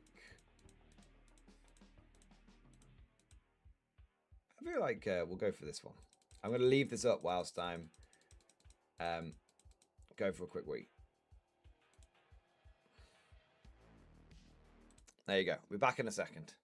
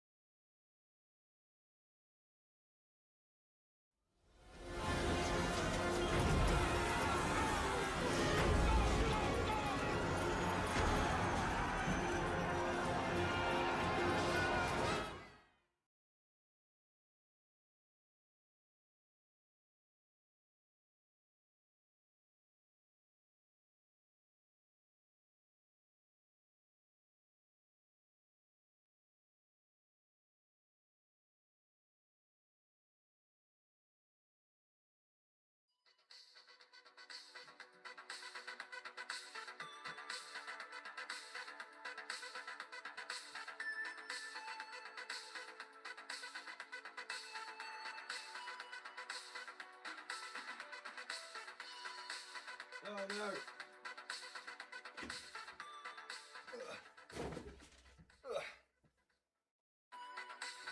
The Giga Chat alarm went off. Oh my god. Oh my god.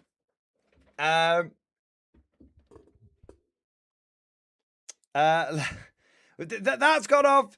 CB Cooper's come in with all sorts of stuff.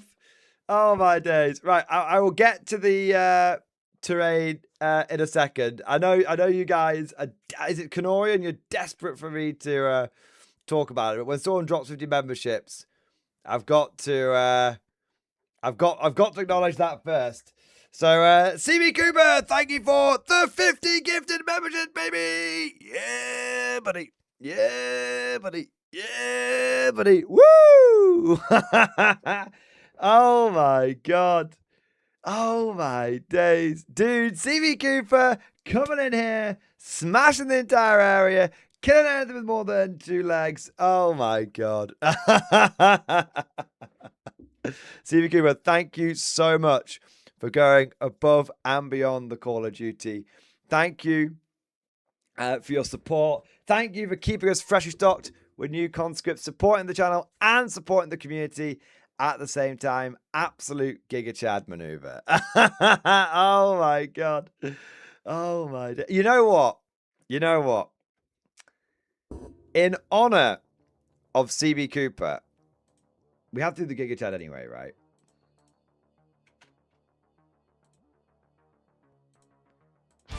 In honor of CB Cooper dropping 50 gifted memberships, the next Giga Chad that we're going to do is not going to be to one of my songs. It's going to be to the Cooper's Company song. I think that's only right. So, here we go.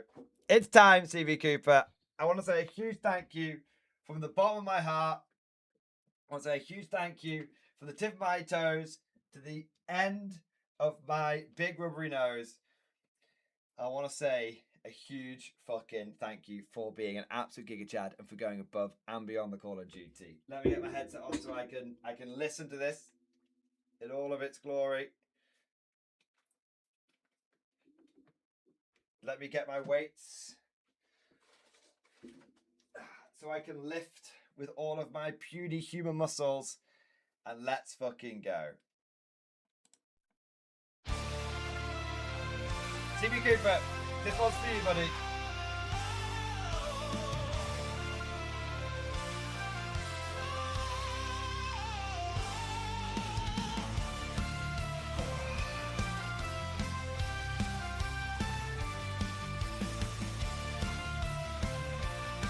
Shout out to Captain Eagle.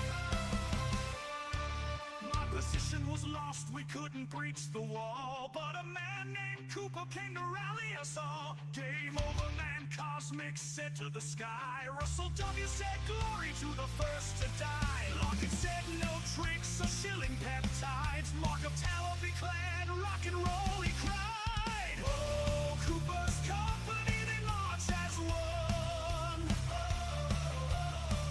Tiki held the banner of the rising sun. A flood of boots, a thunderous sound. With Cooper men, we were gaining ground. With numbers vast, the most I ever saw. Cooper's company will conquer all.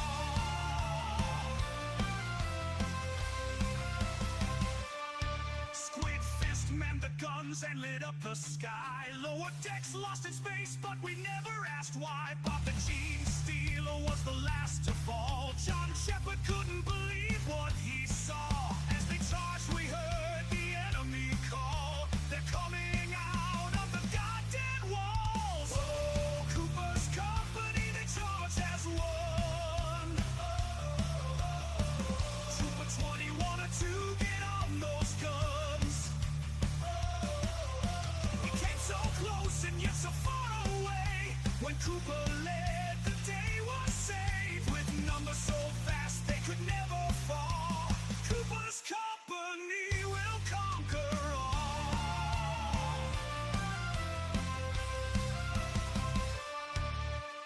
Morty says that we breached the wire. It's a victory that we all desired. It's a mean Marco takes a final look back. Captain Eagle said, wait, but where the Scions at? Bad Rabbit said, wait, but who is that I see? Those mad bastards from the company. Oh, Cooper's company, they fired as one. Evan, go ahead and try to I'm end dying. this one. Boots, a thunderous sound. When Cooper leaves, release the hounds. Out of those men, they took the wall. Cooper's company will conquer all. Battle halfway done, did Lord Tyrant survive? Who knew Chansey was still alive? I'm doing my part. Whispering monks declare Tuesday's Avenger lost in 1,000-yard stare. Don't lose your head, don't lose your nerve. Cooper shouted to us, remember why you serve. Oh, Cooper's company, they're never done. Stand up and be counted one by one. With the battle won, we stood our ground. To the company, I'm not forever bound. And army is great, standing by my side. Cooper's company, we fight or die. Oh yeah, we fight or die. There we go.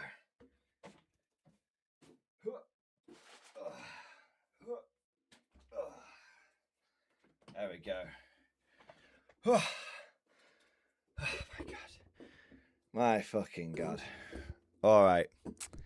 Where were we? Ah, yes. Oh my days. CB Cooper, that one was for you, buddy.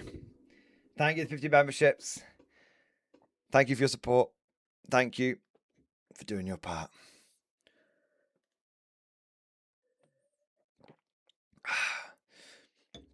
I feel like I need, if we're bringing the Giga Chads back, I feel like I need a dedicated Giga Chad camera so it can be in the right place.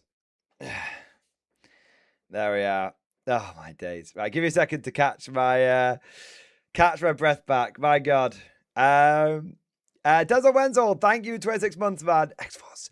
Hobby update, stream discussion. Wonderful stream, MG. 07, good sir. 07, mate. Let's have a look. Hey. Nice. Is that Marauder? Ready to serve. Holy shit, man. Marauder and some old school Deathcore of Krieg and an old Yarrick. The old resin Kriegers, they still hold up damn well today. Damn well. All right. Add a GigaChad face filter for the maximum beavery. Love it. All right.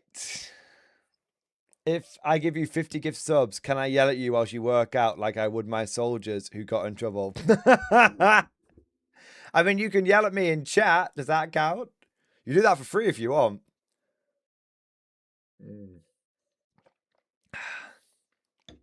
All right. So, where were we up to? Oh yes, Canorian is falling asleep at his desk. So I need to get to this topic now, don't I? Yeah, all right. What was I going to say? Because I'll probably turn to the stream highlight. So give me a second to think of the intro.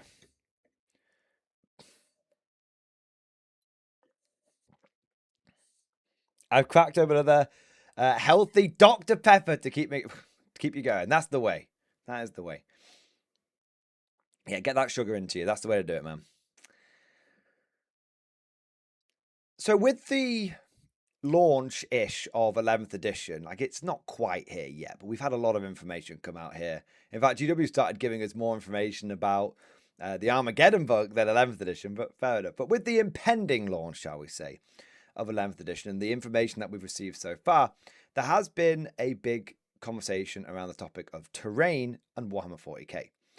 And terrain's been a bit of a hot topic for a few years now, especially with 10th edition and how bad the terrain ended up looking.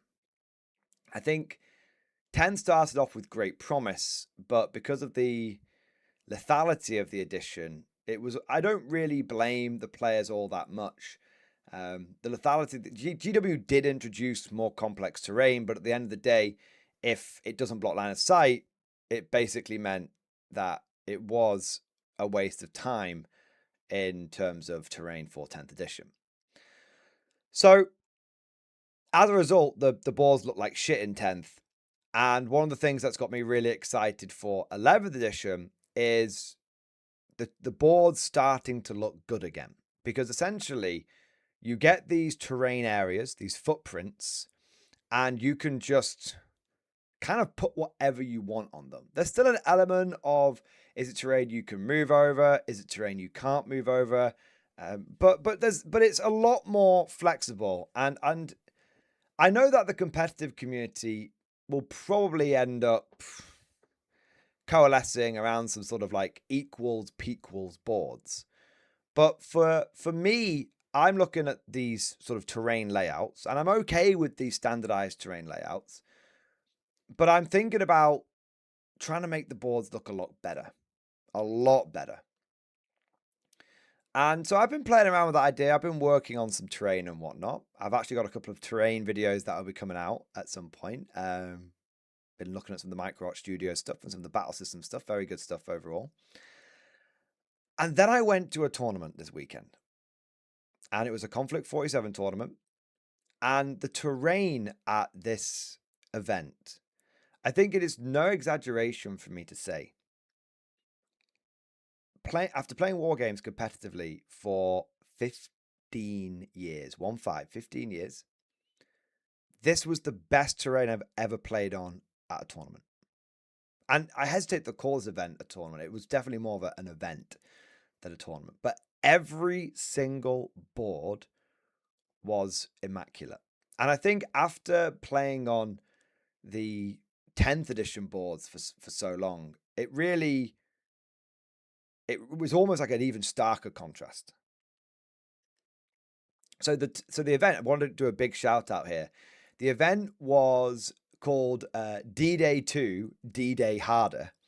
And it was run by the guys at Barefoot Miniatures, who do a YouTube channel. And you should definitely go and check them out. I've had the pleasure of doing one of the big bolt action narrative events with them over at Element, and then this was their event that they were running at Hobby Workshop, and the venue was fantastic, and the tables that they'd set up were fantastic. They had created all of these tables, which is amazing.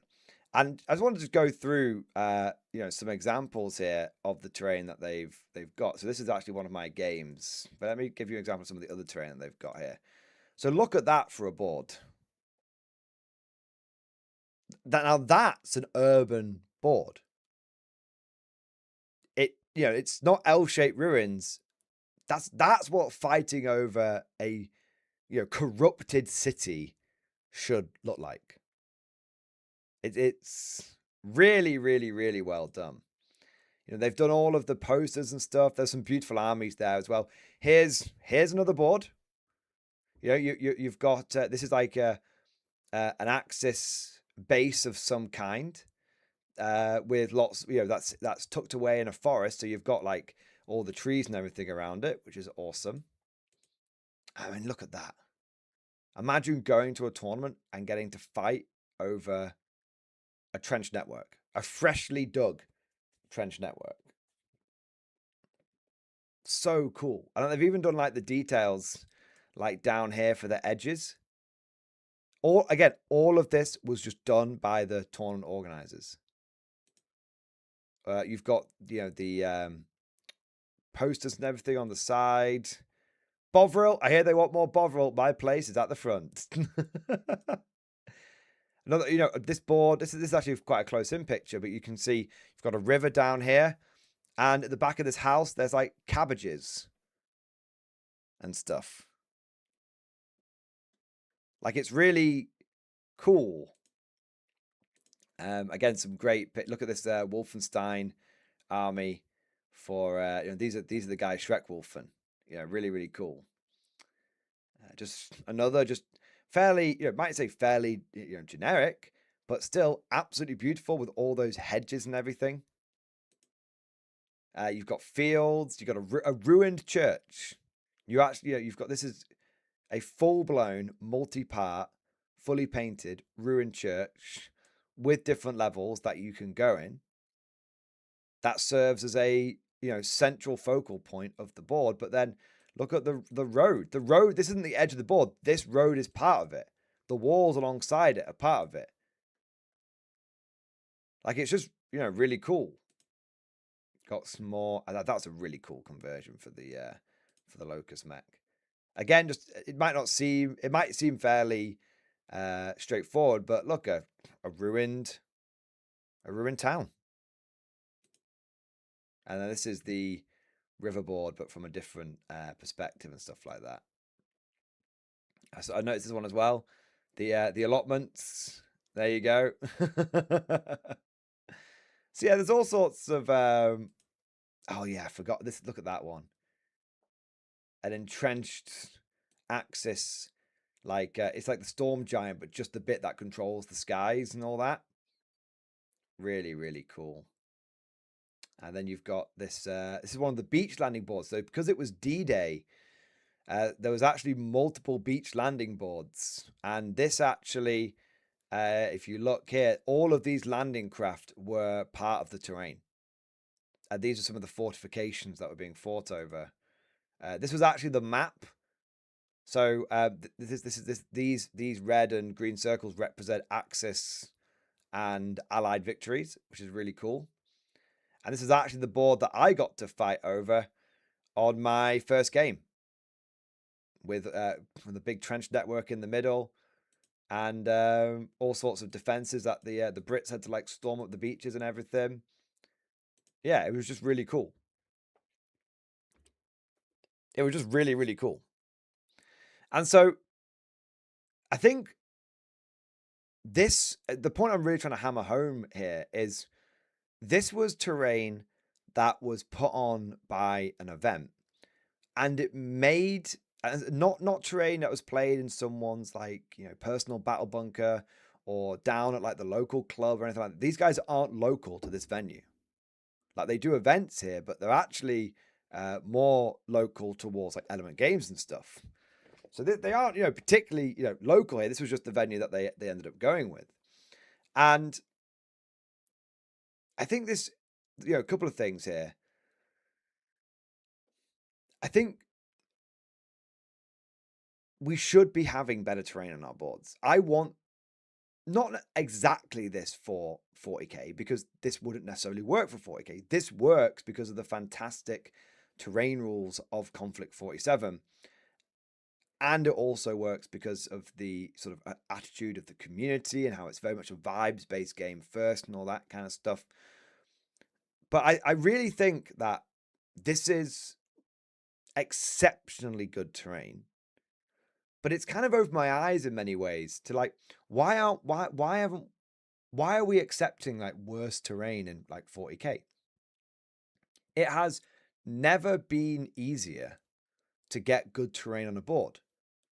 You don't have to scratch build all of it yourself. You can buy lots of pre-painted terrain. And there's there's more terrain painting videos and making videos on YouTube than one person could watch in a lifetime. But for some reason, as Warhammer has got more popular, the terrain in many ways has got worse, especially on the tournament scene. With with badly spray painted grey L-shaped ruins just everywhere. And so I really hope that we're gonna see but I think the reason why the terrain ended up like that in 10th edition is because it was a necessity. I don't really demonize the L-shaped ruins like so many people do. I think it was a necessity, but I'm really, really, really hoping that the terrain area footprints that we're getting are going to allow us to get some proper beautiful boards for 11th. If there's one thing that I want for 11th edition, more than balance, more than new models, more than anything, is I want the boards to look great again. I want to make Warhammer boards great again. Even if they are on a standard layout, standard footprint layout and everything. Even if that's the case, I want to make the boards look good again, because playing on this, this is the thing this is the last bit I want to say about this. It made the event better. A lot better. Like, it wasn't detrimental to the game. It wasn't detrimental to my experience that the terrain was uneven, that the terrain was not conforming to a specific layout. It was not detrimental in any way, shape, or form.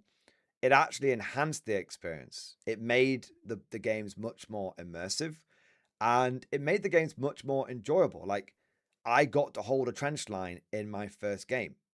In my second game, I had to storm a river crossing. In my third game, I had to evacuate a bunch of civilians from an abandoned, well, not quite abandoned village. And those missions were intrinsically tied to the terrain that I was playing on. The terrain was, like I said, immersive. And when you think about it, it kind of makes sense. Even if you take all the narrative aspects away from it, it kind of makes sense. The better the terrain looks, of course you're going to enjoy the game more. Of course. Why would playing on shitty terrain make the event better? It wouldn't. If the terrain looks good, the event's going to feel better. And when you put it like really simply, when you sort of state it out loud, it kind of makes you go, oh yeah. No one's going to complain, oh my god, the terrain on my board was too beautiful. And if anyone did complain, that's the opinion from a person who you clearly don't care about or shouldn't care about. Yeah. Done with this 2012 makes a great point. It's amazing how much asymmetry people actually embrace when it's packaged in a beautiful, immersive battlefield. It's a great point. I think the drive, that's actually a really, really good point that I hadn't really considered. I think one of the, jumping off that and sort of expanding with it, I think one of the factors that has led to GW terrain or 40k terrain becoming less and less pretty is because the less pretty it's got, it's had to pick up the slack somewhere else. And that slack that it's picked up has been, well, we'll make it more balanced. And then the more balanced it's become, the less pretty it's become because, well, this is what people are now sort of judging it by. But if you made it more beautiful, then if you made it more beautiful, people would be less worried about how balanced it was. And what's funny is I cast my mind back to sort of the first year of, I think it was like the first year of 10th edition. I ran a 40k event. It was like 1500 points and all this kind of stuff. I ran a 40k event and I didn't use normal terrain layouts. I just made immersive. It was an RTT. I just made immersive boards. And the feedback that I got was, yes, the terrain was unbalanced, but it was nice to play on something a bit different. And overwhelmingly, it was quite positive.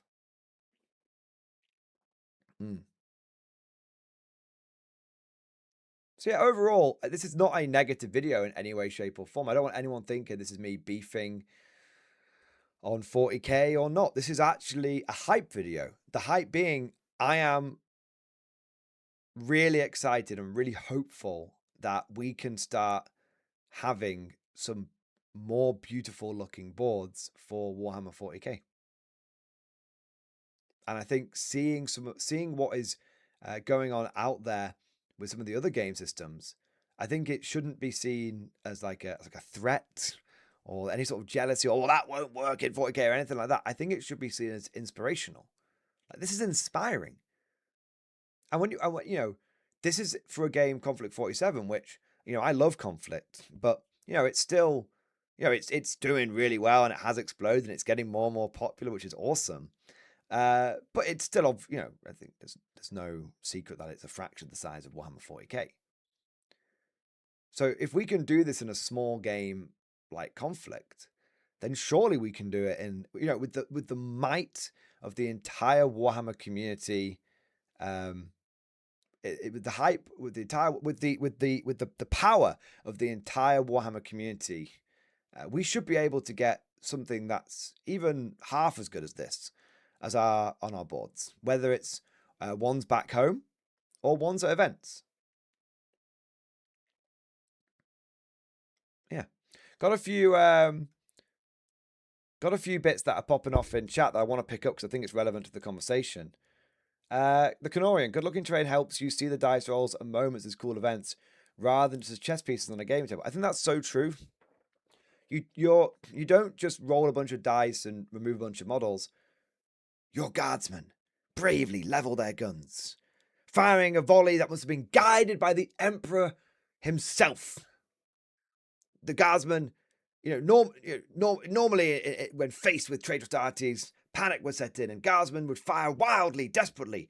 But these Wacadians, they fought against the darkness many times, and with pinpoint accuracy, they held the trench line and threw back the Death Guard once again. Versus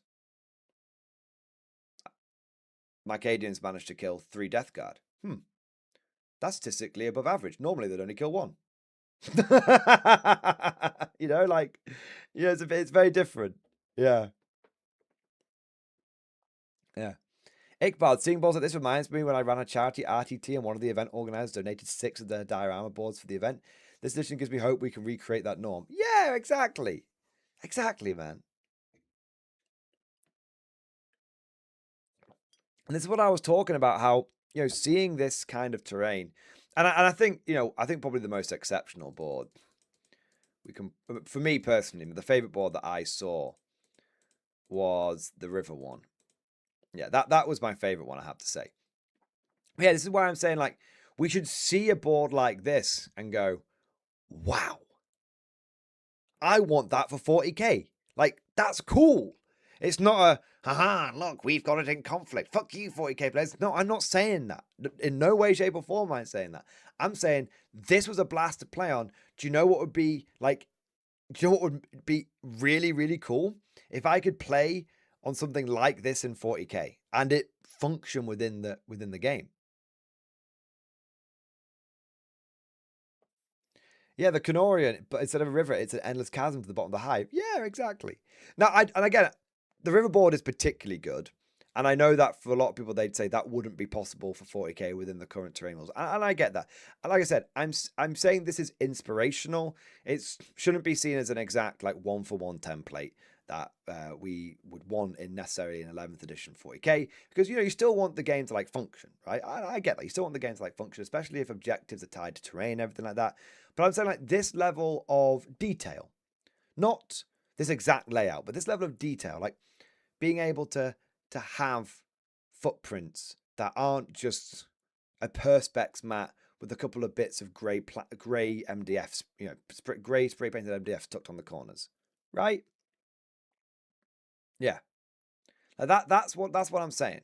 Like, let's make if we're gonna use, let's be proud of our terrain as 40k players. That's all I'm saying. Like, I just want us to be proud of the terrain that we play on, not just accept the lowest common denominator because my tournament, because it's more practical. Yeah, it's just, those just seem, when you look at something like this, all these boards put together by, I think it's like a 3-man crew, to be fair, and their wives and partners, but put together by a relatively small team, and you can, if they can do it, then I think we should see this as inspirational. Like, let's do this in 40k. Let's be proud of the terrain that we're playing on. Yeah. So anyway, I think I'm sort of repeating myself at this point. So probably going to wrap it up here. I am loving some of the comments though. This is a hopium fueled video. It is. Look, I have definitely been in a very doomy state of mind, probably for the last 12 months. And I honestly think, a lot of that has to do with me personally, and I didn't quite realize maybe how, I didn't think I was depressed isn't the right term. Because there are people that actually have proper depression, do you know what I mean? But I didn't realize maybe how down in the mouth that I probably was. And it was probably linked to the fact that I was just getting really bored of 40k and everything. But I'm really trying to be more positive. And be relentlessly cheerful and all that kind of stuff. And so that's why I'm saying I'm not looking at this and going, fuck 40k, this terrain is so much better. I'm saying this terrain is great. And hand on heart, I want this for 40k because I think it would be just a really positive thing for us to have. Yeah. Yeah. So there we go. Deep Hopes of Hopium looks at more Temu terrain. I've not looked at Temu for terrain. Is it good? I guess it's probably quite cheap FDM printer stuff, but hey, start doing a bit of work on that and you can get, with a bit of painting, you can get it looking pretty good, I bet. Bruce Oakman, by forcing a standard, they sort of lock the game into how they want it to play, not how we want it to look. I think that's a good point. Yeah. I think I think it just all comes down to this almost relentless pursuit of balance. And many things have been sacrificed in this relentless pursuit of balance. And GW has, from both tournament organizers, the community, and GW. But I think when you start looking at through the game, looking at the game through the lens of everything must be super balanced, I think what ends up happening is you give people a bunch of excuses to almost not self-police. This is an entirely different topic, so I don't want to go too far down this. But in Bolt Action and K47 and Old World to a certain extent, it's well known that the game isn't very well balanced. So it's known that the company sort of making those games aren't really balance focused. So there's an element of, okay, well, the responsibility is on us, the community. No, we are responsible for it. And so a lot of self-policing ends up happening. You could turn up with 27 Ursus or 24 Schreckwolfen, but you don't, because you know that's not balanced, and that wouldn't lead to a good game experience. But in a funny sort of way, by GW getting so heavily involved in balance, it's given a lot of people an excuse to run broken shit that they wouldn't run normally. Because the burden of responsibility isn't with them now. The burden of responsibility is kind of with Games Workshop. Yeah. Yeah. But that's a different topic for a different day. But I think it does, that mindset kind of filters down into why, terrain has sort of gone the way it's gone as well. The burden of responsibility is no longer on the community to make good terrain.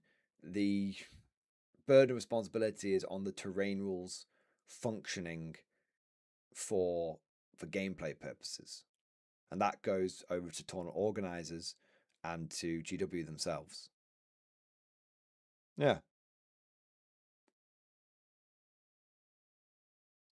I know there's days when player packs were all over the place because they had to make up for lack of balance. No, I think that's true, Magelix, but I think there's probably an element as well. And this is really off topic, so I'm only going to touch upon this. I think there is an element of how the communities have coalesced and changed over time. I suspect that, those people who, immersion and good terrain, that's what's more important to them. Whilst they may still enjoy sort of building and collecting Warhammer models, I suspect that when they want a game, they'll probably go to a game that facilitates that more. Whereas the people that are, and that those people then leave the community, and then the community becomes more not completely populated, but more populated by people where immersion and aesthetics are less important, and functionality and balance are more important. And to be fair, it's easy to hear something like that and then immediately jump into the demonization, like no, those people are shitheads. It makes all sorts of it takes all sorts of people to make a community, and not everyone is going to have the same priorities. And actually, like, understanding that there are a lot of different people that play in this community, and what's important to them, from gameplay and whatnot, what's important for them in a hobby is going to be different. Whereas I think sometimes these days it feels like 40k can feel a little tribal at times. With like, no, you must play on this terrain because it is the best way to play. Yeah. And, with other aspects of it as well. But yeah, overall, long story short, I played at a tournament with beautiful terrain, and I found it incredibly enjoyable and incredibly inspiring. And despite the fact that I've just built and painted, or pre-painted, I should say, some of it's I painted myself, about 20 pieces of terrain that, for all the different games that I'm working on, I am actually now excited to go out there and get even more terrain. I'm terrain mad, boys. I am really enjoying. It's the first time in my life I'm really enjoying getting into the terrain side of the hobby. It's really fun. It's not a chore. It's actually a pleasure. The terrain era. Yeah. My terrain era of the channel. Yeah. But there we go. Let's see what people are saying in chat about all of this. So we've got Bruce Oakman. Thank you so much for the big super chat, man. 1 minute, let me put my dressing gown on. I'm a little chilly. Oh, CB Cooper did do another 50 memberships as well. My God. I'll do Bruce and then I'll fucking do Bruce. And then I'll do CB Cooper. I agree with the lament of current event terrain. I place the blame at the feet of GW. They stopped being about the hobby, which they championed in the 90s and early 2000s. A lot of it was about terrain building. Yeah, I mean, I guess for Games Workshop, it's all about making money. So I'm doing my dressing gown. For Games Workshop, it's all about making money, and they have a lot more think about it. They have a lot more competition when it comes to terrain. there are companies out there which GW stuff in general is very expensive. And there are a lot of companies out there that will produce terrain which is equal or surpasses the detail of the GW terrain. That is a fraction of the cost if it's unpainted. And even if it's painted, it's still cheaper. I mean, let us, for a moment, go over to Games Workshop.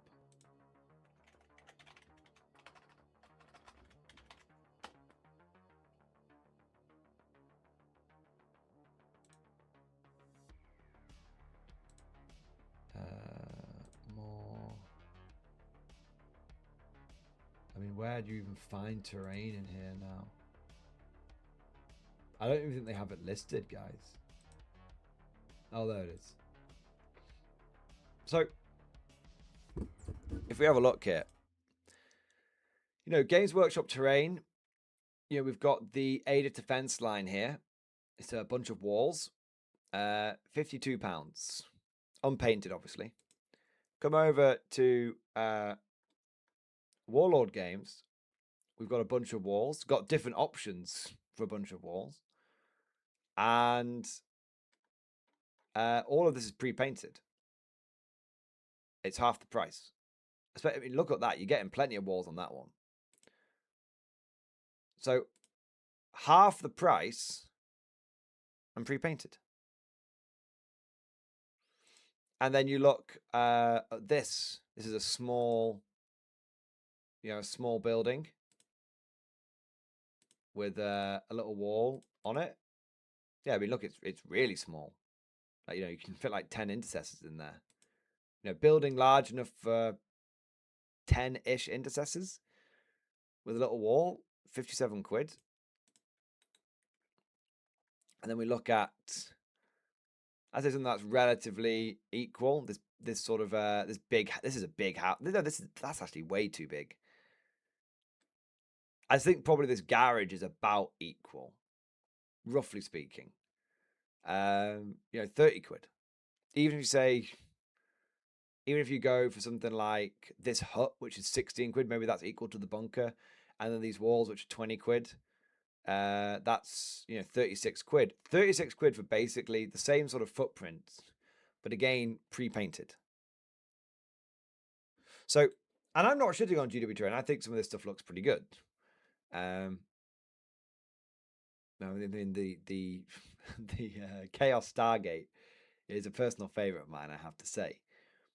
You know, this stuff is, it's very expensive, and you know, it's not, it's very expensive, and we're comparing it to pre-painted stuff, and the pre-painted stuff is cheaper. So the reason why, when you think about it, the reason why Games Workshop has moved away from championing terrain is because there's too much competition for them. No company likes competition. And in a funny sort of way, terrain, what's happened with Games Workshop and terrain over the years is a really good example of what happens when GW has to compete in the marketplace properly, and they don't basically get to try and sit on top of a pseudo monopoly. When GW has been forced to compete, they have in some ways consistently come up short.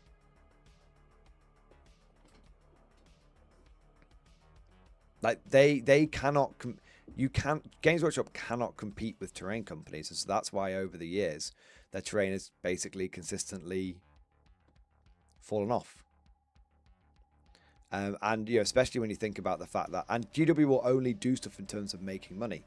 So you might be like, well, you know, back in the day, Games Workshop used to focus on you know, terrain building guides, and yeah, they did, but there's a reason they don't do those anymore, because you can't buy the products that you can't buy sponge from GW, you can't buy carpet squares from GW, you can't, you know, do you know what I mean? So they don't sell those products. They don't want to make a book that's about hey, you know, buy this book and then go and buy a bunch of products from somebody else. They don't want to do that. That's against their mindset of where they are as obviously it's like a corporation. And there's, again, I'm not really even demonizing that because they are a company. They're going to have a certain mindset. They're going to try and make money in a certain way, like whatever. Okay, whatever. But you know, why would Games Workshop at this point even release a book?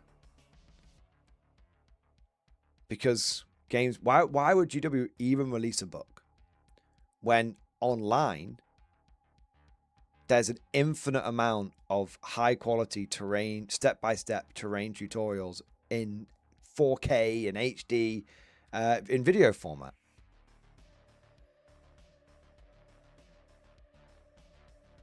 So so for Games Workshop, they can't even sell you a book, and they don't want to encourage you to buy a bunch of stuff that isn't going to be from them, and they can't compete. So if they try and sell you their own terrain so they're not going to encourage you to build your own terrain. So they try and encourage you to buy their terrain, but they can't. But over the years, their terrain offerings have become sparser and sparser, and the reason for that is because they can't compete with what's out there. And even because it's just their stuff is just too expensive. I don't know. Yeah. And then you get another example of GW not being able to compete is on the painting front. Why does Games Workshop? Why in the last round of price rises, maybe in the last 2 rounds of price rises, but at least the last one, did GW put the price up on everything but paint? Because GW has to compete with other companies who do paint better than them.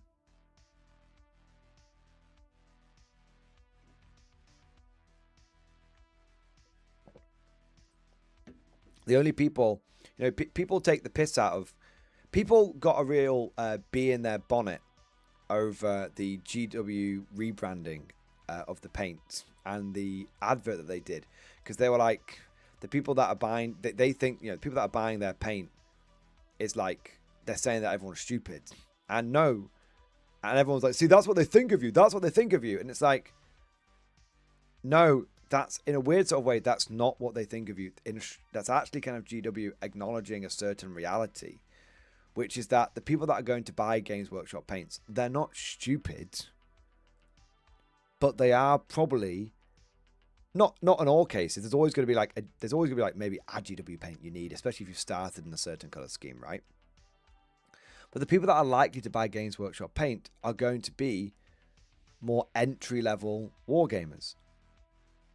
Because once you get a bit of, experience and you get a bit of understanding of this cool thing that we do called wargaming, you realize that the paints that GW offer are actually,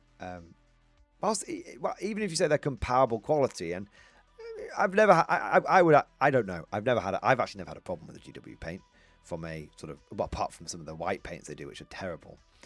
But by and large, you know, their quality is fine, but the dropper bottles, or the lack of dropper bottles, basically fucks GW over. And I would say that even though they launched, GW contrast paints actually kind of remind me of the Lebel rifle from World War One. The French were the first people to get smokeless powder, and they were the first ones, you know, with the rounds for like the Lebel rifle. But by the time that World War One came around, other countries had picked up smokeless powder and then surpassed the Lebel in terms of capability. And the Lebel was actually a bit outdated by the time World War One came around, because it had a tubular magazine rather than an internal magazine that could be fed with stripper clips. Yeah. So GW, if you look at the painting, going back to the painting thing for a moment, if you look at GW contrast paints, they were the first in the market, but they have now been overtaken, especially by Army Painter. Yeah, especially by Army Painter. And so Games Workshop, if you actually use contrast paints now, they're definitely not as good as the Army Painter speed paints, for sure. They're very chalky, they're very matte. But anyway, the point is that where Games Workshop has been forced to compete with terrain, they've come up short. Where GW has been forced to compete with paint, they've come up short. So Games Workshop isn't actually all that good at competing.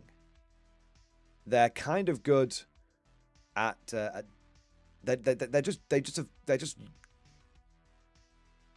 they've got a very good IP, and the sheer mass of the company gives them an incredible amount of market power. But we have seen it does give them an incredible amount of market power. But we have seen that there are specific areas. While GW has a great general sense of power, and they are a really powerful company, very dominant in the industry. No one is even a fraction the size of them. Like, do you know what I mean? Like, I'm not going to deny GW's incredible power and immensity that they've been able to achieve, and they have achieved it. They've made a lot of mistakes on the way, but they didn't just fall ass backwards into it. They have leveraged the IP fantastically, and they have capitalized on certain breakthroughs as well, like Space Marine and Space Marine 2 and stuff like that. And they've got very good at licensing stuff. So the GW does do a lot of things very cleverly and very well. But what we have seen is that in certain specialized areas, GW can struggle to compete. Yeah.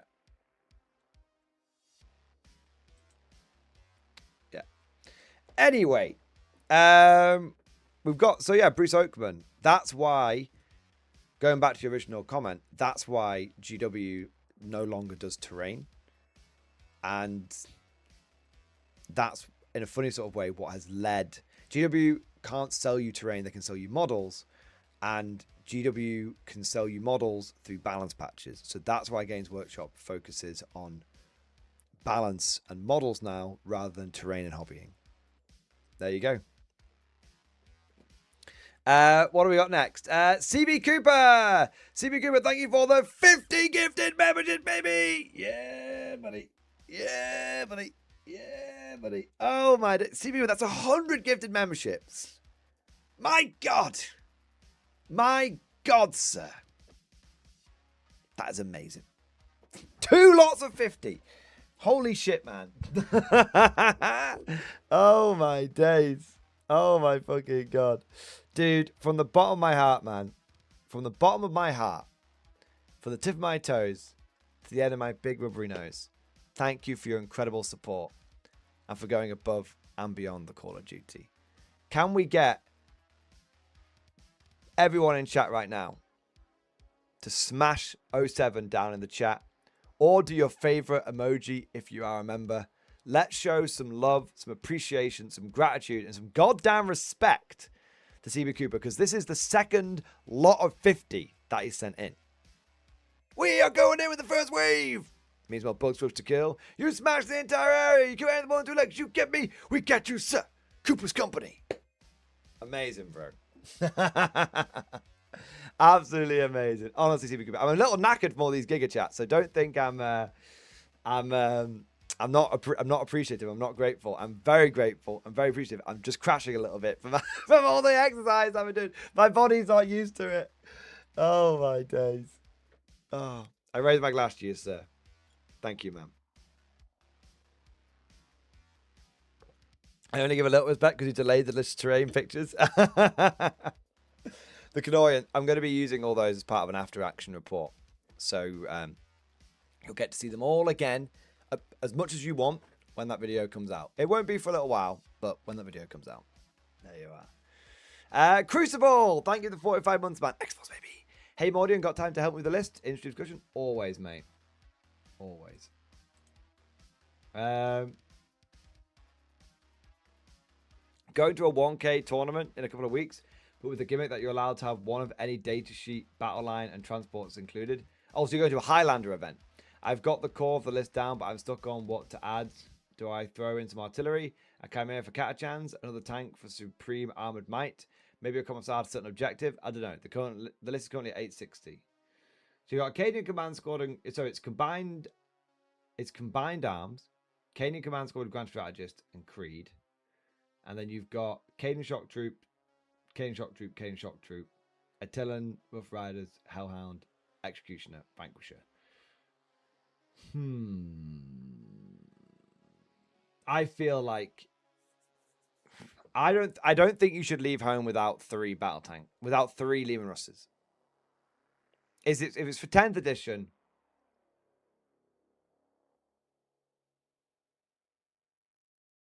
I'd probably take 60 points.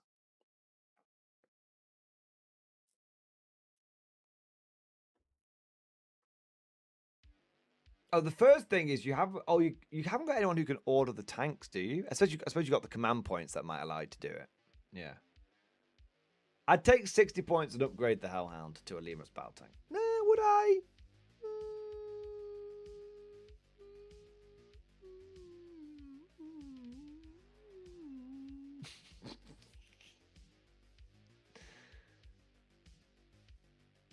I feel like you could do with an extra battle. 3 Lemur Russes is like when you're competing, triple Russ is always the best way to go. I would personally go for a tank commander, an executioner, and a vanquisher. Not trying to cheese the event, but technically you could take a tank commander with an executioner, plasma cannon, then an executioner, then a vanquisher. You know, that's what I would do. And then I would take the standard 3 Russes, 60 Guardsmen. And do you know how you do that? Tank commander, executioner, vanquisher, 20 Cadians, 20 Catachans, 20 Kriegers. Let's see how much that list would come out to. Vank 145, executioner 170, tank commander 235, going grizzled company 120, 120, 145, and then Cadian Castellan, Loudhailer. So he's got a 12-inch oil bubble. That's the list I would take. Tank commander, vanquisher, executioner, 20 of each infantry, and a Cadian Castellan with Loudhailer, and that is exactly 1,000 points. That's what I would do. Hopefully that works within the confines of what you're trying to do. There you go. There you are. What have we got here? L for Lilac. Thank you for super chat, man. That's why, along with the Desert Africa core I'm building and painting, I'm also doing a desert board to bring along to games. It's the vibes, man. It's the vibes. Exactly. It's absolutely the vibes, and I love it. Yeah. Just being able to, like, I have to say, I'm definitely becoming, I wonder if I'm mellowing slightly in my old age.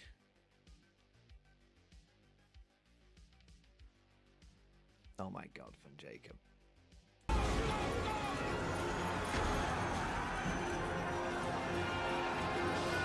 Interesting. I wonder if my old age I am starting to mellow a little bit.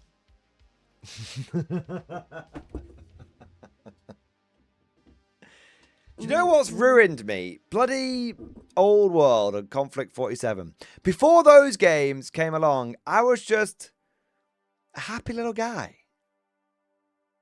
Just living in my hyper-competitive ignorance. And now I'm just like,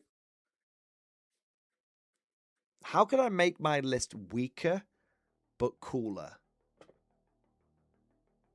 You know? Like, I ran 2 squads of Fireflies at the weekend. And I was like, this is shit, they're too good. I'm taking them out. The power armor's going back in. Like, no kidding. I was like, these are too good. I can't condone this. The power, they're out, the power armor's coming back in.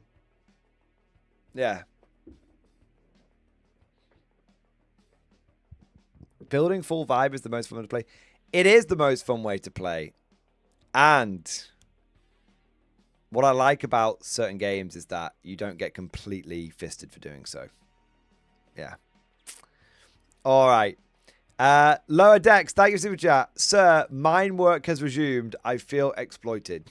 You will enjoy it. You will go to the mine and you will like it. Those turnips are not going to mine themselves. You'd think working 20 hours a day in a turnip mine would be the best job in the world. But apparently some people just can't see luxury if it's in the front of their face. Major Problems, thank you for the super chat, man. I got the Snot Goblin modular terrain. I love it. Nice. I can see that here, actually. Wow. Dude, that's so cool. I actually was an early adopter of the Snot Goblin stuff when he was first coming out with it. I'm really glad that he's done well off it. I actually, one of the first sponsorships, when I was first doing this full time and I was desperate for like, I didn't know how much money I was going to make off like live streams and videos and stuff. I was desperate for like, because I'd heard everyone was like, the only way you can do YouTube is with sponsorships. And so I was like, well, I'll see if I can get some sponsorships in and stuff. And one of the sponsors that actually I worked with was Snot Goblin at the beginning. Yep. I don't know if my sponsorship helped in any way, shape, or form, but I will say that from humble beginnings, the terrain that he has produced has really come on leaps and bounds, and it looks really, really good now. That's what I'm talking about. That is what I'm talking about right there. Like, this is what I'm saying. Terrain technology has come along so far that there really is no excuse for shitty unpainted MDF ruins at tournaments. There's no excuse for it. Like, oh, well, obviously, if you're like, just starting out, and we can forgive anything. You're supporting people getting off the ground. Of course. I'm not an idiot. What I mean is, like, there's so many good offerings out there now that we need to start making terrain great again. We need to get proud of our boards. 40k players, we need to get proud of the boards we're playing on. 100%. Yeah. There you are. Love that, man. That looks great. And then we've last one of the night. We'll get to it in a second. Before we do, I have a big thank you to say. I need to say a big thank you to Fun Jacob for coming in with not one, not two, not three, but 50 gifted memberships, baby! Yeah, buddy. Yeah, buddy. Woo! Holy shit, man! Fun Jacob! You crazy, beautiful bastard! Holy shit, man. Baby. You guys have been popping off tonight. I have to say, I'm very, very grateful for it. Very, very, very, very grateful. Massive, massive, massive thank you to Fun Jacob for coming in with a whole goddamn company of Jacob's Jackals. Holy shit, man. Thank you for going above and beyond the Call of Duty. Thank you for keeping us fresh in stock with new conscripts. Thank you for being an absolute goddamn Giga Chad. And I raise my glass to you. You're an officer, a gentleman, a scholar, a good sir, a kind sir, and a goddamn hero. I tell you what, Fun Jacob, if you've got a song that you think would be good to do a Giga Chad to, then I will absolutely do that. I could do some squats. I know Sally Up, Sally Down is meant for push-ups, but I've done it to squats on the channel before, and it almost killed me.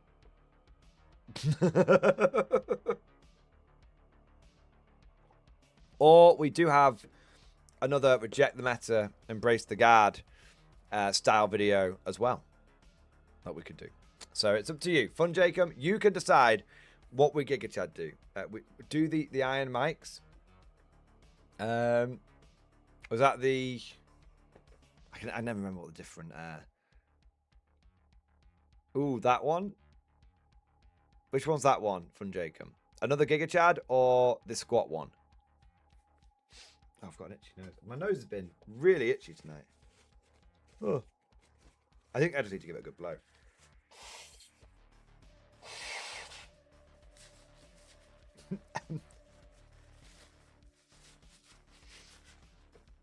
Snowbeastie, Erica, stop it! The reputation's in the toilet as it is! Oh my god. Oh, there we go. So which one do you mean, Fun Jacob? Do you mean the Giga Chad one? We could do that one. The Reject the Meta one, I mean. Yeah. All right. Let's do that. Let's have a look. There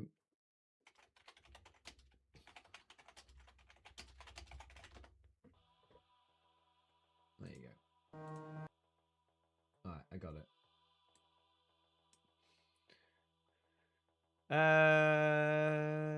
Yes. All right. Sorry for a second. I'm absolutely shattered, guys. For a second, I'm out of shape. These Giga Chads are taking me out of it. Let's get the video up. Let's get the what do you call it? Oh, I was gonna look at the new plastic heavy weapon teams, but I might look at those tomorrow. Yeah.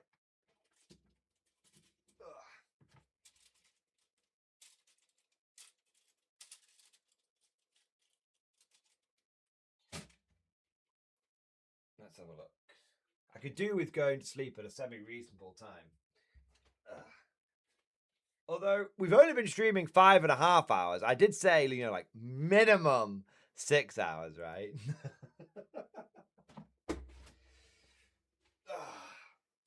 All right. Let's have a look. So. Oh, no, I need my headset on first.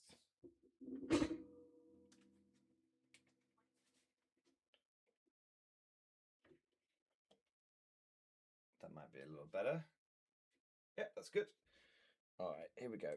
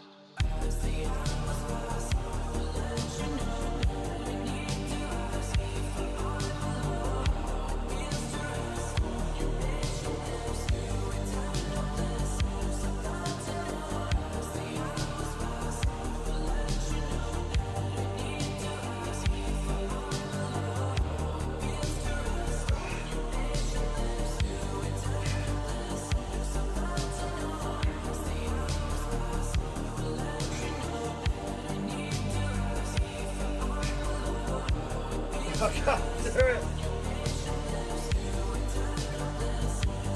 Barely lifted him at this point.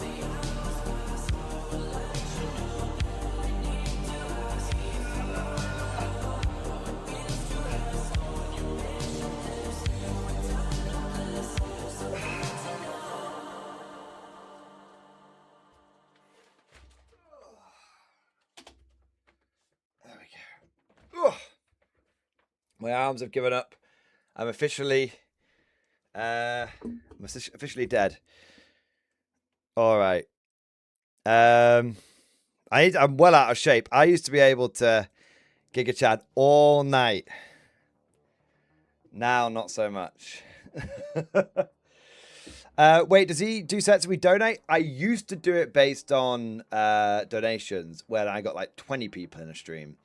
Now with, you know, when we're, what are we? Not to flex all, but now when, you know, we're coming towards the end of a stream with like 200 people in it, which is pretty big for me. I'll take that. Yeah, it would be suicide. It would be suicide. Yeah, like I used to, like, every time I got a $5, I would do a full Giga Chat. And the more that came in, like the more I'd keep going. And there was like, you know, I think that the bit that almost broke me is when I basically did a 5-hour stream, non-stop working out in the middle of summer during a heat wave, and I was just dying. I was just dying. But I tell you what, I'd never been in better shape in my entire life. So I don't know. I have to say, I know those of you that have seen me go through this sort of cycle, I say this every time, but I definitely need to keep working out. I find my my personal morale, not moral, but morale, is significantly higher when I'm working out. And when I say, oh, I haven't got time for that, I end up feeling a lot less positive about stuff. Maybe the year of beef would never happen if I just kept working out, guys. Controversial statement. If I instead of being, you know, lazy, if I just kept working out, maybe the year of beef would never have happened.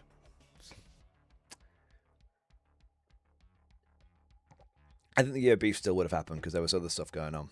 But yeah. I like the Giga Chads. I do them when you do them. When you don't do them, I don't work out during stream. So I appreciate it if you kept up. I'm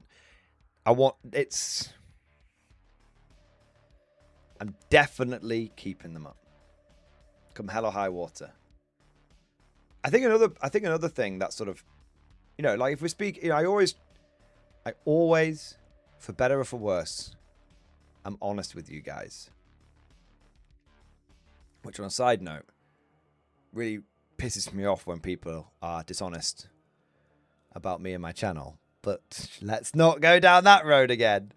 For better or for worse, I try and be 100% transparent with you guys. And I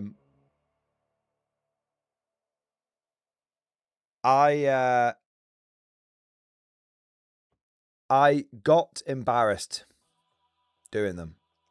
So what happened is I got out of habit of doing them, and then the streams got a bit popular. I was worried that like it was a bit cringe and all this kind of stuff, and then that sort of made me hesitate on them. Which then I got out of the habit of doing them, and then I was worried that with the size of, you know, the streams and everything, that, you know, it would be difficult to bring them back and everything. And then I just decided, basically, kind of in the wake of all this bollocks that's been going on, I just decided that best thing is just to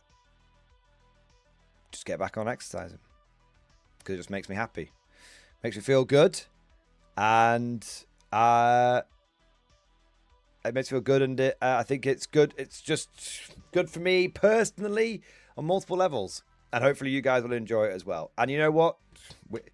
We'll just make it part of the channel culture. You know, like, I shouldn't worry. For the people that wouldn't enjoy it and wouldn't like it, it wouldn't matter. Yeah. Yeah. So there you go. Quite a few of the streams I follow regularly do workouts just to keep it mobile. Keep mobile during long streams. I mean, that's exactly our days. And I've seen, yeah, exactly. But, you know, honestly, like, big shout out to Valrak as well. I know we have a bit of banter with the Valrak channel, but big shout out to Valrak because, you know, him doing his walking on stream was actually very inspiring to me. I was like, fucking hell, if Valrak can do it, why the fuck aren't I doing it? Yeah.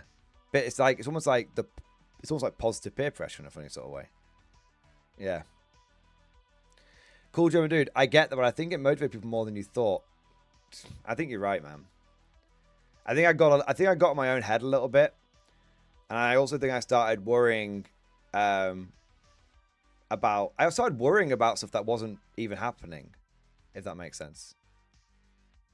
Yeah. Like I was like, oh, I'm worried people will find it like cringe and off-putting and everything. Yeah. So I think I also think, you know, I don't think, looking back at it now, the benefit of hindsight, I think I was probably overly worrying, but it also makes sense. Like, you know, when I was building up the community and building up the channel, because obviously I'm doing this. I mean, I often forget this, but like, you know, I went full time with less than 10,000 subscribers. I didn't really know what the fuck I was doing. Right? And I think I was worried that, like, if I did anything, I didn't want to do anything that would, like, potentially, like, jeopardize, you know, like, the growth and the success of the channel and all that kind of stuff. And looking back on it now, I realize that actually it probably would have been better if I had kept it up. Because it's a USP, it's a bit of fun, it's part of the channel culture, all that kind of stuff. Do you know what I mean? No one wants to be part of a community or join a channel that's exactly the same as everyone else. Yeah. So fell off a roof, you would too? No, because that's not exactly inspiring. If anything, it makes me be extra careful. No, Valrak falling off a roof made me more careful when I was doing roof-related activities, which is rare, to be fair. Yeah,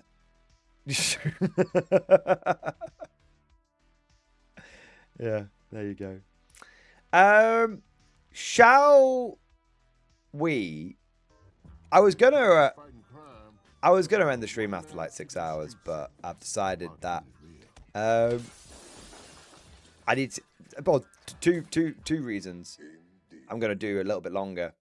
One, Mama didn't raise no bitch, and two, I've got in a fortnight I will be off. So I need to get as much done as possible, including like stream highlights and all that kind of stuff. So yeah, can't be fucking about. Gotta pull a few longies, you know. Gotta pull a few longies.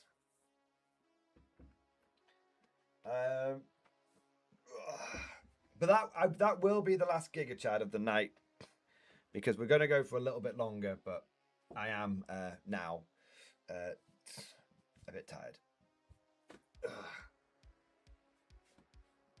I'm a little tired, chat. Let me off. I could do with another fucking. Oh, this working out makes you hungry. I could do with another fucking snack now. I mean, it would completely defeat the point of the workout. But Mackey's run. It's only 10 minutes away. We could be there and back. It's only 3 in the morning. I don't sleep till 6 in the morning anyway, right? Get that fuel for another few hours of streaming.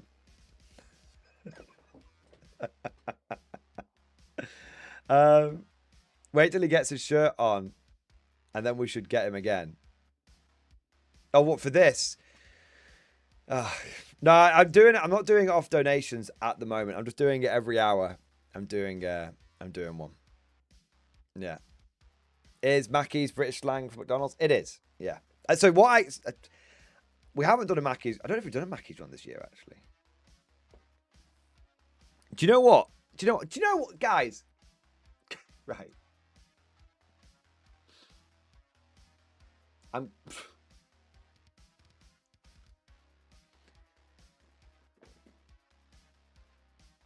going to go off on a bit of a rant.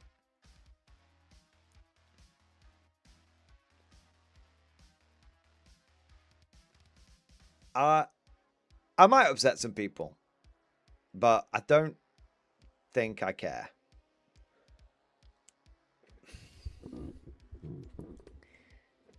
Is anyone else like sick of whiny little bitches in our hobby? I normally don't talk about this kind of stuff, right? But do you want to know one of the reasons why I haven't done a Mackey's run in a while? The last time I did a Mackey's run, do you want to know? To let you know how I do it. Normally what happens is I keep the stream on here and then I start the stream on mobile, because YouTube actually, when you do that, allows you to do 2 streams on YouTube. It's kind of like a glitch in the matrix, as it were. And so I do the stream on the mobile, so you guys come with me and I talk to. I cover it up so you guys don't. I don't fucking dox myself, but I cover the phone. I cover the camera up, and basically I talk to you guys as I'm going and everything. Now I'm sure some absolute mental people at 4chan would be able to calculate the distance it took me to get to McDonald's and the sound of the tires on the road to determine exactly where I live, right? Like if they can find a flag in the middle of nowhere, they can find me, right? And hopefully not, but you know what I mean.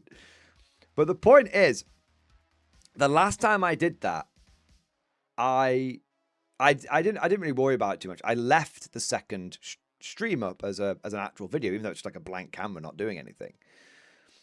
And do you want to know what one of the comments I got was? In fact, the only comment I got on the video was, "You're an influencer. You should know better than to encourage unhealthy eating habits and an unhealthy lifestyle. Think of what impact you're going to have on people by encouraging them to eat unhealthy food next time before you do this." I was like, bro, have you been down a friendly local gaming store that sells food? They go through industrial quantities of cheesy chips.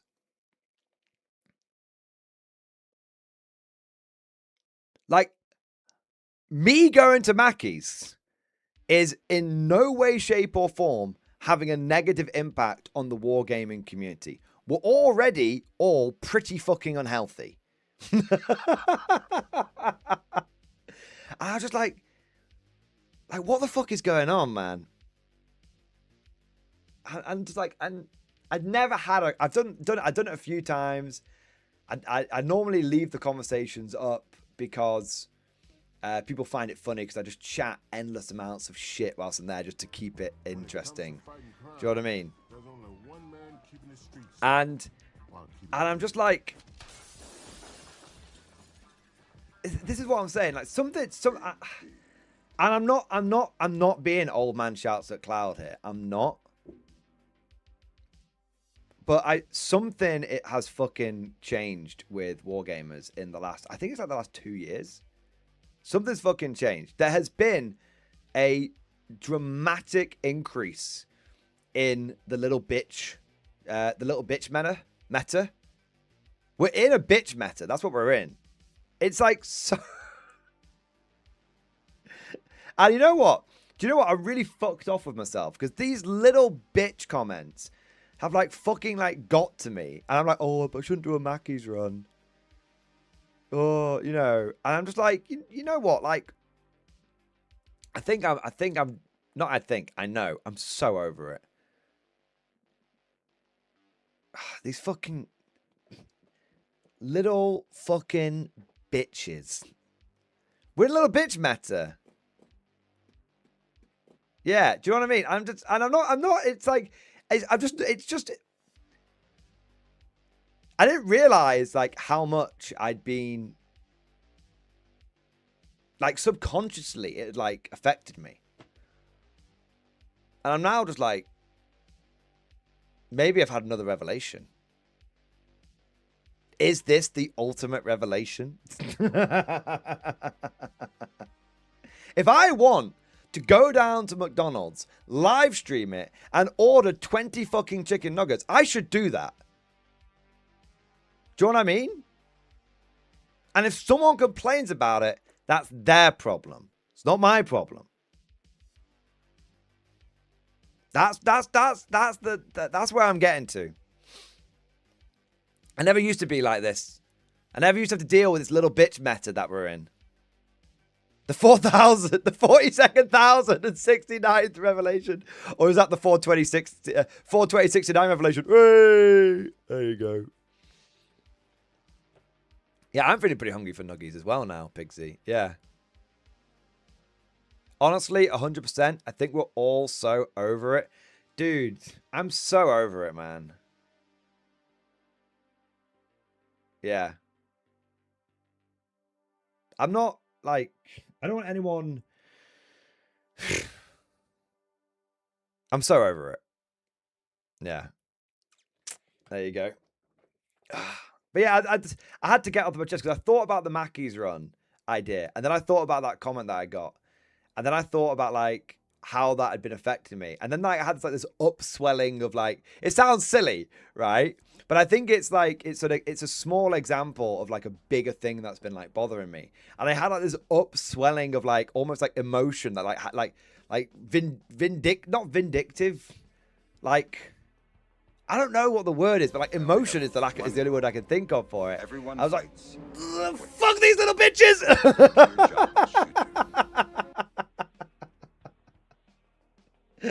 I had to say it. Like I couldn't. I was like, I shouldn't say this.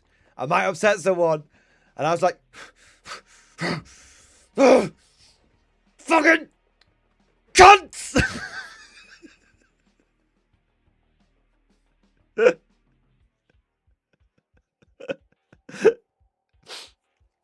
Oh my god. Yeah. The goddamn Wargamer Karens need to get in the fucking bin. That's what needs to happen. I'm sick of these goddamn Wargaming Karens. We need to fuck this. Yeah. And I think yeah. I definitely think Warhammer suffers from it. I definitely think Warhammer's suffering from it more than other war games.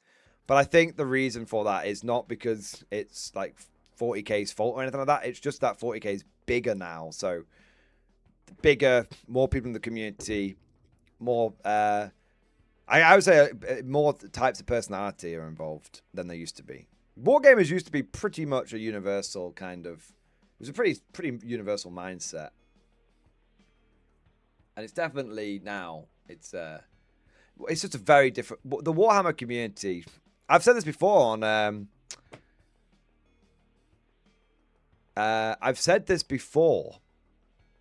on stream, and people find it absolutely wild. And I think, you know, some people I think find it somewhat inconceivable.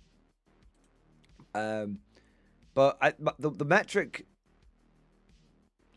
I would say the best example of how the wargaming community seems to have changed around me is the approach that people take to tournaments now. People take it so damn seriously. Like wargaming, it's strange because in a funny sort of way, the way that Warhammer like communicates to us as players has almost never been less serious. Like they use like quite a bit of like almost, it's not really baby language, but they're like there was talking about, I think it was with the Centaur article, they were like, oh, it might be a bit death and destruction-y out there. You know, there's nothing wrong with that, but it's slightly Marvel-esque baby-fied language, if that makes sense. Right? And so even though GW is sort of communicating to us in a relatively, I would say, sort of less mature or less serious manner, it seems that the community itself seems to be more serious than ever before. And the example that I've given before on the channel is how people used to approach tournaments. Now people just care about like win rates and what ranking they are on the ITC boards, which are all the points are completely made up for. They're basically a waste of time. You know, if someone says to me, "Oh, I'm number 6 in the country in this faction," I'm like, okay. All right. You know, I've had people literally like, you know, if I like play someone, let's say like I'll play someone and like beat them. Yeah, someone will say afterwards like, "Oh, how was that game?" I was like, "Yeah, it was really good. The guy was a great player, you know, tough opponent, but you know, managed to get the win in or something." Or if I lose to someone and I'm going, "Oh yeah, it's a great game, but you know, the guy managed to beat me." You know, there'll be someone who will like ask me like, you know, this question, and that's the answer I'll give them. They'll go, you know, if I beat them, they'll go, "Oh wow, that's amazing," because he's like number 3 chaos player, and I'm just like, okay. And they're like, "Oh well, don't feel bad. He's like the number 1 like Knights player in the country or something." I'm just like, okay. Don't give a shit.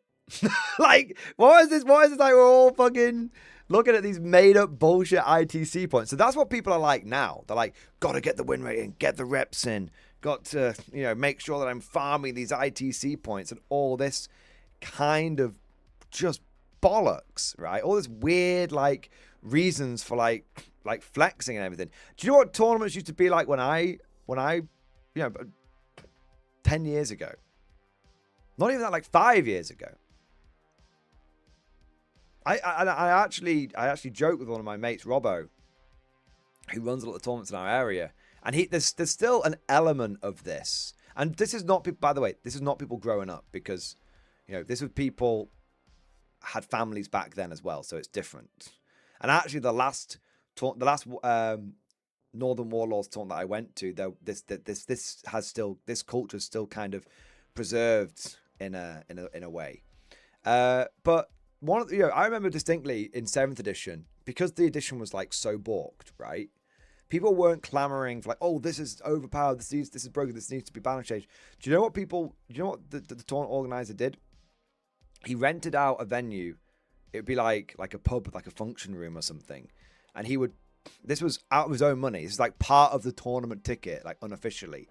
And he got a tea trolley, and double layer tea trolley, and he loaded it up with beer. And I remember distinctly one time it was the like Desperados like tequila beer, and he went up and down. Literally each round he'd go up and down the tables, giving each player a beer. And it's like 50 players. It's like 50 beers each round. So like minimum. And sometimes, you know, so, you know, and it's like a 6-round tournament. But, you know, but you wouldn't like that. That was just to get you started. That was like to get you started. Sometimes it'd be 2 beers to get you at the beginning of the day, 9 o'clock, first round, 2 beers. And it's not, and don't get me wrong, I'm not trying to encourage like, you know, "Oh, boy, you know, oh, Mordian, you're an influencer. You shouldn't be encouraging people to binge drink." Fuck off. That's obviously not what I'm talking about, you stupid dweeb. What I'm saying is the attitude was different. This is an example of an attitude. And then you go out on the Saturday, it was a 2-day tournament. You'd go out on the Saturday and on the Saturday night, and the tournament attendance the next day on the Sunday would be hard, because half of the people would be hungover and wouldn't make it to round 4. That's why they ran 6-round tournaments, so people could get 5 games in when they turn up on round 5 and round 6. That just doesn't happen anymore. Everyone takes it way too seriously. You coming out for a drink? "Oh no, I've got to go back to my hotel room. I want to get a good night's sleep before tomorrow."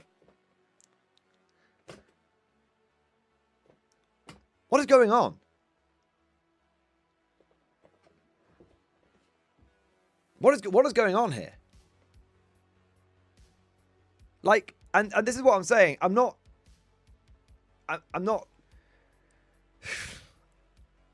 I mean, this is what's changed. This is what I feel has changed. Not this specifically. "Oh, we all used to be a bunch of pissheads." No, there's plenty of tournaments when it was more, "Shall we go out for a meal afterwards?" Right? "Hey, it's Saturday.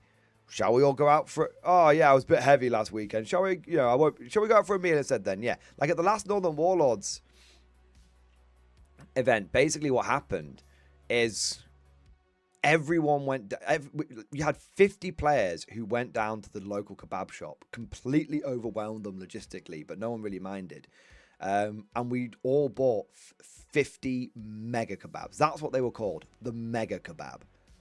Like no one even questioned it. It was like, we're going, like this place sells something called the mega kebab.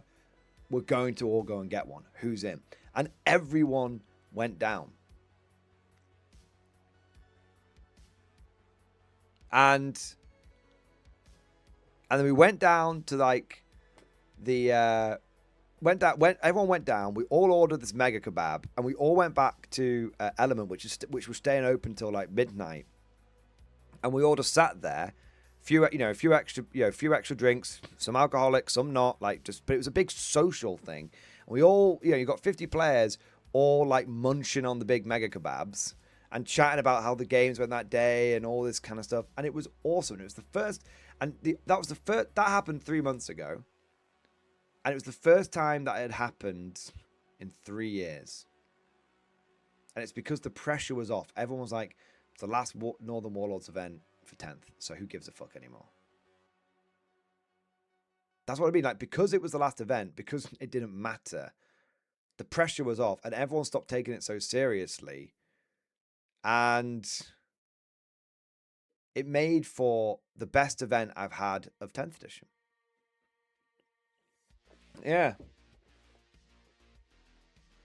So yeah, so the point I'm making here is it just feels like, I know I'm sounding like a super old man here and everything. At 33, apparently I'm an old geezer, but anyway. But the point is, it seems like, I would say over the last 3 years, there's been a big sort of shift in the community. And it feels like everyone's taken the game. It feels like, I mean, God damn it, Orc players don't even WoW anymore. But what are we even doing here? Orc players don't WoW anymore. No one's in it for the social aspect. Everyone's trying really hard. People just give a shit too much. And then you've got a bunch of people that seem like I said, the rise of the whiny little bitch mare. Yeah, it's fucking, yeah. It's fucking weird, man. And then, I went, the last Old World event I went to down at the, with the guys from, who run the Square Based. And, we went, there was, we'd all played, we'd all been playing on the, what do you call it? On the Saturday. And then afterwards, it was like, who's going out for drinks? It was like, who's all coming down? It was like, everyone, you coming for the meal. Amazing. And then afterwards, like, okay, who's coming out for drinks? And for a lot of people, they'd already had like a drink or two with the meal, so they'd already been the social aspect for a lot of people. So going home or going to bed after that totally makes sense. But a few of us went out for a bit more, and I ended up, having some drinks with goddamn Val, who's an amazing guy, and a couple of people who had travelled over from Spain for the tournament. Which was probably about a quarter of the people, maybe not a quarter, maybe like a fifth of the people that were the tournament. We went out. We didn't get wanking or anything. We just went out for like 2 or 3 more drinks, and then we went home. I was driving back to my hotel, so I just had Pepsi Max. Yeah, I don't know, man. It just feels like maybe it's just an aspect of, I don't know what's causing it. And I'm not saying you're a little bitch if you don't go out and be social or anything like that. Everyone's got different social batteries, whatever. I don't give a fuck. Okay? But whether it's real life, whether it's IRL or online, it definitely feels like you just got, it definitely feels like it's just fucking off, Yeah. Come on, Joe. I'm drinking a lot less now. I definitely feel a lot healthier. Yeah, dude. Like I don't even drink once a month. Like again, I want to make something clear. This isn't a drinking culture thing or anything like that. There could be not a drop of alcohol could pass people's lips. It's this, like I said, it's this fun. It's this sort of taking it. If I was trying to sum it up, it's this like taking everything too fucking seriously all the fucking time, and people being just people just taking things too seriously all the fucking time, man. Yeah, I think the pandemic and lockdowns caused people to forget how to socialize. You know what, man? I'm not going to accept that. I think you're right, but I don't think they forgot. I think they use it as an excuse. I think people use... I think people use it as an excuse to be shit. I think there was... Now, let me make something clear. I think there were a lot of people that went through some absolutely horrific shit during COVID. Of course. Of course. And I think there's some people that absolutely did suffer from it. But I think a lot of people, and those are not the people we're talking about. I'm talking about the people that use it as an excuse. Yeah. That's the primary joy of wargaming for me, is meeting people and then doing other non-wargame activities. Yeah, exactly, man. Mark Gibson, didn't you drink during the bulk of the previous OMG? Yeah, fucking hell, I needed to then, though, didn't I? Fucking hell, though. If I hadn't been drinking during those previews, those sound problems would have actually annoyed me rather than been mildly inconvenient.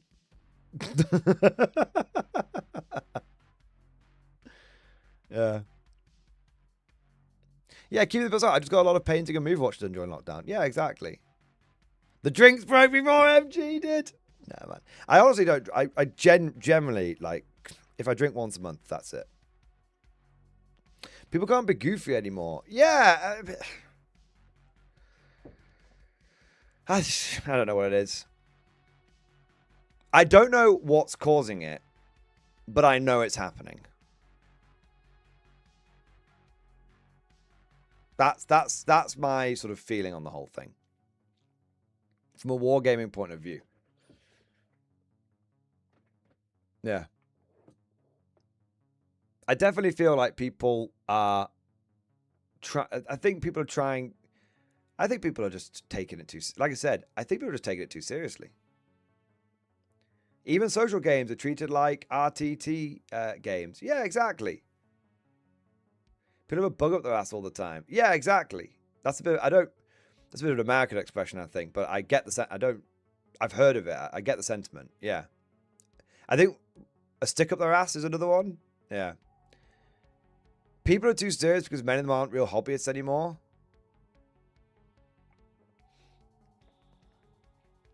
I think that, you know what? I think that's a really good point. Oh, the 7 billionth revelation.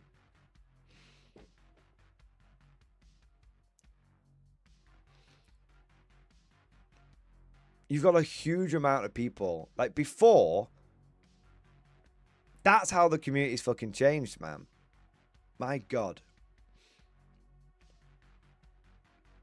The majority of people, in the past, the majority of people who were in the Warhammer community actually bought, built, and played with the models. Now, you have a massive, significant part of the community who have never built a model, who have never actually done the wargaming. They're just part of the... they just interact with the Warhammer IP through...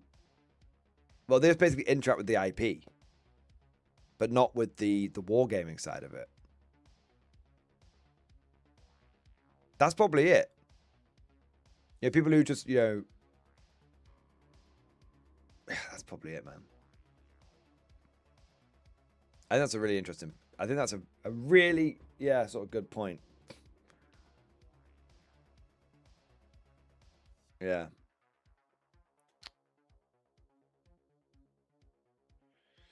Mark Gibson, not gonna lie, that's why I've moved away from 40k, how serious people are taking it and how hardcore people are going at it. Then they don't put any effort into the hobby front. Like, if your army is primarily grey or primed in 3 different colours, there's no enjoyment for me. Like, they don't have to be painted well, but at least try or at least pay someone to paint it. For you, like, when I was getting into the hobby, if your army wasn't painted, most people wouldn't even play with you. Yeah. But it's a barrier to entry. Can't have any standards, because that's a barrier to entry. Like, I think if you're like a child or a young adult getting into Warhammer, it's very different. Although I find a lot of the people actually do quite like painting. But I think I'm not going. Yeah, here we go again. I'm not doing it. Keep it in fail. So I'm not doing it. We've covered this topic before. Having standards is not a barrier to entry. Painting equals torture. There was a concerted effort to get normal people to take Warhammer seriously and stop viewing it as a childish hobby, and most of that has made the players forget the joy of play. But it was never a childish hobby.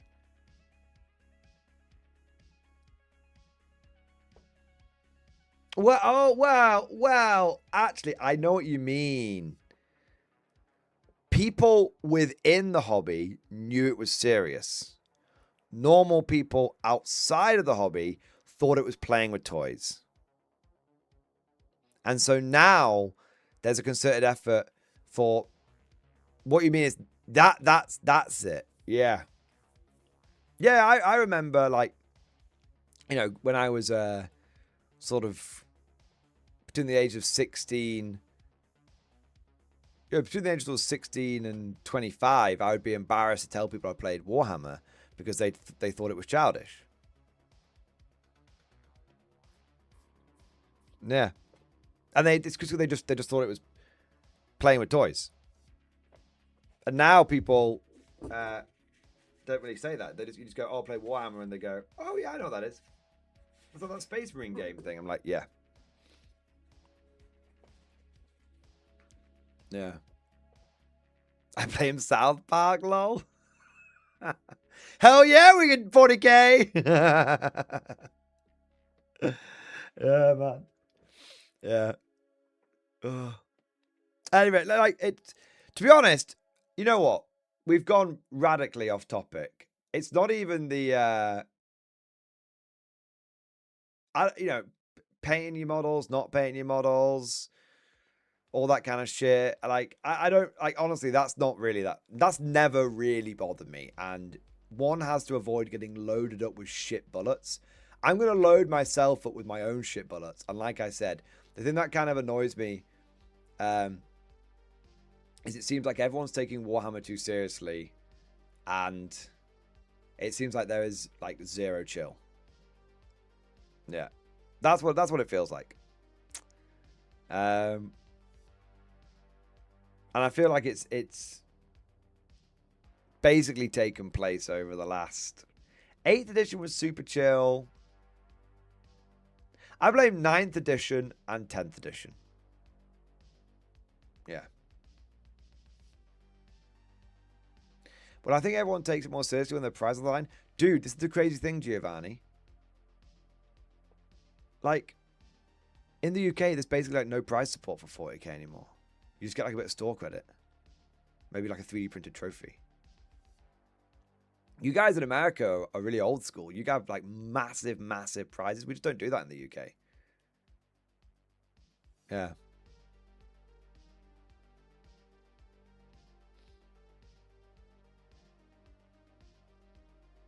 Cash, in-store credit, trophies or stuff. Yeah. Latin America here, yay. Sorry. I didn't mean to get you mixed up. But yeah. Maybe it's probably different in different places, but the prize support is fairly minimal these. It used to be massive. It used to be absolutely massive prize support. Now it's fair. Now it's pretty minimal in the UK. It's just a bit of store credit. Yeah. Everyone is very sweaty, but I think the sportship is way better. No, you are right, Pixie. The on-tabletop sportsmanship is way better. That's not what we're getting at here. Yeah. No, you're absolutely right. One of the issues I would say with the old community was there was a lot more like that guy attitude going on, and there was a lot more like sweat going on. But it was all in a strange sort of way. There was this kind of like, you know, game hard.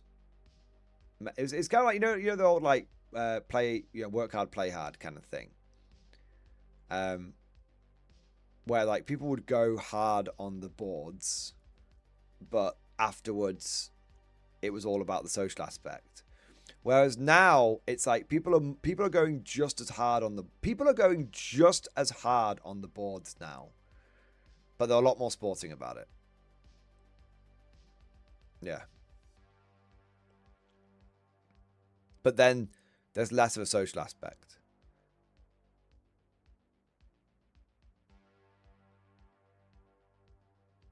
I remember when people didn't want to be that guy. Nowadays, it seems like everyone wants to be that guy instead. The thing is, yes and no. It's not that everyone wants to be that guy. It's that because that guy comes with like certain connotations, like cheating, being a dickhead, all that kind of stuff. It's not that they're being the traditional definition of that guy. It's that everyone's treating it like, as Piggy said, everyone's treating it like a professional sport. Got to perform and act like there are stakes. Yeah. Yeah.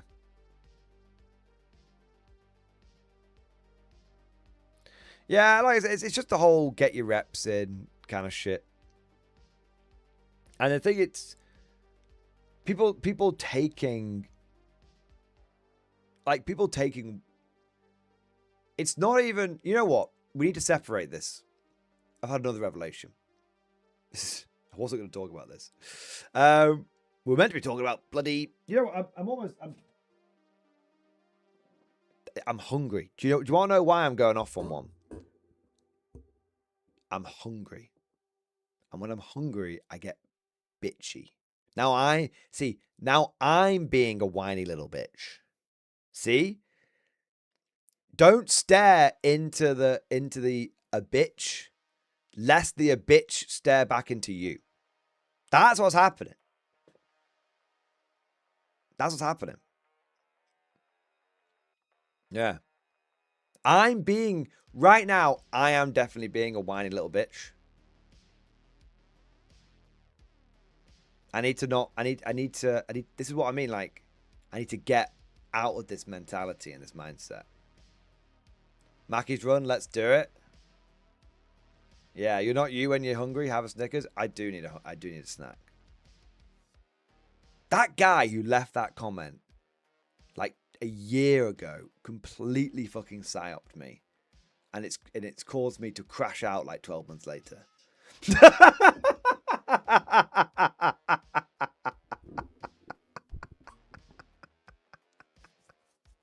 Sometimes you gotta own your L, man. Sometimes you just gotta own your L. Why am I complaining like an old man yelling at a cloud and being a whiny little bitch? Because I'm hungry. Why am I crashing out? Is it valid? I don't know, Robert M. I don't think it is. I think my crash out is totally invalid. Because it's basically all coming from the fact that I want some fucking chicken nuggets. Should I get the chicken nuggets? Or should I get the McGangbang?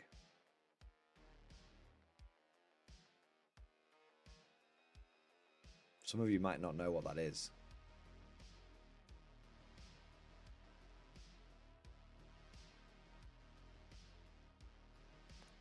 Gangbang.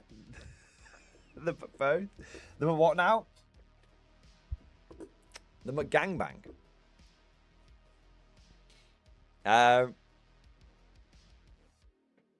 Or I could be healthy. It's probably not that different.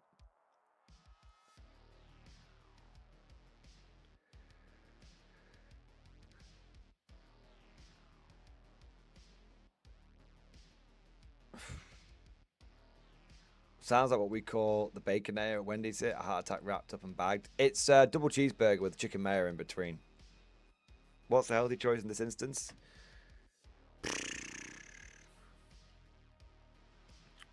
Look for something in the kitchen. Probably. I mean, it's relatively healthy. Bacon and eggs. I've already had bacon once today. I can't do it again.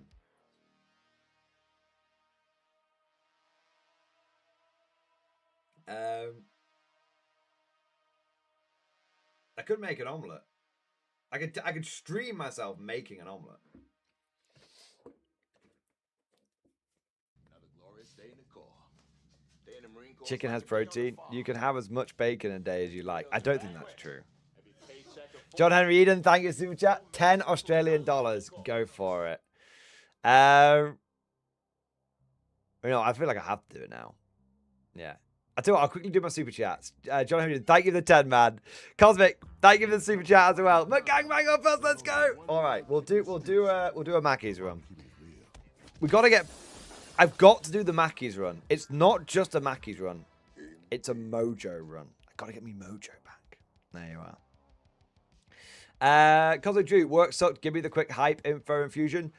We got 2 new detachments. One of them, your infantry officers can order your tanks now. So that's going to be really good for not needing to take tank commanders. You can save points and you can actually probably get more tanks in a list now and order them more efficiently. Also, you can like jump out of a camo and blast people, but whatever.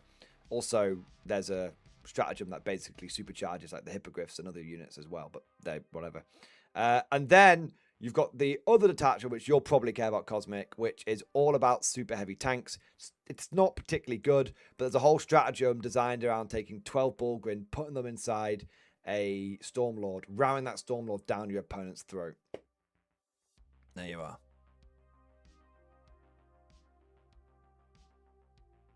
There you go. Yordi Boy, thank you for the 10 gifted memberships. Thank you for 10 gifted memberships. Thank you for the support. Thank you for doing your part and for keeping us fresh stocked with new conscripts. Amazing. Trevor, thank you for the super chat. Does that mean I can blame you for my weight?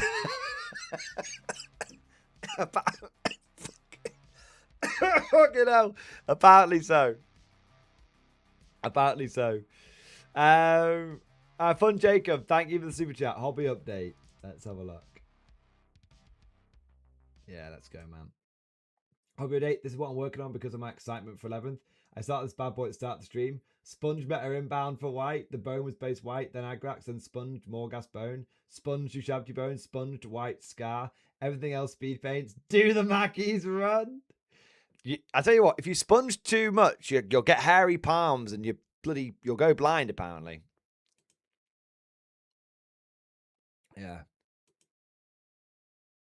Dude, it's looking great, man. I love how this is your excitement for 11th edition. It's looking pretty fucking tight though, man. Hey, look, dude, I'm converted. I am converted to the sponge meta. Look. I painted this. Look at the way the stones. I didn't do it very well, but oh fuck, it's got a bit of tuft on it now. I sponged it, mate. I sponged the shit out of it. Look, you can see the dark bits in there for the shadow, but it's just unsponged bits. Goddamn sponge meta, man. I'm all about it. What have we got next? Cosmic Drew, thank you for super chat. Dreadnought in a Stormlord too viable? I don't think it's too viable. I think it's just the right amount of viability. There you are. All right. Right, do I need to bloody... I'm doing a Mackey's run. All right, fine. Sleep. Fine, I'm going to do a Mackey's run. And then I'm going to consider doing a... Another stream highlight. No point in eating the food and going to bed. The food is to power the stream, right? Alright.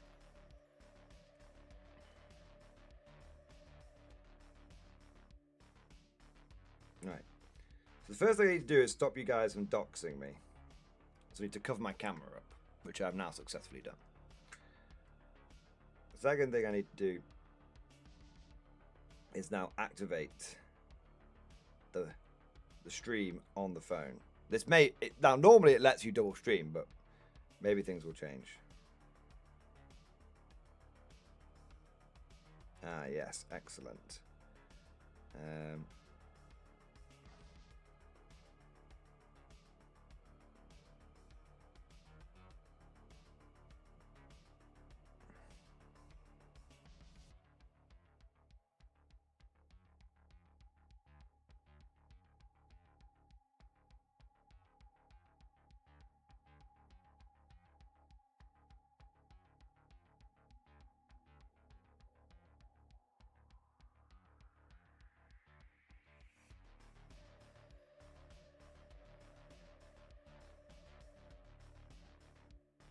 All right.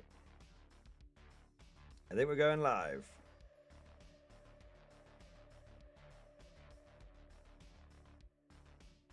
Okay. Apparently, we are live.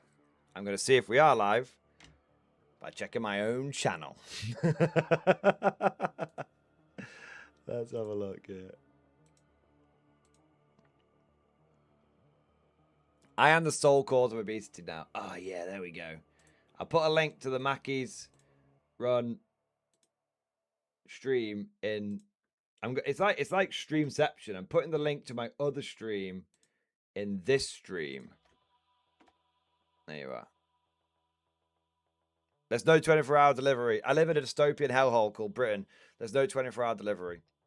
If I lived in America, I would seriously abuse 24-hour pizza places. There you are. It's in stream. It's all happening. All right. This stream has made me gain 10 pounds. All right. I can't lock the phone because if I lock the phone, that ends the stream. So you're all just going to have to deal with it. Right. Join the stream if you want to come on the live Macca's run. There you go.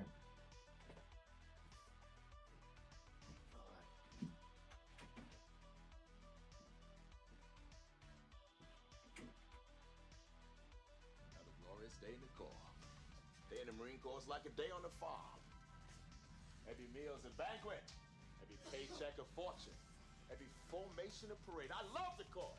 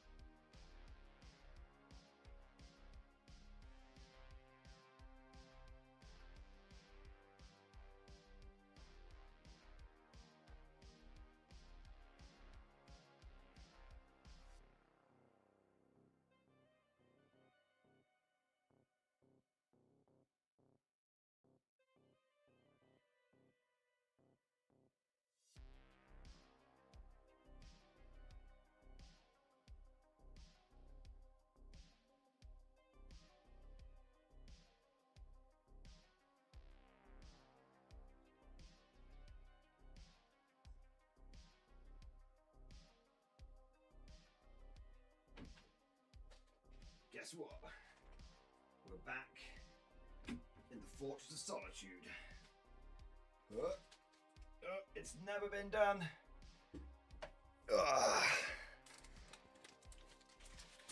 Alright.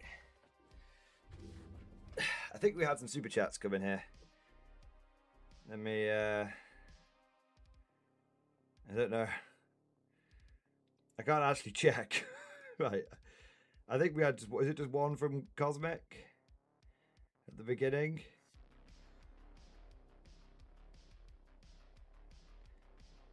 I can't see it. Anyway, if you did do a super chat, I can't see it on here. So please lambast me. And I love you all long time. Okay, we're de-living. How the fuck do I end this live stream, man? Oh, there you go.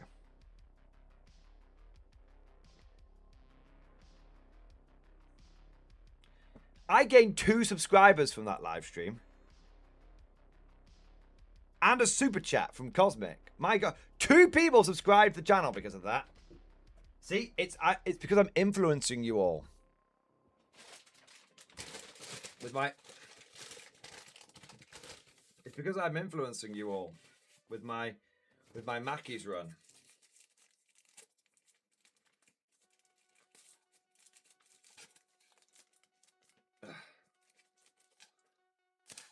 There you go. Alright, chips first. They always go cold first. McDonald's chips are terrible when they're cold. I went to Mackey's and all I got was Hitler mustache. Apparently you get those with a Happy Meal.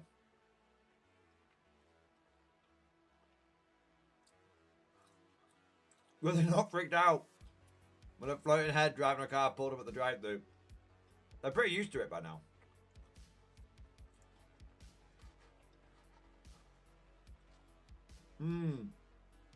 You're correct. I need to do the crypto coin. Welcome to Morty coin.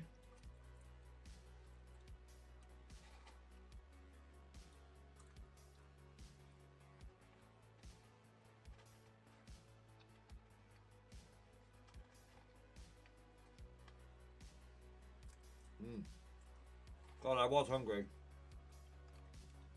It's the Morty gangbang coin. Eat fries at my Asian ex-girlfriend.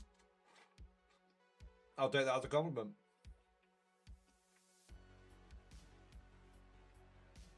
How do you eat your fries? Like sideways, like this?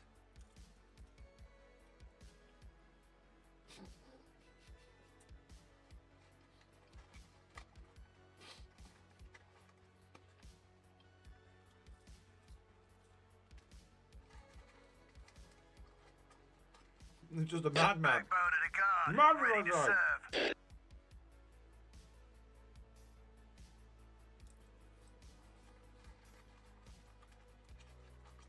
God damn it.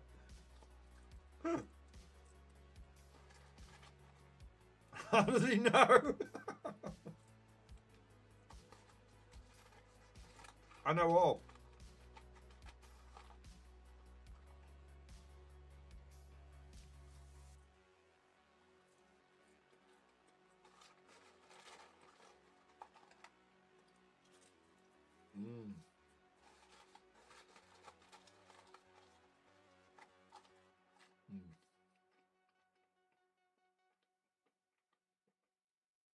I needed this. I never would have been that little whiny bitch 20 minutes ago if I'd eaten this food.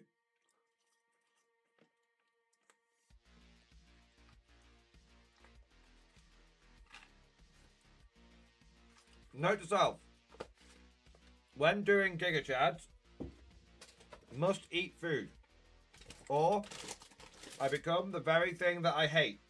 A whiny little bit.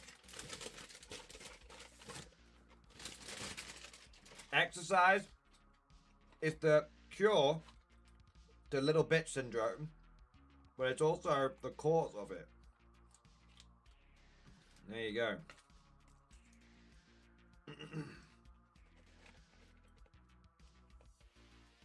There Oh, these are piping hot.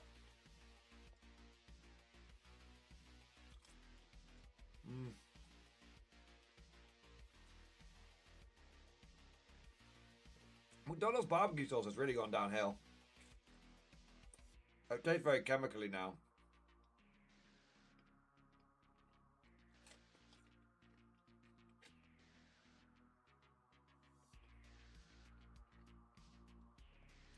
Deleting it though. Don't worry, if I fall asleep at work tomorrow morning, I blame you. You're a bad influencer. It's true. If you don't get enough sleep, because it's my fault. Every conceivable problem in your life can be blamed on me and my massive ability to influence you.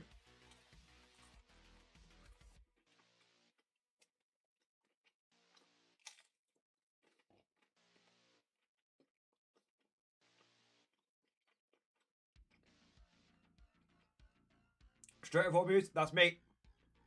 You know, it's my fault the Strait of Hormuz isn't open because I could have influenced it to be open, but instead, because I went on a Mackey's run, it's closed.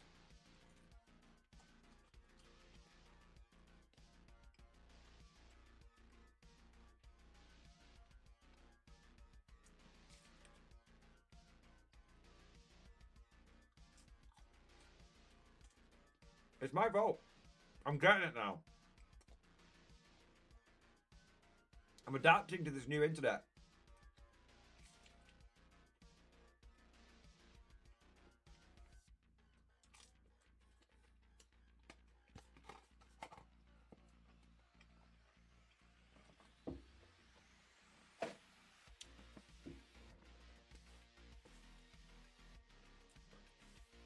Probably fun, Jacob. Yeah.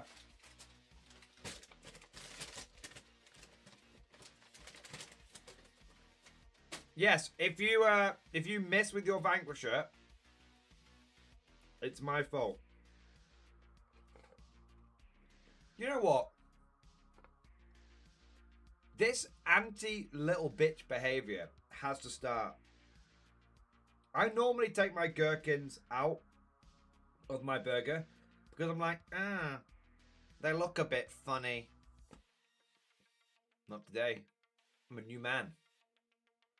We're gherk in, not gherk out. This is the way.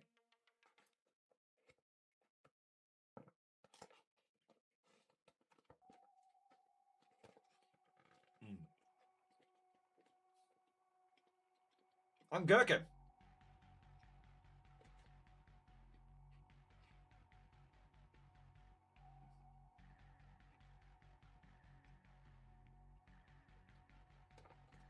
Yeah, I'm not going to be one of those little bitches that's like, can you take the salad off my burger, please? No.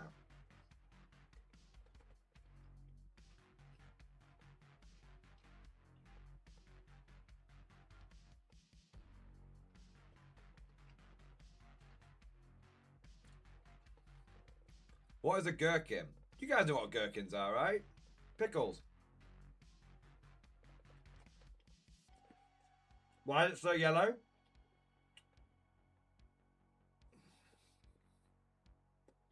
That's natural cheese.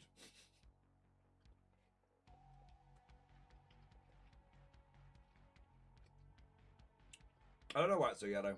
I've never really asked. It's always that colour.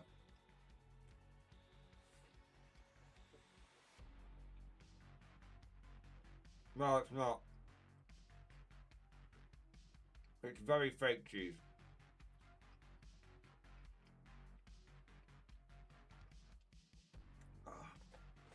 Do you know why I got Sprite? Because I was thinking of Pulp Fiction. Can I have some of your delicious beverage to wash down this tasty burger?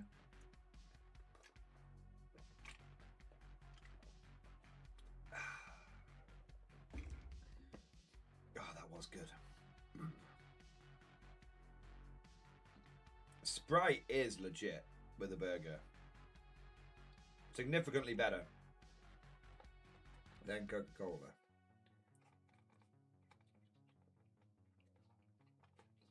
Oh shit. I'm getting a bit messy.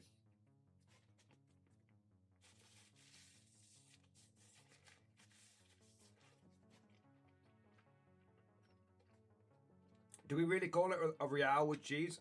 Not in my country, but maybe in France.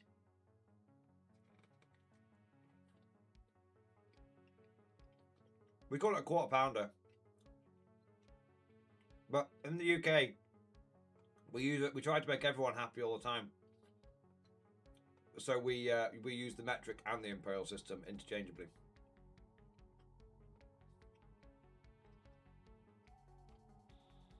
Coca-Cola goes out of business. Sprite stocks soar. Mordian to blame. It's my fault. I influenced Coca-Cola to go out of business. They were Mordian. He said we were shit, so that's it. Close shop.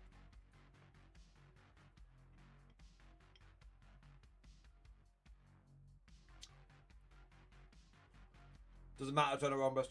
They just closed the Coke division down. And then, after the CEO stops having a fit, they closed down the Coca-Cola division.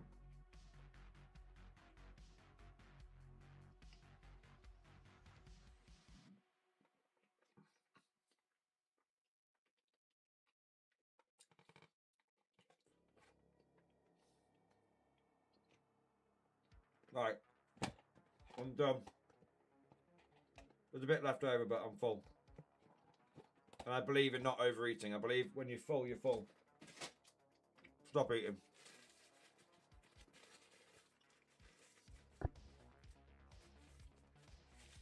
Alright.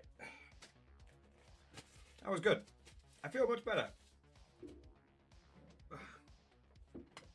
So.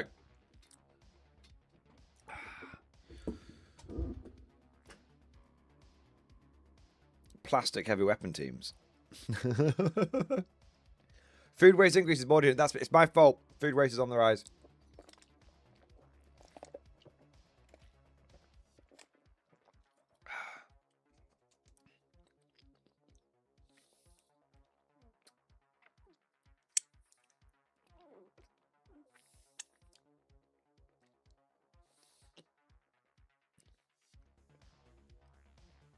So the first time he works out an age, he has to go from midstream Mackey's rum. That's the way it works, Donna Rhombus. I'm cultivating mass. That's how we're doing it. Being full is weakness. Keep eating those gains. Keep eating for those gains. I love it. Pardon me. So, man, I feel a lot better. Chat, you're good. Chat, I might be a bad influence, but you are a good influence. You guys told me I need to go for Mackey's rum. I went for Mackey's rum. I feel a lot better, and I want to apologize. I want to apologize for my little bitch-like behavior. I started crashing out about little bitches by being a little bitch. So I apologize. Lambast me. But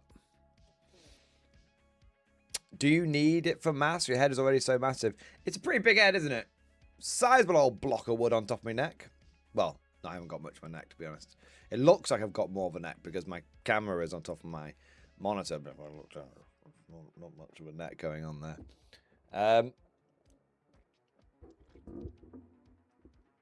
No, I won't punish you, sir. You are not yourself. Punish me! What are you waiting for?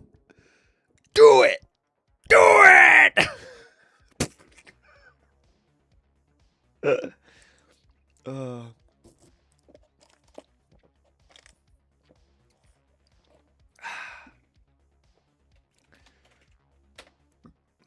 Fuck this 40k bollocks. I'm going over to Warlord. Warlord makes me feel nice. And they don't get upset with me for playing bot action. All right. Shall we have a little chat? Mordian, any chance you know the song you use in your recorded videos, like the recent Metagard one?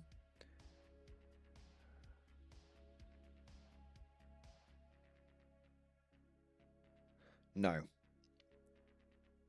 But it's probably white bat. It's probably white bat audio. If Evan, I would guess it's white bat audio. But Evan, the editor, he does all that because I'm bad at editing. My if you want to see my editing, I use Windows Movie Maker. That's how I edit.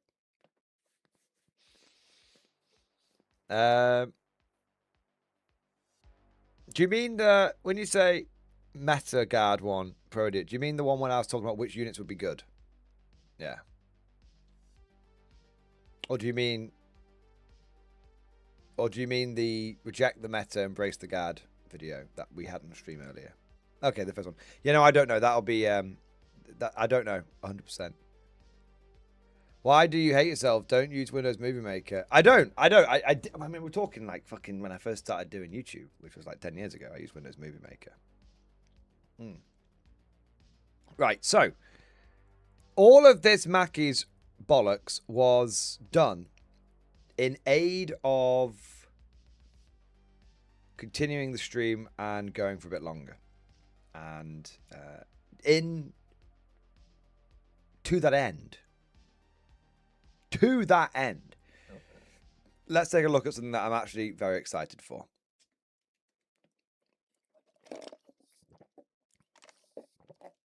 Oh shit, do I have some super chats that need to be done actually? Trevor, thank you for super chat. Just remember, someone was paralyzed from eating 413 McNuggets, so 412 or less is safe. That is a brilliant super chat. I love that. I ate 6, so I've still got a 406 margin. All right. But I'll keep that in mind. They ate 400. How? That's a lot of chicken nuggets. Yeah, that is a lot. Chris K, thank you for the super chat. Hail Mordian, hobby update in chat. You know what? Let's have a little. Let's have a little look. We've got the Spongosaurus Rex over here. And we've got Chris K. Hail Mordian, I got a bit carried away working on too many projects at once, so now I have a full table of projects that are nicely camoed up, but still need detail work. Here are 2 that I got to the good enough stage. Oh, sorry, man. I've used my influence on you to turn you into a Nazi. Sorry, bro. Blame me. It's my fault. Right. I'm going to stop it now because I might actually upset some people. So, these look brilliant. These look... I mean, that's what you've done a very good job on that ambush camo. And the transfer game is crisp. Is that the Warlord Panther model? Or is it like a Rubicon one? Yeah. I do like the Opel Blitz truck. I've got one with the canvas on, and I need to get one just with the wooden slats. Yeah. It's Warlord. Nice. Literally laughed out loud at that one. And you know, I'm just, you know, I think I'm going to focus on the awesome models rather than making another super chat all about myself, because I'm very selfish. These are some beautifully painted models.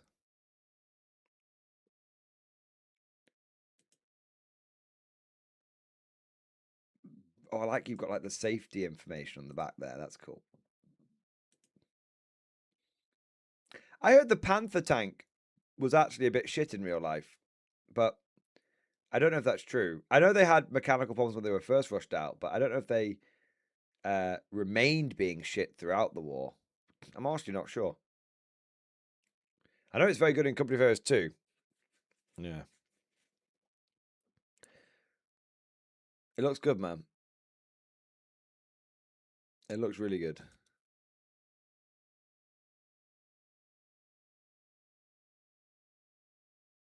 I need to learn how to paint some fucking ambush camo, bro. That looks properly sick. Yeah. Yeah, damn good effort. Damn bloody good effort. Yeah, you've done a good job on those, mate. You should be proud. Michael Gibson, is your influence why my mustache keeps growing only under my nose, or is it my poor shaving skills? It's my fault that it's growing only under your nose, and it's my fault you've got poor shaving skills. I've used my influence to do that. Michael Gibson, they tried to put too much into them too quick, and the technology like the stabilizer and rangefinder were too far ahead of its time. So they were just... They're like the early adopters.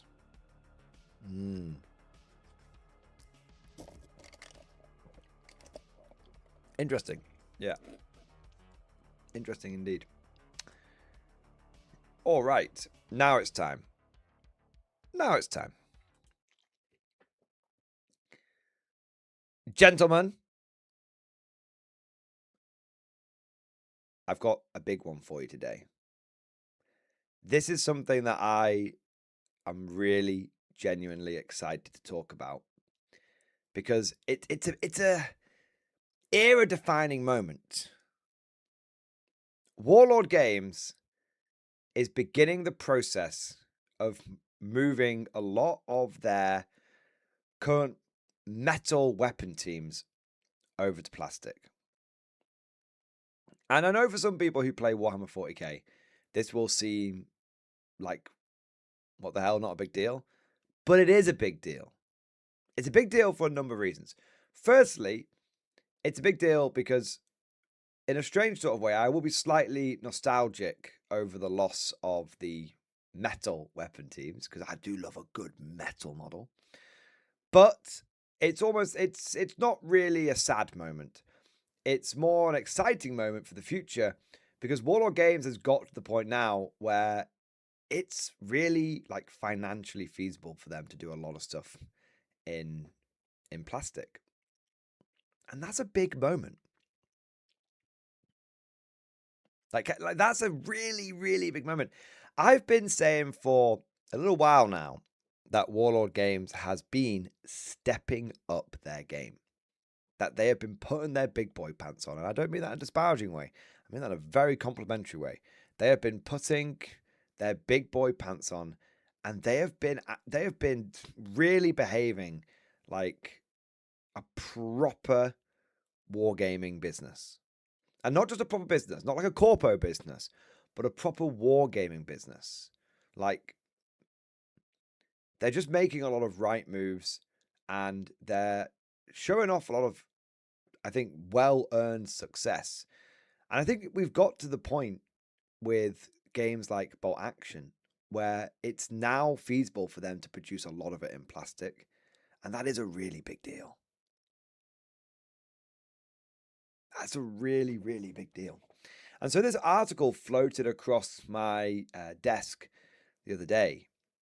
And I've been meaning to, 4 days ago, at time of recording. And I sort of skipped through it, and I knew straight away I wanted to talk about this on stream, because not only is it a really big like Warlord hype moment, you guys know I am Warlord's #1 unpaid hype man, but also they are very, very transparent in this article. They talk about where they've come from, where they are right now, and the pros and cons of moving to plastic, and the business decisions that have led to getting here, and it doesn't. Maybe I am easily influenced. Maybe I am a human being susceptible to propaganda, but it comes across as very transparent and very genuine. And I found this a very endearing article personally. So let's take a look at this bad boy. It seems honest, you know. It seems honest. It's a pretty seismic moment in the history of Bolt Action. We're bidding farewell to metal arms. This isn't a late April Fool, but the start of a huge and incredibly cool project. As you might have guessed from our recent teasers and show-offs at Salute, we've begun the enormous process of replacing our extensive range of metal artillery and support weapons with plastic.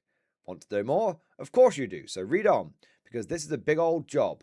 First, though, we need to take you behind the curtain and explain some things about why miniatures are made and the business behind it, so you understand some of the why before we explain the what.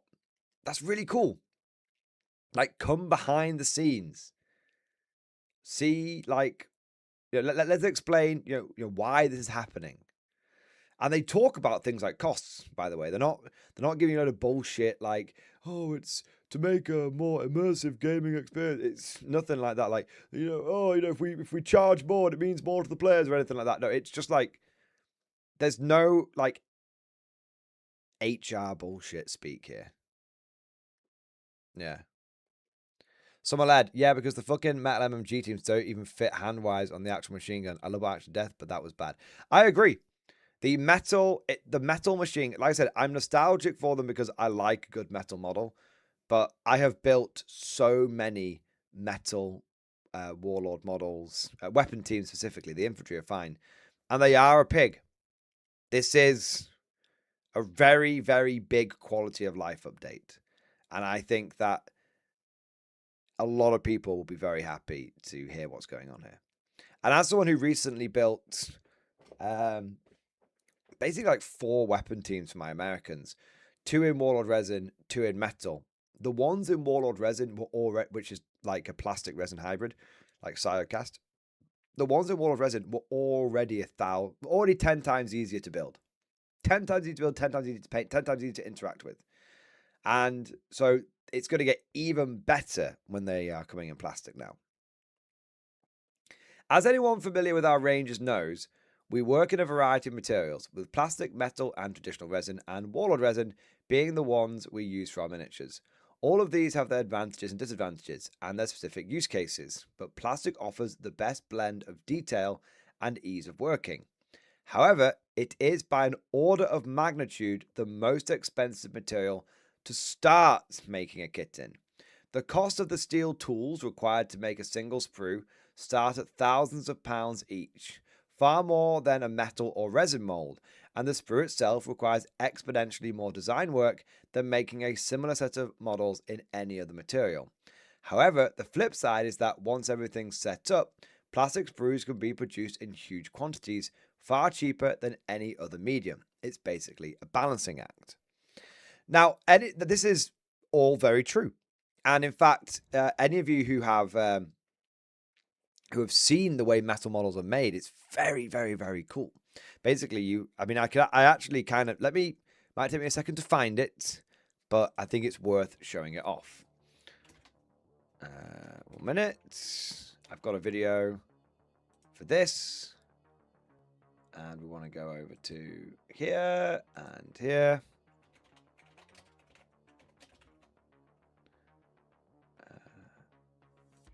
There we go. There we go. Hello again. All right. So this is when I went to the Warlord Open Day. By the way, if you ever get a chance to go to the Open Day and do the tour, you absolutely should do. They show you not only lots of like sneak previews and stuff, but they show you how things are made, including how metal models are made. So here you go. I'll turn the sound off so you guys can just sort of see the process. So 1 minute, we'll go back there a second. So that is a metal model mold. It's like this rubber circle thing, and you can see it's really simple. That's basically what a metal sprue looks like. And basically, you put the 2 halves together and pour the metal into it, as you'll see how you do. So you tap it with a bit of corn flour, because that's makes it easier for the models to come out. You chuck it in what's basically a big centrifuge, slap the metal sort of guard on top, and that right there is a very, very, that's not gravy. That's a very, very hot vat of metal, right? So you pour it in, you get your ladle full, I should say. You set the machine spinning, because it's spinning around really quickly. It's got like a little pedal, spins around really quickly, and spins for a bit, pushing all the metal into all of the crevices and corners of the mold. And then after you let it spin for a bit, it's cooling down very quickly. It's spinning and cooling, spinning and cooling, spinning and cooling, spinning and cooling, spinning and cooling. And after a short time, it is time for it to come out. And you take your guard off, you get your mold out, and here's the magic part. Boom. And there are your metal models. So that's how simple making metal models is. You see, it's very quick, but it's on a small scale. You got to think like plastic injection molding. It's like bzz, done, bzz, done, bzz, done, bzz, done. It's very, very, very, very quick, right? But you can see like this does have its own set. This has its own set of advantages. The molds are much simpler. The machine is basically a big spinny thing. Like it's super, super low tech. But obviously, if you want to make these quickly at scale and out of a cheaper material, because metal is more expensive than plastic, then this isn't really going to work for that. One of the cool things about this, I will say, I wonder if he shows it off at the end. Let me just skip ahead slightly. So you peel it out. Oh yeah, so it's 100% recyclable. So what he's doing here is he basically, so when they're doing the demo days, they do loads of these to show off, and they don't waste any of it. Because once you're done with it, you just put it back in the vat of metal here, the super hot vat, and it just instantly melts back down, and you can recast it. You can use it again. So it's very, very cool stuff. So metal is really good if you are making things at small scale, because the machine is very simple. The process, the tools for it are very simple. It's a fucking ladle and a big hot vat, and the molds themselves are really simple to make. The only problem that you have is the economies of scale for it are just terrible. Yeah, there you go. With injection molding, we make dinner plate size parts about 45 seconds per part. There you go, right? So what I love is that what they're saying here is it's just true. It's nice for people to be able to get a little bit of a, because a lot of people don't, it's like people don't understand where their food comes from. A lot of people don't understand where their miniatures come from. Like, yeah, when we think about making any kit, we have to answer a simple question. How many will we sell, and will that justify the initial outlay? Essentially, do we think the product will make back its costs and start becoming profitable for us? I mean, it sounds simple, but it's great just talking so openly about like the business thoughts that go through their heads. This question determines what material a kit is made in. For metal, resin, or walled resin, the quantity we need to sell to justify the cost of development and production is much lower. However, the cost to make each model over its lifetime is much higher than plastic, and we can't produce anything like the same volume. This boils down to a simple maxim. It's not an infallible rule, but it's a useful benchmark. If it's going to be a mainstay kit that we plan to sell loads of, do it in plastic. If it's going to be a bit more niche, do it in the most appropriate other medium. So with all that laid out, let's talk about guns. Lots of guns. And I like to think that that's a Matrix reference. What's nice is Wall doesn't treat you like you're stupid. No. I mean, it's not like we're talking about high art here or rocket science or brain surgery, but it's just a very, very open way of just laying it out. This is, will we sell it, like literally, will we sell enough of this to justify make it in plastic? Like not, it's what I was saying before. It's very simple, and we know this as consumers, but there's none of this like, we've tried to improve the user experience. We've designed this in a new customer-friendly way. And it's like, you're doing it for money, right?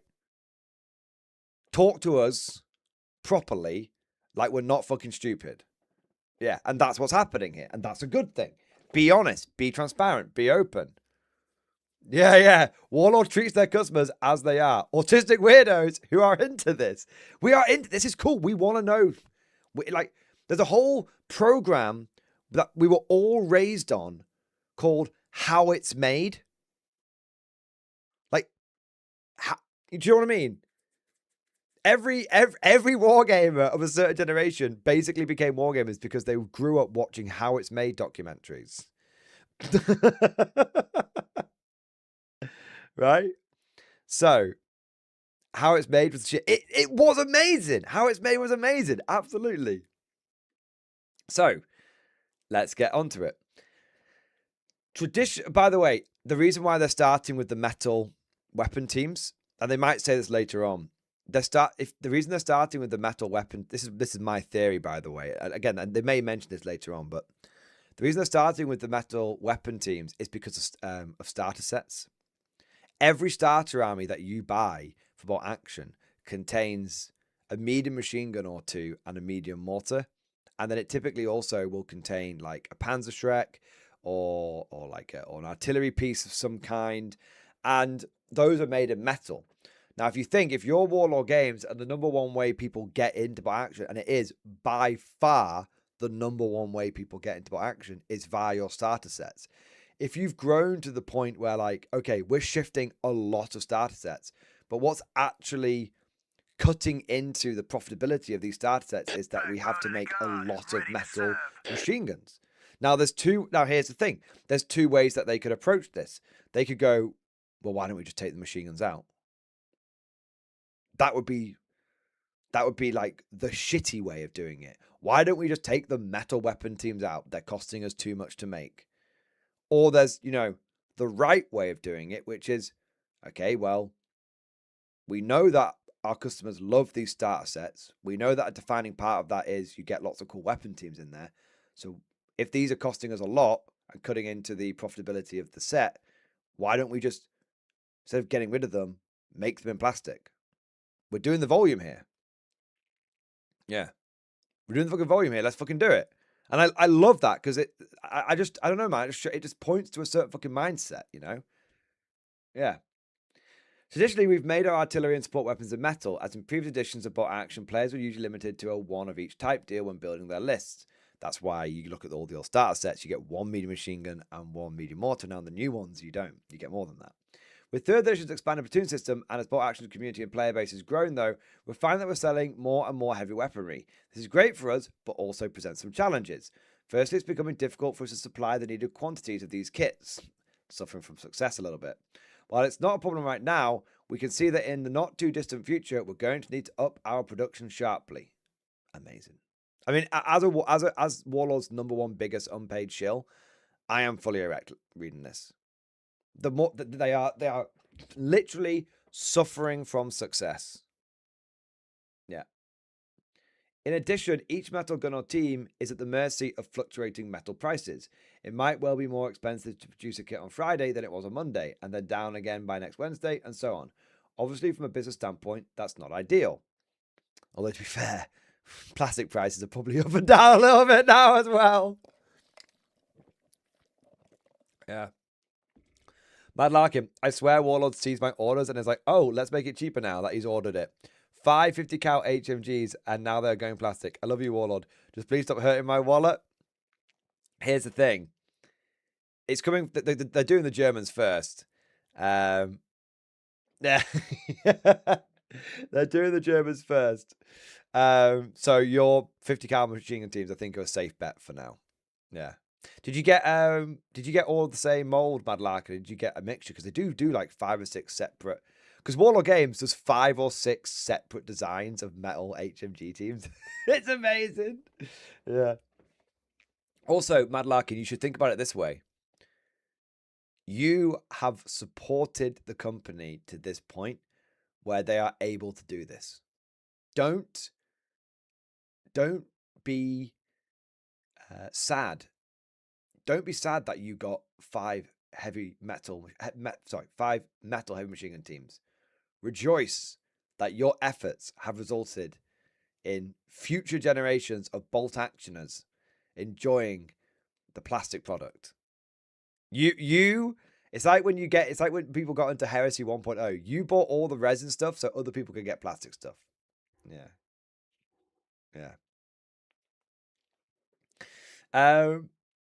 Let's have a look here.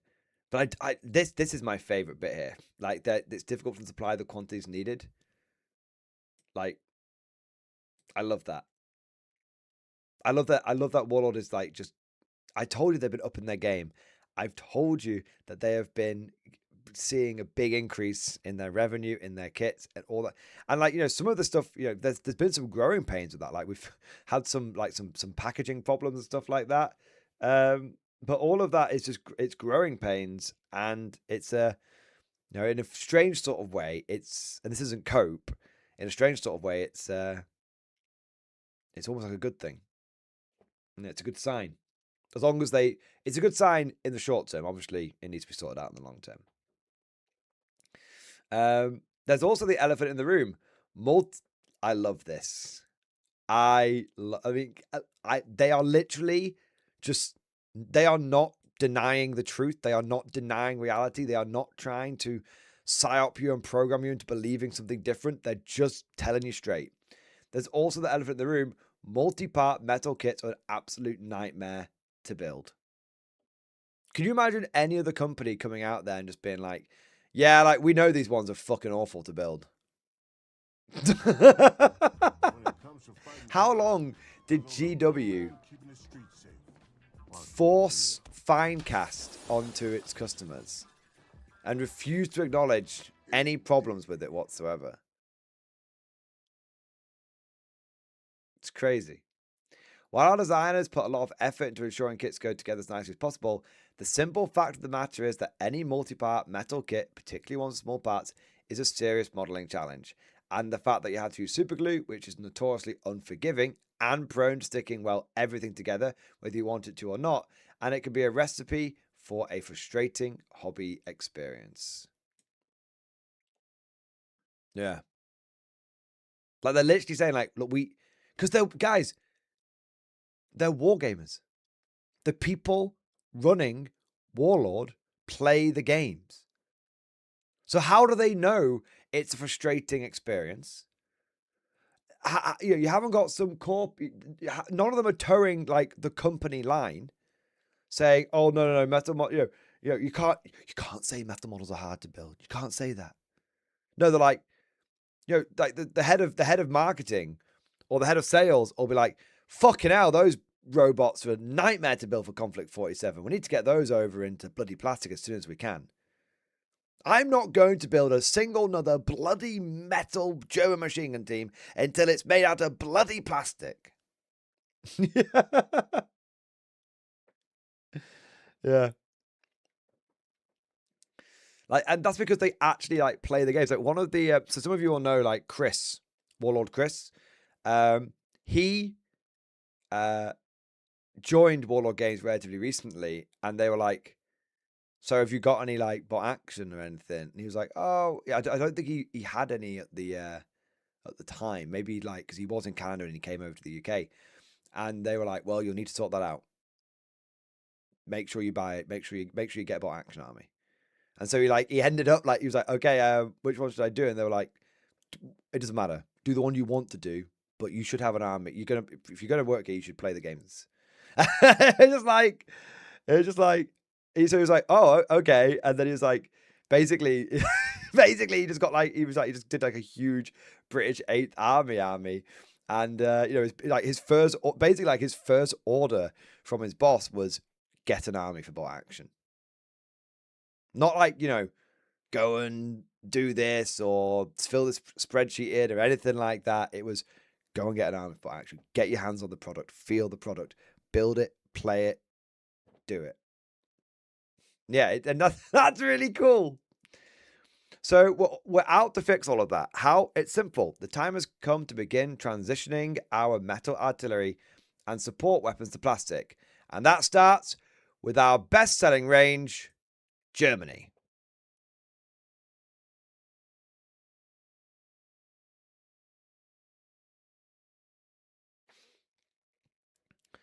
The way it's going to work is this. We've created a trio of core sprues. In Germany's case, the Pak 40 support weapons and crew frames.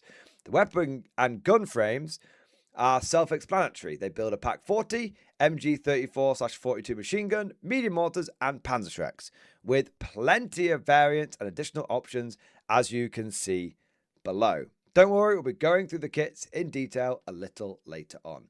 So you're getting... as you'll see, you get the one on each sprue. You get one MG34, one MG42, and one Panzerschreck, and one medium mortar.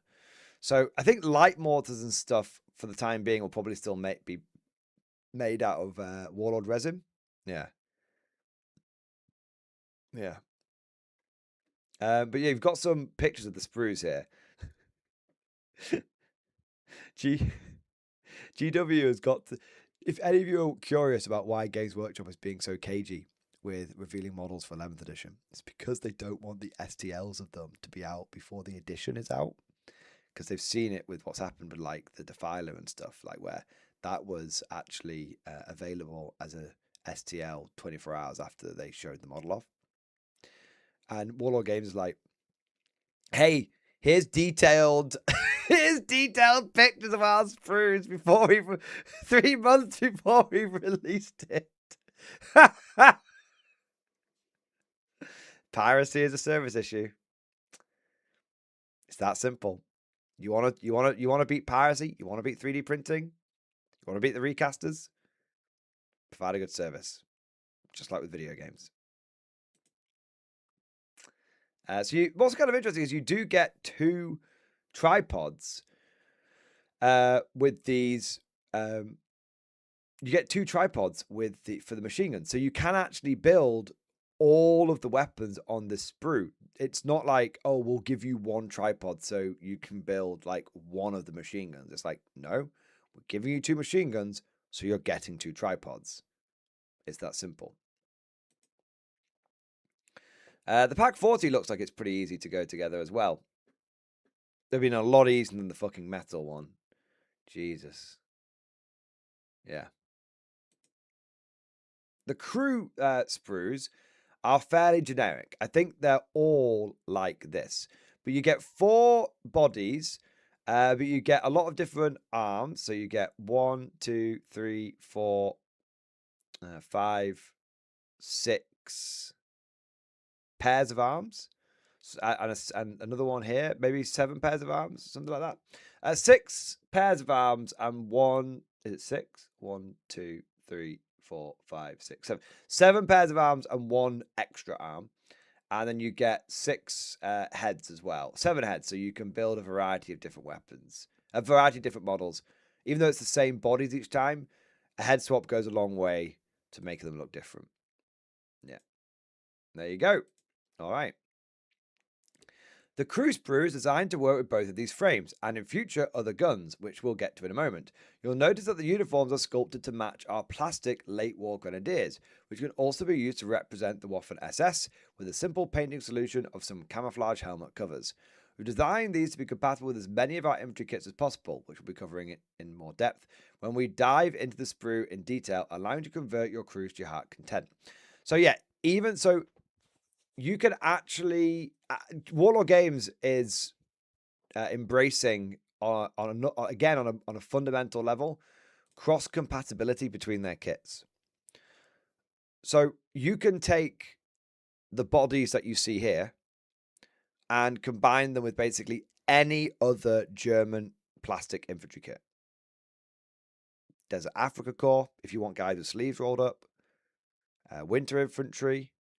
And likewise, all of these arms here work on those, or work on, like, you can put bits from that kit from the infantry kits into here, and you can put bits from this kit into the infantry kits. So if you're like, well, I want these machine guns, but I want my guys to be wearing like greatcoats because it's like winter machine guns, you can do that using these bits. They will fit onto those arms.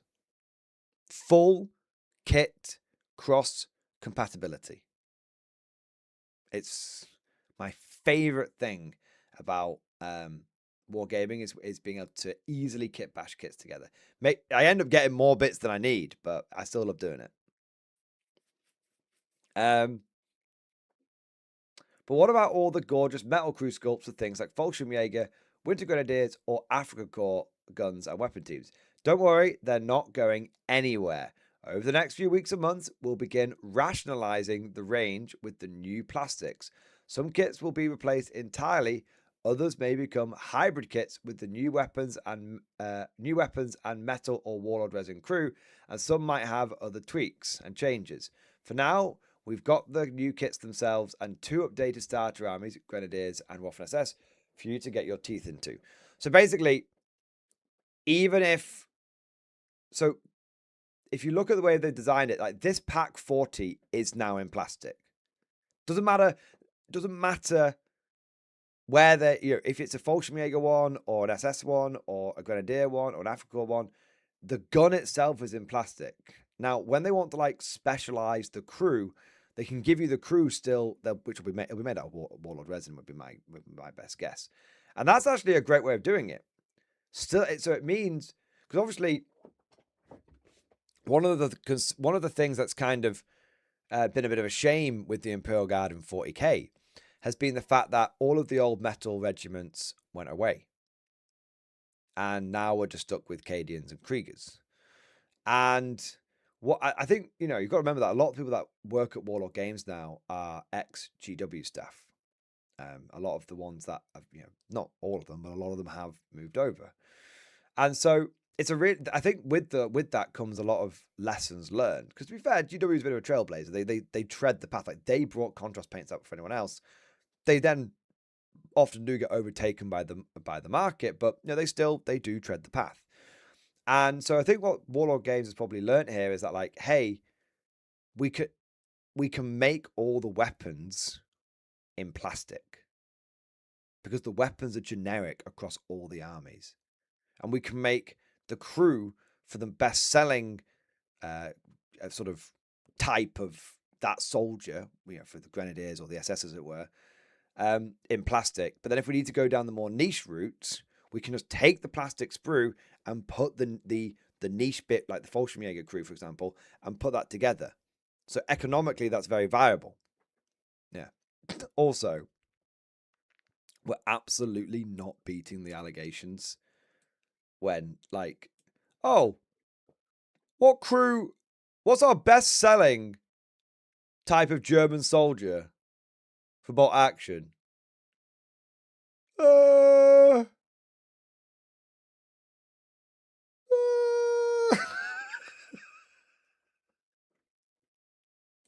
The thing is, right, I can actually explain this. It's because the second edition SS starter set was such a good deal. I think it was a good deal because Warlord sort of sweetened the pot. So I've never asked Warlord this, but I think Warlord games sweetened the pot a little bit because they were like, okay, we know that some people are going to be a bit hesitant about getting into the SS because they were really phenomenally evil bastards, right? So why don't we put 2 big fucking tanks in that starter set, because that'll really convince a lot of people to pick it up just from hey, it's just great bang for buck point of view. And I actually know,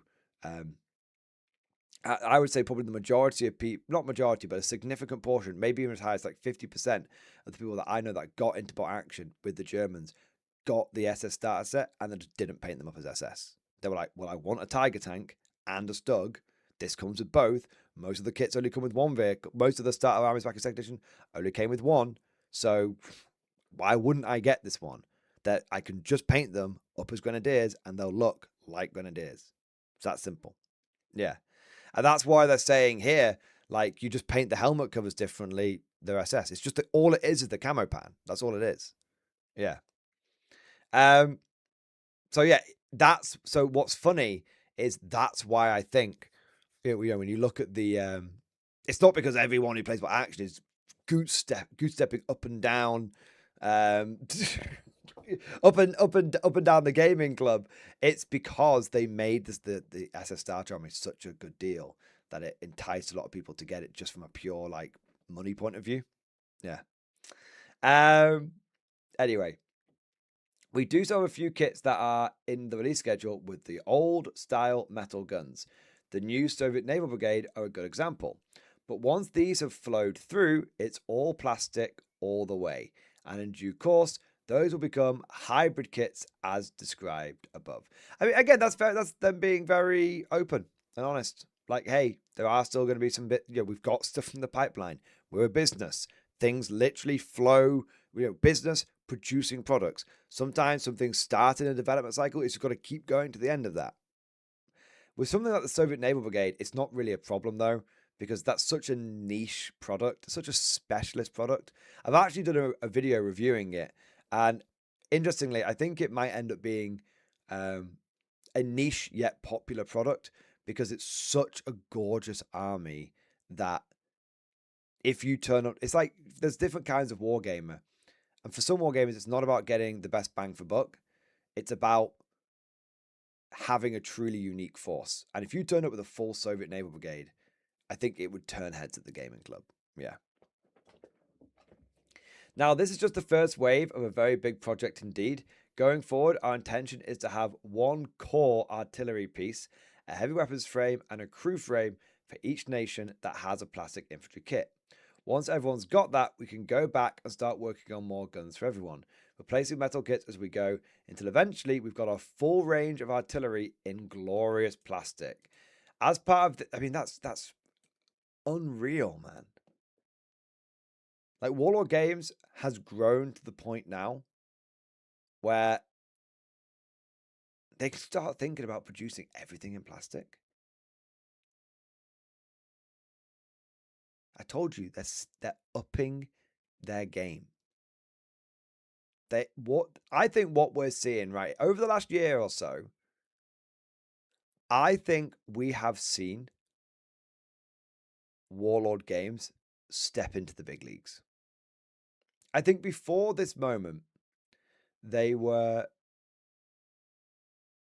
I would say they were, and I don't mean this in a disparaging way in any way, shape, or form, but they were probably like semi-pro. Like they were, you know, the next biggest company down from GW, but still there's a big gap there, right? And so there was always an element of they were like semi-pro, right? Like there was always an element of,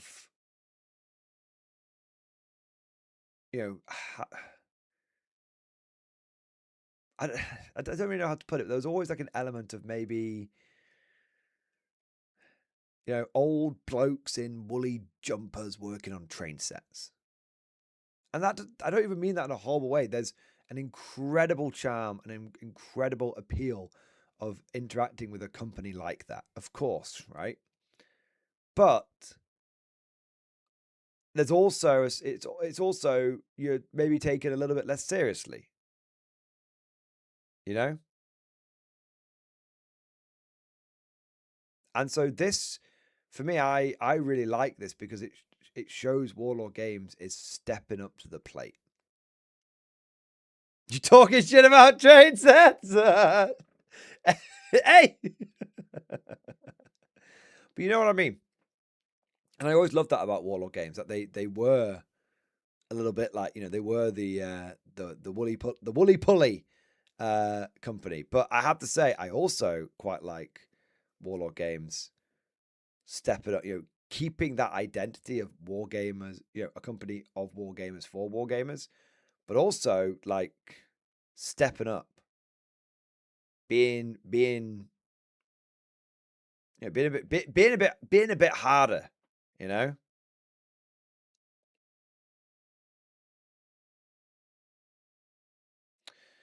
It's a rhombus. You often had to say, well, it's not GW, but it's still good. Trust me. Now you just show the product and it speaks for itself.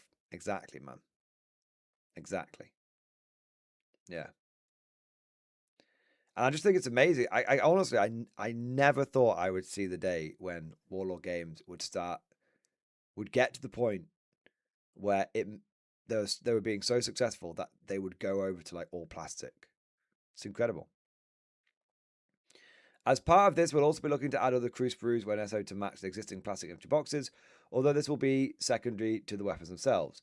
Work is already well underway on this, and with the next wave coming sooner than you might think, and is planned to continue until the job's next done. Yeah, Mad Larkin, those metal 50s might actually be getting invalidated sooner rather than later.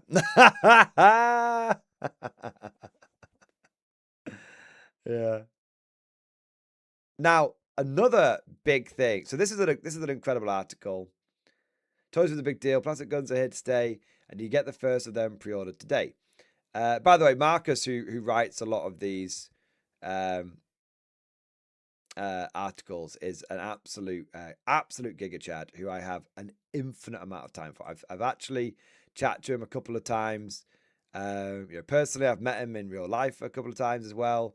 No, he's like he is legit. And one of the funny things is when the Soviet the K-47 Soviet kerfuffle started, his original draft of the like apology was, "We fucked up," and, and someone had to like tone it down.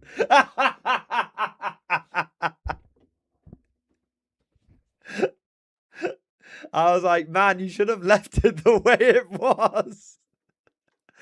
He was like, "Yeah, I know, but we decided to soften it a little bit." Now, there is one other aspect of this which I think is very important. So let me just have a quick drink.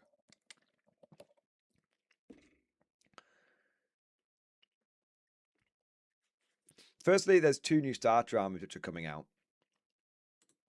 I'll have a quick look at those. But there's some other bits I want to draw your attention to here.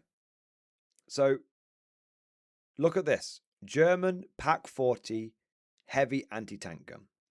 20 quid, right?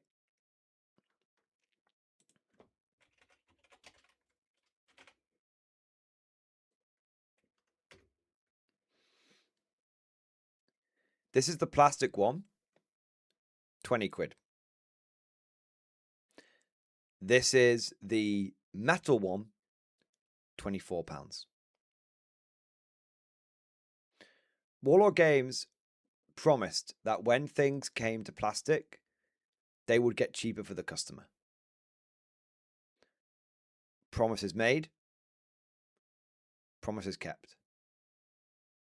That's very, very important to me as a consumer. Very, very important. And you can see that's not an isolated example. Pak 40, Pak 40. That's Pak 38, so that's different. Pak 40, Pak 40, Pak 40. Was 24 quid. We're making it in plastic. Now it's 20 quid. That's the way it should be. You said one of the reasons you were doing this is that metal's more expensive. Therefore, plastic is cheaper. Therefore, it should have a lower cost for the customer. Oh, look, it does. Good. That's important. How many times did goddamn metal kits go away? And the plastic ones came out more expensive. I mean, look at the plastic guardsmen and stuff now. Yeah. What do we got next?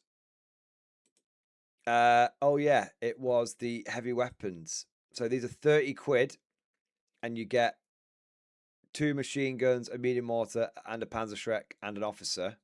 So heavy weapon platoon. Let's have a look here.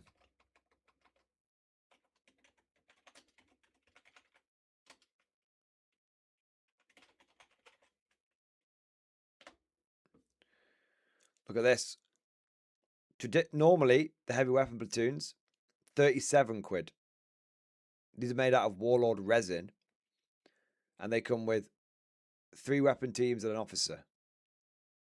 Now, you are getting not only 3 weapon teams and an officer, you're also getting a Panzerschreck on top of that.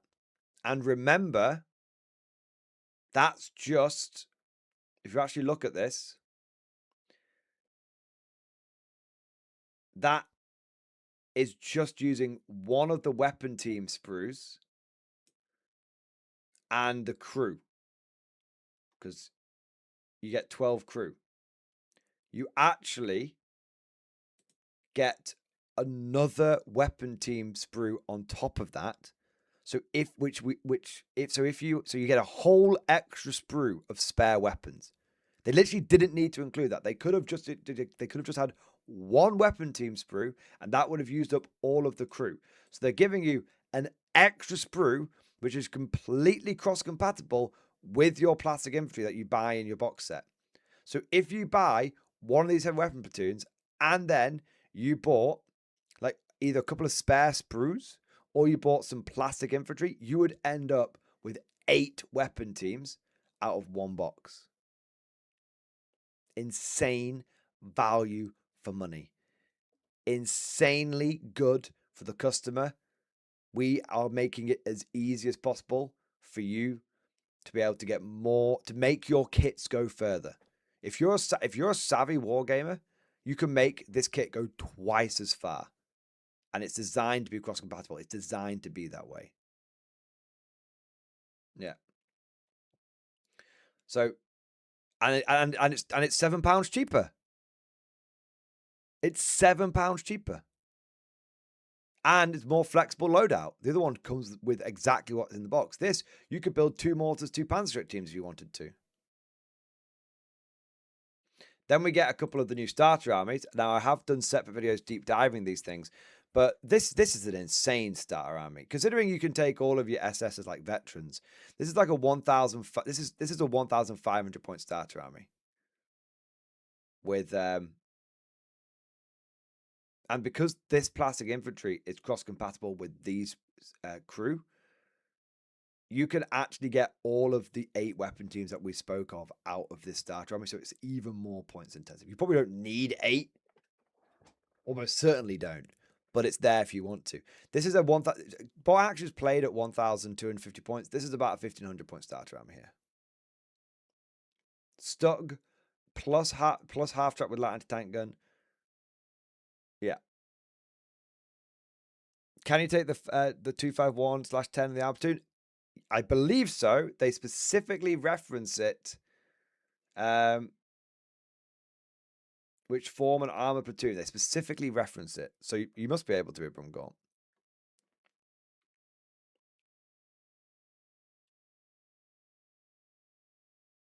Yeah. This box set is £1 cheaper than a combat patrol and comes with more than a full army. Comes with 20% more than you need to play a full game. And then, but if you're like, oh, I don't want the SS, arguably the new best box set. So this is the new pinnacle, right? The new fucking best starter army. This now for me, this beats the Winter Fallschirmjäger one, and I didn't think anything was going to beat that one. The new best starter army for bot action is Cross of Iron. Insane.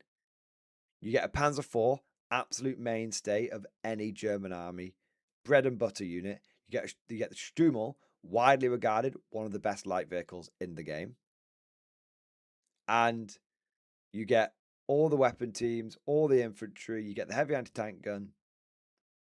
And like I said, I've got a video that's deep diving this and the best way that I'd like build the units and everything, and how to make this kit into like the best starter army you can for bot action. That's already recorded. That'll be coming out at some point in the next few weeks. Yeah.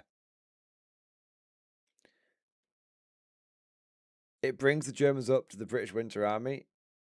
In fairness, Mordy, I think this is better because this one comes with plastic weapon teams and the British one doesn't. Yeah. The British one, I think. I did a bit of a comparison to like the Winter Fallschirmjäger one, and I actually ended up saying this one's better because technically in the Winter Fallschirmjäger you get like 4 extra officers and a sniper team over this one, but you are stuck with the loadout on the heavy weapon teams, and actually you typically want 2 medium mortars, and so actually this one's better because you can get the 2 medium mortars that you really want as a staple of any bot action army, because you just get the extra sprues in here to do that. And then you also, it's in summer. Like, frankly, summer uniforms are more popular than winter uniforms. So in my opinion, this is superior because it's got the superior product and it's got the superior aesthetics for the average wargamer on the street. Yeah. Yeah. There you go. So it's really good. And who said to the Rombus, what do you mean? The new product is an improvement on the previous products? Aren't combo boxes supposed to shrink each edition? I know, man. Weird. Apparently, the new product completely invalidating the old product so you can't use it anymore, and the new product actually being worse than the old product isn't like the way it has to be. Weird. Crazy, man. Crazy. But in summary, I'm very, very excited for this. It really does feel like a new era of wargaming for Warlord games.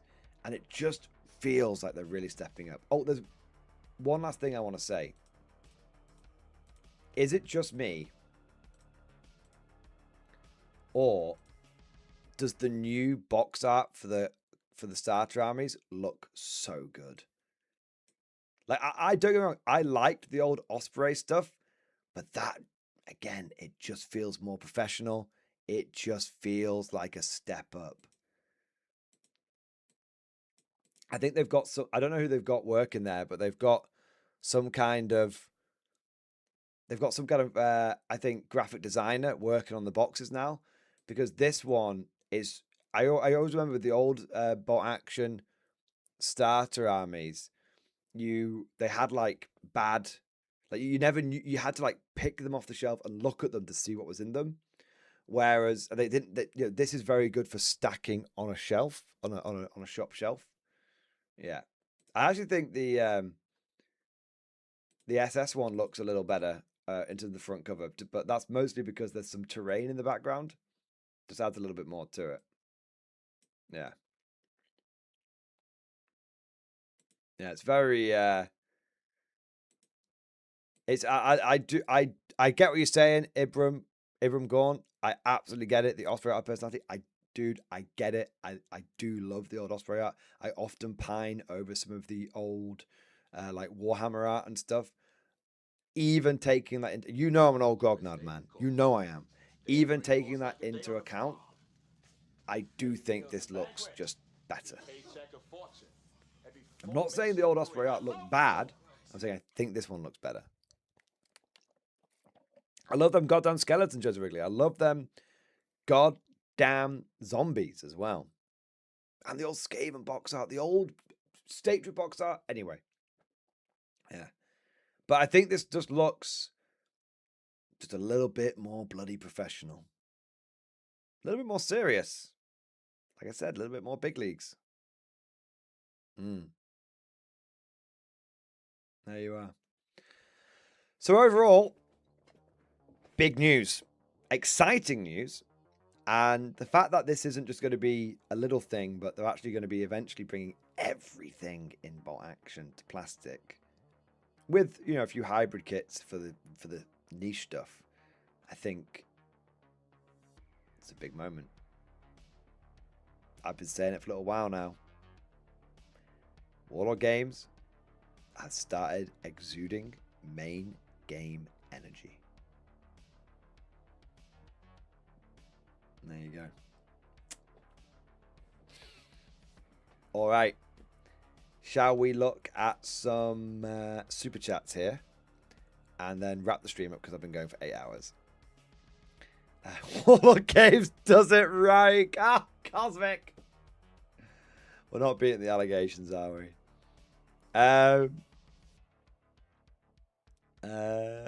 Summer Lad, thank you for the 8 months. Link in stream discussion. Let's have a look, man.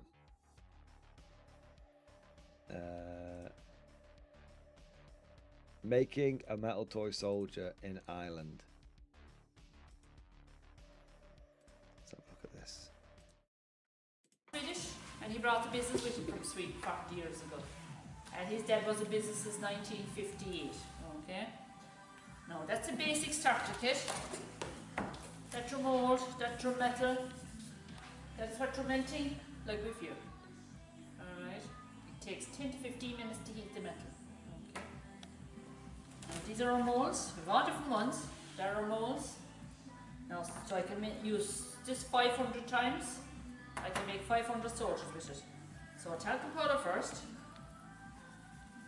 Alright.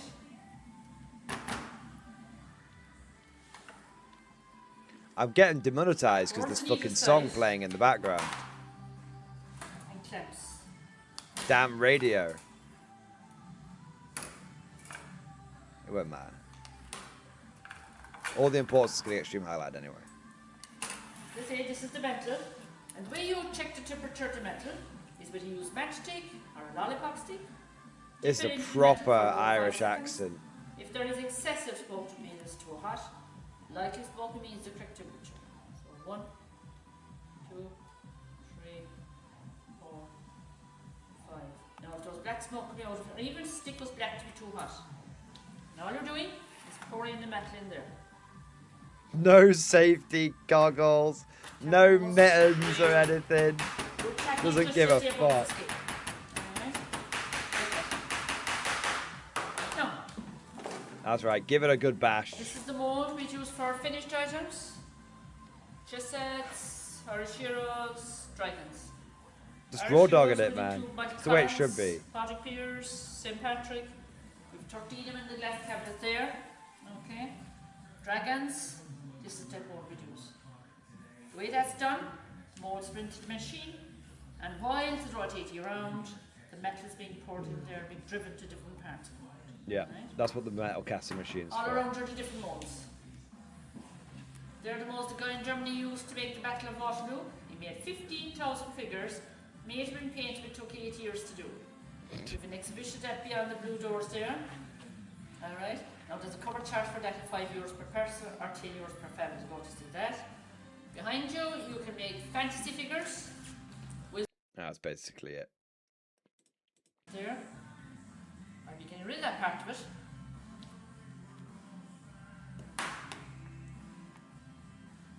It's a big fucking mini. It's not even a mini, it's a maxi. No, spit your brush. Just brush off the excess powder or any flesh. She's pretty nails, this woman. I like her. Like that. Now it's ready for primer. Dark prime first and then paint it. Alright? That's now ready for Nah, you need to prime him. Paint straight on that sucker. The Mordian way. primer. Alright? Now, I'll leave you look around, folks. You can walk down through the factory floor and have a look. That's cool as fuck. Yeah, that was a good video, that was. Yeah. Yeah, just dip painting, man. Yeah. Yeah, that's something like that. It's a damn good video, that. Very good. I enjoyed it. How it's made. It's cool seeing like the individual mold like that. Never seen that one before. It's like pour it in. That's cool. Yeah. Cosmic Drew, thank you for super chat. I joined in the Mackey's runs and spicy meme in stream discussion. Right, let's have a look. Well, work was rough, so I'm going to enjoy a Mackey's run with you. Hey, love that. And my wife got me a giant octopus, so he's coming together. But you missed my super chat. Therefore, I must lambast you with the spicy meme. I will delete later if you prefer. Also, a fun fact, it's also my brother's birthday. He won his team place top 10 out of 71 and third by themselves in state robot competition. And it's moving on to the World League. Fun fact about my brother. That is cool. That is very, very cool. Now, I'm going to check this meme out before showing it on before showing it off on stream. Nah, it's fine. That. Let's have a look.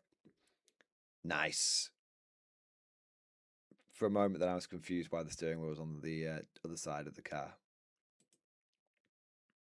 Octopus. Gotta get the nuggies, man. What's this? Our fried chicken? I bet that's really good. Although I also bet you have to queue 20 years before you get it. Most people on 420, haha, weed. Morning on 420. It's the right deal.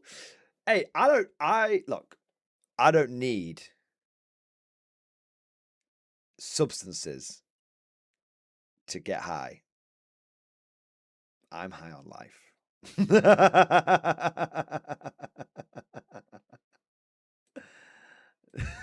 It's just the rag deal.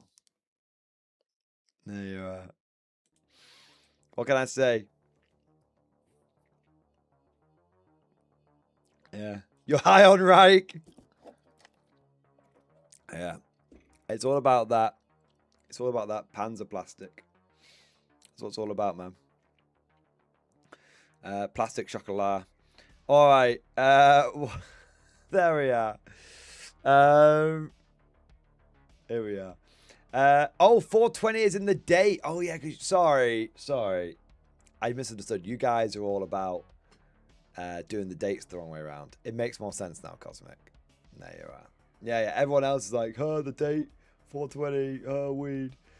Yeah, there you go. I get it now.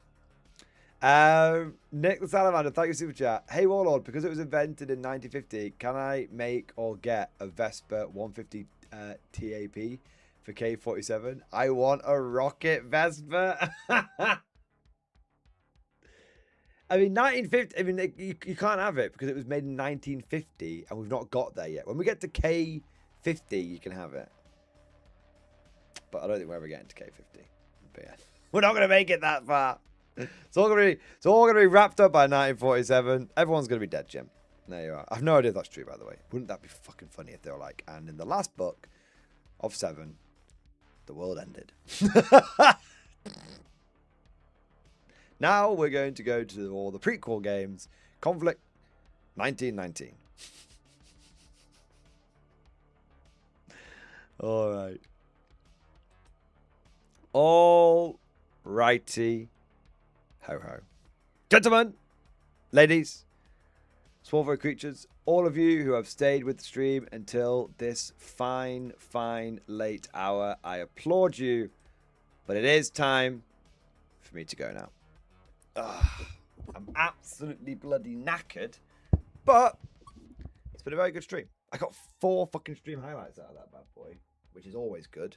And we got to talk about lots of stuff, which is always good. And you guys absolutely smashed it on the support front.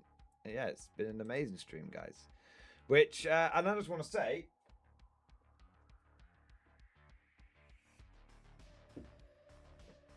and we stream McDonald's as well.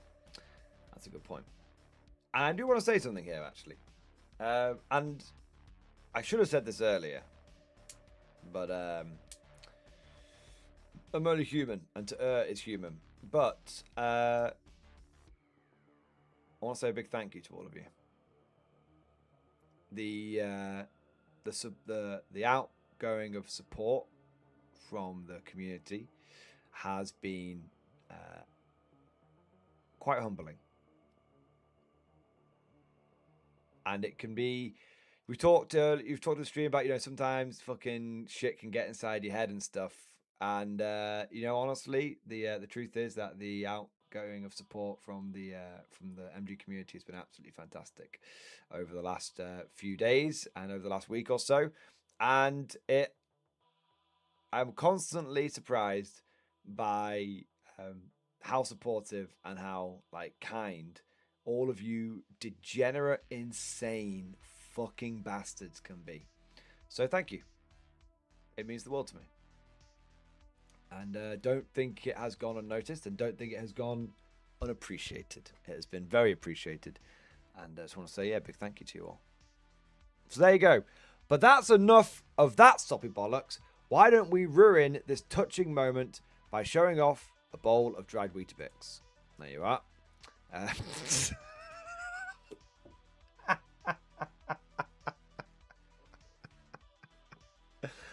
And on that note, thank you so much to everyone who joined today's stream.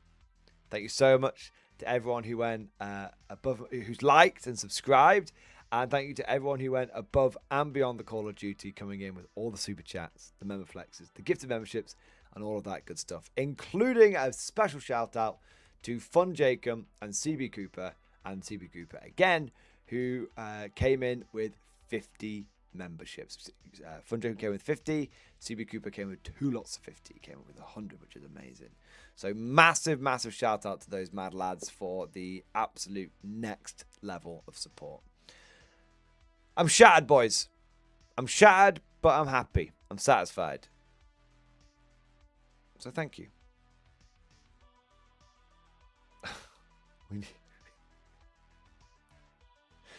Oh, man. We need a song to play us out. I'm not going to play a bot action song to play us out. Sometimes you can take a joke too far.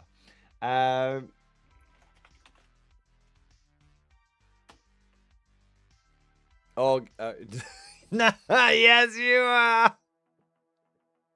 You can't make me, chat. You can't make me. All right. On a serious note, thank you so much for everything, guys, and I hope you enjoyed the stream. And as always, I'll see you guys next time. I can't do Over the Hills from Jacob. It'll get the stream demonetized. I probably got away with it with the radio thing. All right. Catch you later, man.